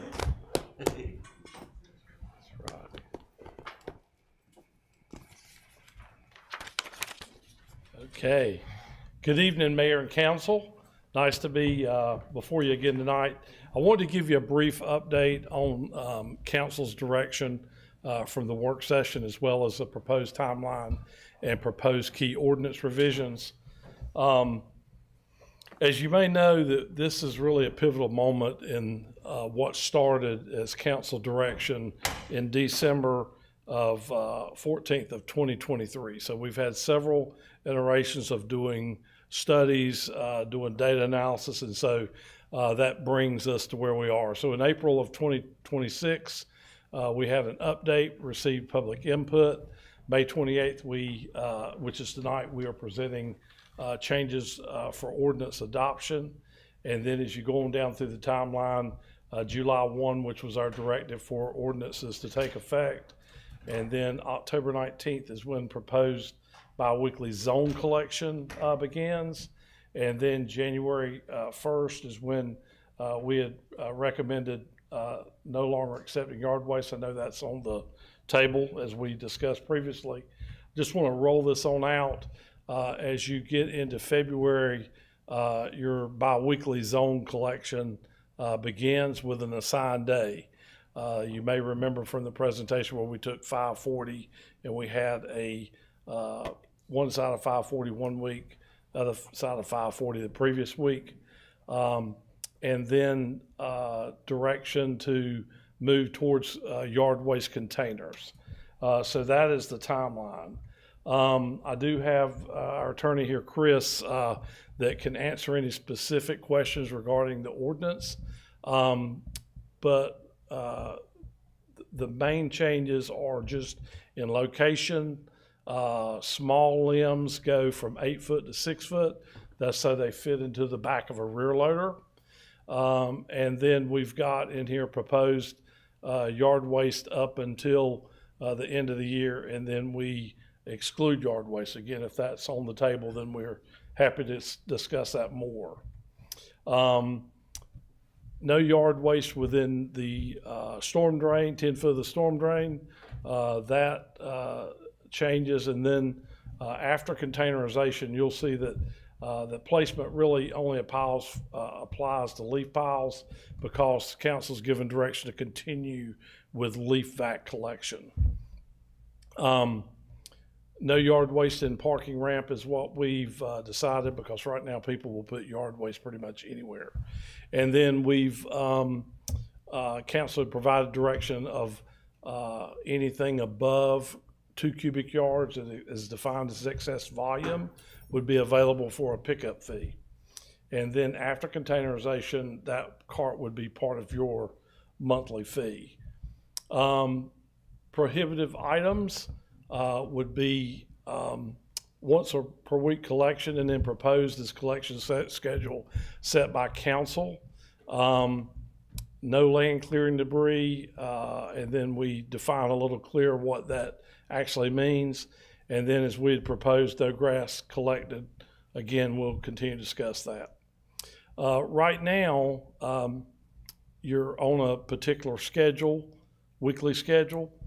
Whenever we have a new schedule, you'll actually be able to schedule fee-based collection. So if you've got yard waste that you want to have collected, you actually can have that collected for a fee. One of the big asks that council had given us was to really have some teeth in the ordinance. Right now, there's unlimited volumes of yard waste. We're picking up contractor waste. And so you asked for additional compliance measures. And in your ordinance packet that you see, you've got those provisions in there. So if you've got any questions on the enforcement side, I'm sure that Chris will be happy to answer those questions. But I know that you've got a lot of questions, so I'm happy to try to answer any that I can, especially in light of what you may have heard tonight if you want anything specific. So happy to answer any questions. Sure. I'll start by forwarding along a question. I heard a lot about GFL in Morrisville. I'm assuming you talked to them? Absolutely. We know all about that. What's the situation? Yeah. What's the deal? Situation is they collect in rear loaders. They collect their entire operation, leaves in bags. We were told they would not do that for Apex. That's a small community, a lot of difference in size. So we have reached out. They to wouldn't GFL. do yard waste collection for Apex? They would do yard waste collection, but 95-gallon carts only. Nothing on the ground, no brush, no anything, no leaves. So we're still having active discussions with them. Okay. So that is an option, but it's not a full option, and that's the challenge. You know, they also don't have a place to take it. Right now, they're taking Morrisville to Raleigh, city of Raleigh. Raleigh just went up from $45 a ton to $55 a ton. So Raleigh is our backup for yard waste. What's that? What are we paying Harnett County? Harnett County is about 40, I believe, something like that, for just the tipping part. And wasn't the issue with Raleigh the capacity too? That's right. In other words, we're trying to get a guarantee. GFL does not have a guarantee with Raleigh. They would not issue one. That's the biggest problem we've got, is getting guaranteed disposal. So if that were to ever be a problem with Raleigh and these places that have contracted yard waste, that's what we want to prevent. We want guaranteed disposal, and that's been the challenge. But there's still discussions going on. Yes, our position has not changed. We are always looking for opportunity. That being said, just want to remind council that when we started this process, we looked for guidance from our sustainability plan. I know y'all met Dr. Miller. We are actively promoting grass cycling. We honestly feel that's the best method. It takes grass out of the equation, but we've got a behavioral change to get over. But at the end of the day, leaving the grass in place is the most beneficial, and it eliminates these problems that we're dealing with long term. We realize that it's not politically popular. In fact, I don't know if it's posted yet, but our communications department is posting a video about grass cycling that I think will help inform the residents. We want to encourage that anyway, to try to follow our sustainable model and to be a model location.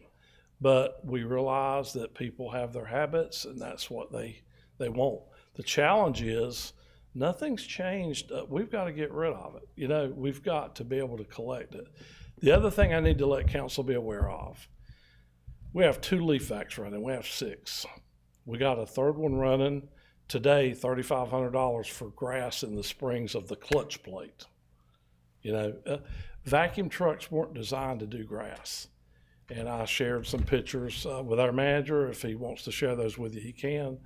You heard tonight that vacuum is a wonderful thing. We're using the trucks not for what they've intended. You remember the plume of smoke and all that. But what happens is that grass gets behind the impeller housing, puts restrictions on the clutch and the bearings, and we're just really wearing these trucks out. So I know last year we asked for a leaf vac and it was deferred. Well, that truck is now just all but done, and we've still got others down. So any delay in grass, bi-weekly will help. Bi-weekly will help extend those trucks, but we cannot keep the equipment running, doing the way we're doing now. In the capital plan that we option 2, you may remember, we put a 10-year plan together, and that's what we've been following. So I just need to be ask for your support. If we make any changes, we've got to look at the financial impacts of the current equipment and the way we're collecting. So hopefully we can get your assistance with that. But nothing has changed on our side from any miraculous breakthroughs that I can share. We always continue to look for opportunities, but it is a real challenge in what we're dealing with here. So a lot of the history and the data is there, and we support what we've presented, and I'm happy to bring you anything that changes, but as of right now, I don't have anything different that I can share with you as far as new developments go. So we're following the guidance that you provided us, and we'll continue to provide that guidance while we, try to go down the path that you want us to go. I will say we're in budget season. We have staff that is anxious to know what direction we're headed in. So, if we can get to some consensus on where we're going, that'll be a really good thing. So, but happy to answer any questions. Yep. You had an NC State, and thank you for your presentation. Yeah. And I appreciate all the hard work you folks are doing. Yeah. And I agree with you. I mean, this is not, I understand behavior changes and sometimes are necessary. And I also am looking at, again, sometimes the possibility of throwing the baby out with the bathwater. Right. I've expressed my concerns a few times about neighborhoods that are well-established, that have, again, a 20-minute summer rain comes through and it's 3 or 4 days where you're not mowing, or you're just going to end up with ruts in your grass. In your grass. So the first question has to do with grass, and I was going to say you had the NC State professor or researcher, or PhD from turf grass management. Yeah. But I had some. There's another NC State study that was cited talking about fescues and mold or rot that they face by laying that grass down. So I feel like we've got expertise, but it's not. Would you be able to respond to that? Are you familiar with that? I would like to ask Brandon. Brandon worked closely with Dr. Miller and has a degree in turf grass, so he can probably forgive me. I was unable to. No, it's fine. Enough. Yeah, and we've had plenty of conversations. My goodness, yeah. We were talking at Peak Fest, and when it was inside and in the rain. So I really appreciate all you folks, all your hard work. I just feel like we've got to answer some of these questions. Absolutely. No, I appreciate the opportunity to be here tonight. I know it's getting late and it's hot, but as John was saying, I do have a bachelor's degree in turf grass science. Dr. Miller was one of my professors. He lives in Apex. The video that John referred to earlier was a video of Dr. Miller and I at his house talking about all things grass cycling. And one of the things that we discussed was your question there: what do you do if it's wet and it's rain? So a couple options, but long story short is you either mow before the rain comes, or we can jump right to the fescue, the rot or mold. Yep. So mowing when the grass is dry. So if you need to wait till the grass dries out, raise your mower 1 or 2 notches so that when the grass is dry, it decomposes in a few days, just due to the composition of a turf grass blade of grass. And then mow it back down a notch to get back to your normal mowing height on your next mowing section. I was going to say, I learned some things from your presentation about only cutting a third of your grass stalk, but my question, are you familiar with this study? Yeah, I am. It's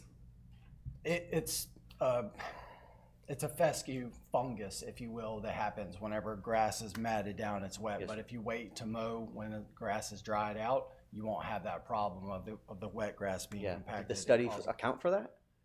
I'm sorry? Did the NC State study account for that? I'm not familiar with that NC State study that you're referring to, but grass, whether it's a warm season or a cool season grass, can get fungi on it for sure. Thank you. Long story short, mowing when it's dry, though, eliminates that concern. Is this all questions for all the parts of this now? All right. I'll ask another question, which is, I'll stop. Let some of my colleagues. Okay. All right. Yeah.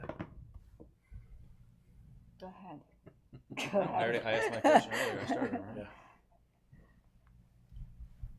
Tonight we heard someone speak about Raleigh, and then they went back. Is that Raleigh, what now? Did Raleigh try it, and then they said Raleigh tried it and then went back? No, absolutely not. We don't know where that came from. We called their director, and he talked to the assistant director, and no, they're moving forward. What's key in Raleigh, they are eliminating vacuum trucks.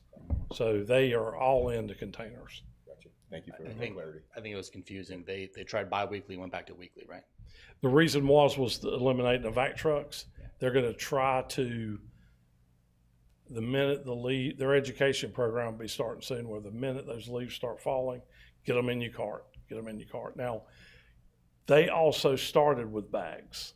So they've still got the hangover from having compostable bags, but remember, they also own their own processing center, so they can handle the bags. So the bags has been another issue for people that want to try to do bags. You got to make sure your disposal site will accept bags, and they really don't want them. So, if I can follow up, can you walk me through really quickly the process? I see the news release here from it's updated July of 25, and it says that council agrees to expand yard waste collection. Weekly service will start in fall of 26. And it talks about a restart. Can you talk about the restart is their street department or their transportation department did the leaf vacs. Their solid waste department does trash and recycling. Their council voted to, I believe it was 9 rear loaders and 5 ASLs, and hiring, I think, 30 employees to replace what they were using in the transportation department and park the leaf vacs. So the restart is that they're bringing the full-on carts and eliminating leaf vacs. And that's starting in the fall. Okay, my question is, the vacuum truck is for the leaves, right? For the leaves, right? Not for grass. That's right. Okay, and Raleigh is getting rid of their vacuum trucks. Instead, they are using the carts. That's right. Okay, I mean, cost-wise, which is more, cheaper? Which one is cheaper? The carts are going to be cheaper because the goal is in carts, they can use a side loader. Raleigh's dilemma is they've got the holdover from bags. I can tell you that the former director, end goal was to hopefully get all containers, but it's a transition period. So I can't speak for what Raleigh's doing, but the goal is automation. One person driver, one arm, but as long as they've got bags, they'll have rear loaders and side loaders in their fleet, because some people will put out bags and carts, some people will just put out carts. So they're going to have to work through that. We just talked to them 2 days ago, and it's unknown for them too. Their volume, their carts and the bags and everything will handle the volume that they see. The challenge I think you're going to see is if the resident does not get their yard waste out and they wait till the end of the season, that's when you see all the volume. We face that here. If we could get people the minute the leaves start falling to get that material out, it'll fit in carts. In fact, we want to encourage people to put it in carts first. But inevitably, people just let the leaves fall and put them out anytime they can. So Raleigh will be a good experiment on trying to educate the residents to get the stuff in your cart every week, so we'll see. Do you have a rough number? Like, if we do not do the cart, use vacuum truck to serve the residents, do you have a rough number how much? The difference? I don't, but that's the same status quo that we're in now, and it is not working. Just financially, it's not working. Operationally, it's not working, which is why we're trying to get to a more automated state. Still use the vac trucks for leaf collection, though. That's yeah. Your leaf vacs are perfect for that. In fact, I remember Councilmember Mahaffey at one of the work sessions that came up. that's when the leaves are down and you don't have any other commingled yard waste and the vac can do its job and the trucks are working right, you can get a lot of leaves up. But then you're full, you go off route to go, empty out. Whereas the truck will compact the leaves, a rear loader or a side loader will pack the leaves. The vacuum just places loose material. So you don't, if you, in middle of leaf season, you may not get down one street and you're full. So there's trade-offs, and that truck has to stop, go dump, then come back. So as far as eliminating the leaf vacs, I wouldn't recommend that right now. I would want to see how Raleigh's 100% containerization goes for leaves. But I will tell you, Greensboro completely got rid of leaf vacs, and they have residents can call a list of 10 vacuum companies. We don't have vacuum companies here, and there might be some, but that's what Greensboro did. They got completely out of leaf collection, and they just do cart collection. Thank you. Mm-hmm.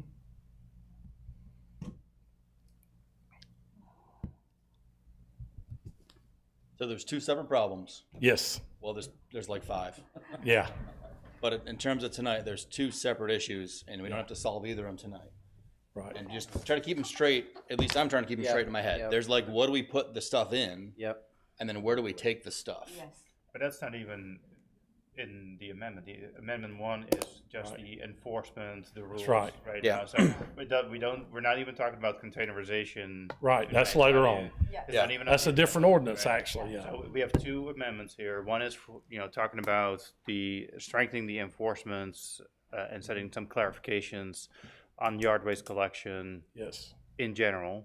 Yep. And then the second one is specific around the elimination of grass pickup, which the mayor earlier indicated, and I think the town manager confirmed that we are in conversations with a potential provider, and we need a little bit more time to let those negotiations flow through. Right. So kind of bringing it back to what's actually in front of us for consideration and voting tonight is those 2 issues. That's correct. Yes, that's what we really need the support on, is to get the ordinances adopted, the biweekly, the limbs, contractor waste, the enforcement is super important. That's what has been a challenge for the town for a long time. So that would be ideal to get that approved tonight. Okay. Thank you. Thank you.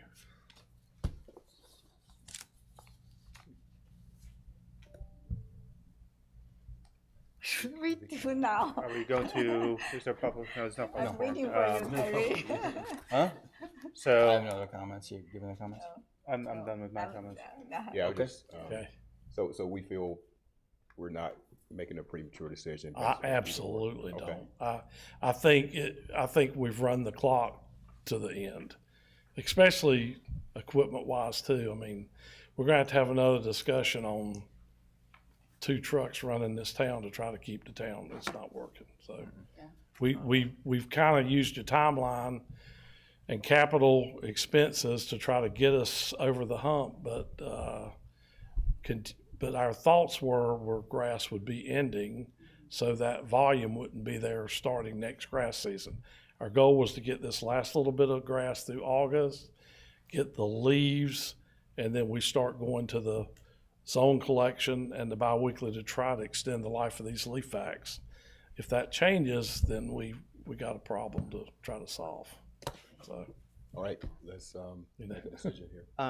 Okay. Oh, No, well, I was gonna,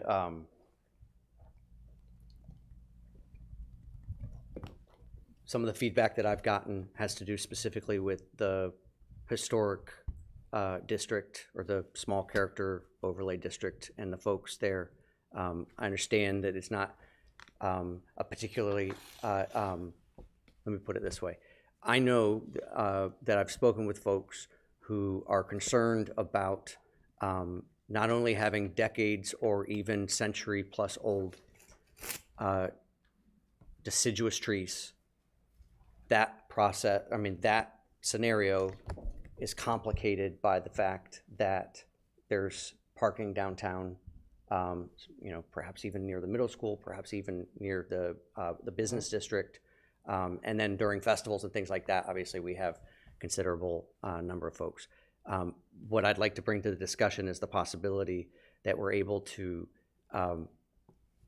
talk about how to address that so that those folks aren't facing additional fees if there's a way to exempt that district. And again, the reason why I say that is because you have a few things. You have the decades-old deciduous trees combined with necessary parking, combined with older folks, oftentimes on a fixed income, who are now saying, hey, I'm not going to pay the fee, so it looks like I'm simply going to have to drag my branches out. And somebody did the back of the napkin math for me, and they said that they'll be dragging those tree branches out to the set amount of space that they're allotted for 36 weeks. So that's obviously over half the year. And so my concern is that we're going to have these parking spots consistently blocked due to folks who are unable to, or either unwilling or unable to pay that additional fee. When, you know, ironically, the thing that we would need them to do in order to be in better position would be to heavily pare back those trees, which is not what we want to see in our downtown. Right. All I can really say to that is, you know, there are some areas that are going to have more debris just from the maturity of it. Trying to get equity, though, you got some folks that are paying a fee that don't have that. So we're trying to balance equity. Right. So which is not in a regular suburban cul-de-sac. Right. But we also have data of 2 years of data of actual pile sizes at each location. And I don't recall seeing any of that data, and it'll be in your packet. So I'll need to go back and review it. I don't see any of our actual data that's got repeat offenders of large piles at any one address. So I have people reached out and said, I'm guilty. Yeah. We've got the data in your packet. I mean, we can go back and look, but I don't think we had a lot of excess pile sizes. I think 4 or 5, if I remember right, was where we had the same location that had pile sizes greater than 2 cubic yards, which means they wouldn't be charged if they're under 2 cubic yards. Well, these people are significantly over it. I think so. I look at the data. That was one thing that Councilmember Zigerman really made us dive into the data, and we did. And so we've got the data in your packet. I'm sorry I don't have it tonight. My honest answer, I don't see that as a problem because we didn't see it in the 2 years of study or the year of study for pile sizes less than 1, greater than 1. So while they may say that, now what they will need to do is have it ready for us, you know, because we have to collect it. So it'll need to be 6 foot long, and that's our ordinance now is 8. So they would still need to prepare their pile size according to the ordinance, and that's in effect now.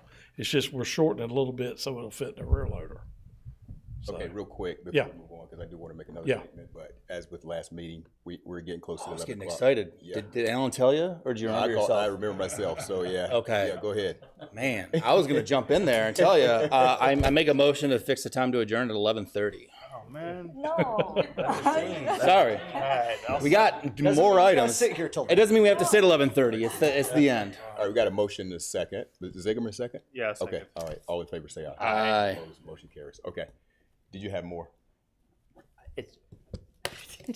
When people send me photos and they're like, this is what I'm dealing with, or this is what I was dealing with last fall, I think that's all the evidence I need to say that we have a concern, and especially when I look at the necessary parking. And like I said, I'm thinking right there on Mason, and it's a concern. It's a concern. Mr. Wilt. So we did add a clause where practicable. Like if you look at 136G, for example, that clause where practicable for yardways shall not be blown, placed, or allowed to be placed on travel lanes, parking spaces, sidewalks, curb ramps.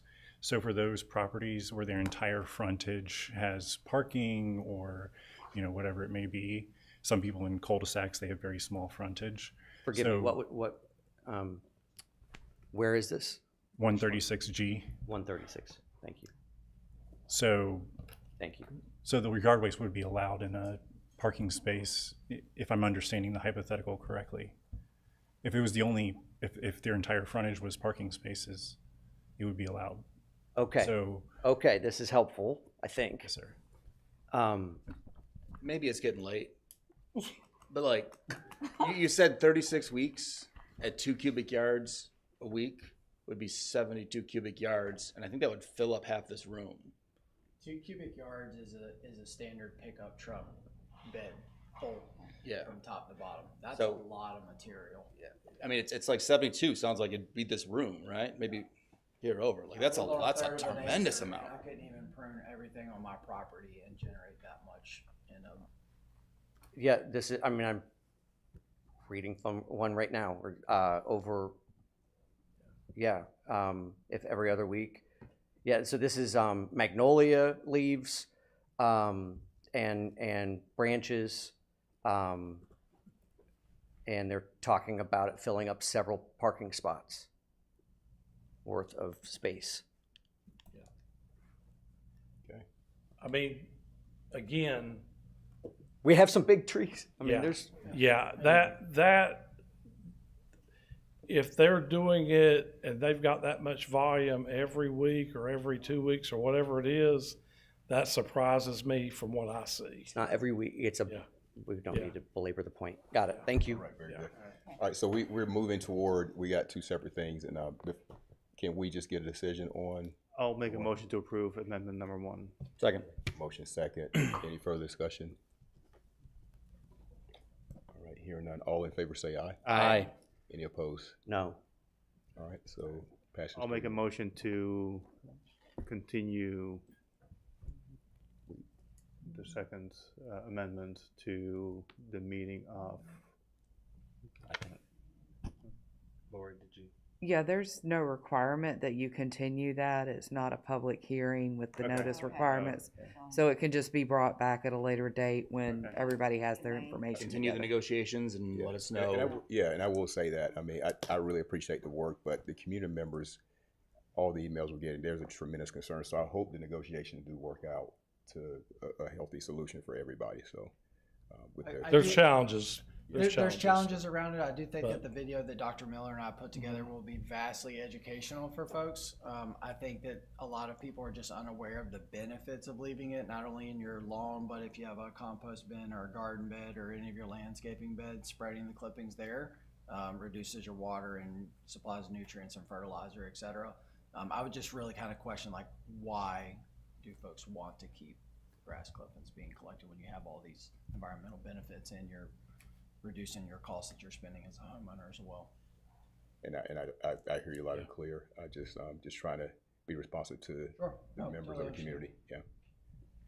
All right. Yeah. Appreciate it. Well, I wanted to thank y'all for the Yeah, thank you support. for the opportunity. This has been going on, and you know we're a little bit of a disadvantage by not having the end source of where to go and where to take it. So we're at the mercy of others, and then we're at the mercy of how we collect. So I want to thank you for getting us this first step. I think it's monumental. Our goal is to take care of our residents the most efficient way possible, less expensive, and try to find that happy medium. So thank you very much. I appreciate it. Thank you. Appreciate the job y'all do. Thank you. Thank you. Appreciate you. Thank you. Lots of work. Yeah. All right, is there a motion to go into closed session? Motion to go into closed session. All right, I think we moved. second, Councilmember Mu, I We heard moved you. one of them, we still have one more. Oh, okay. Okay. I'll good. second. Oh, I gave Councilmember Mu, but I'll give it to you. Oh. All right. Aye. I wrote down. Aye. Sure. All in favor, say aye. Aye. Opposed? All right, motion carried. She said no. I said aye.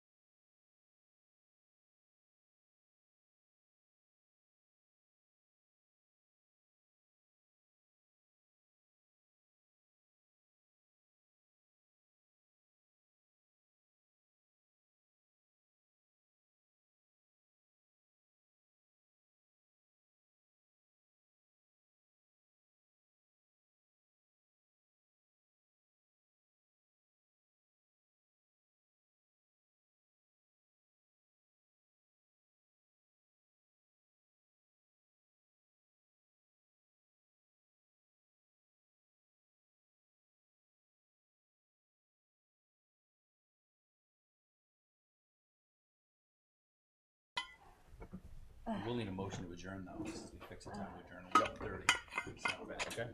All right, sounds good. All right, we're back in session. Mayor Pro Tem, you Yes, have a motion? Mayor. I move adoption of this resolution authorizing eminent domain proceedings related to a traffic signal project along Old US 1 Highway for the improvement of the Apex street system.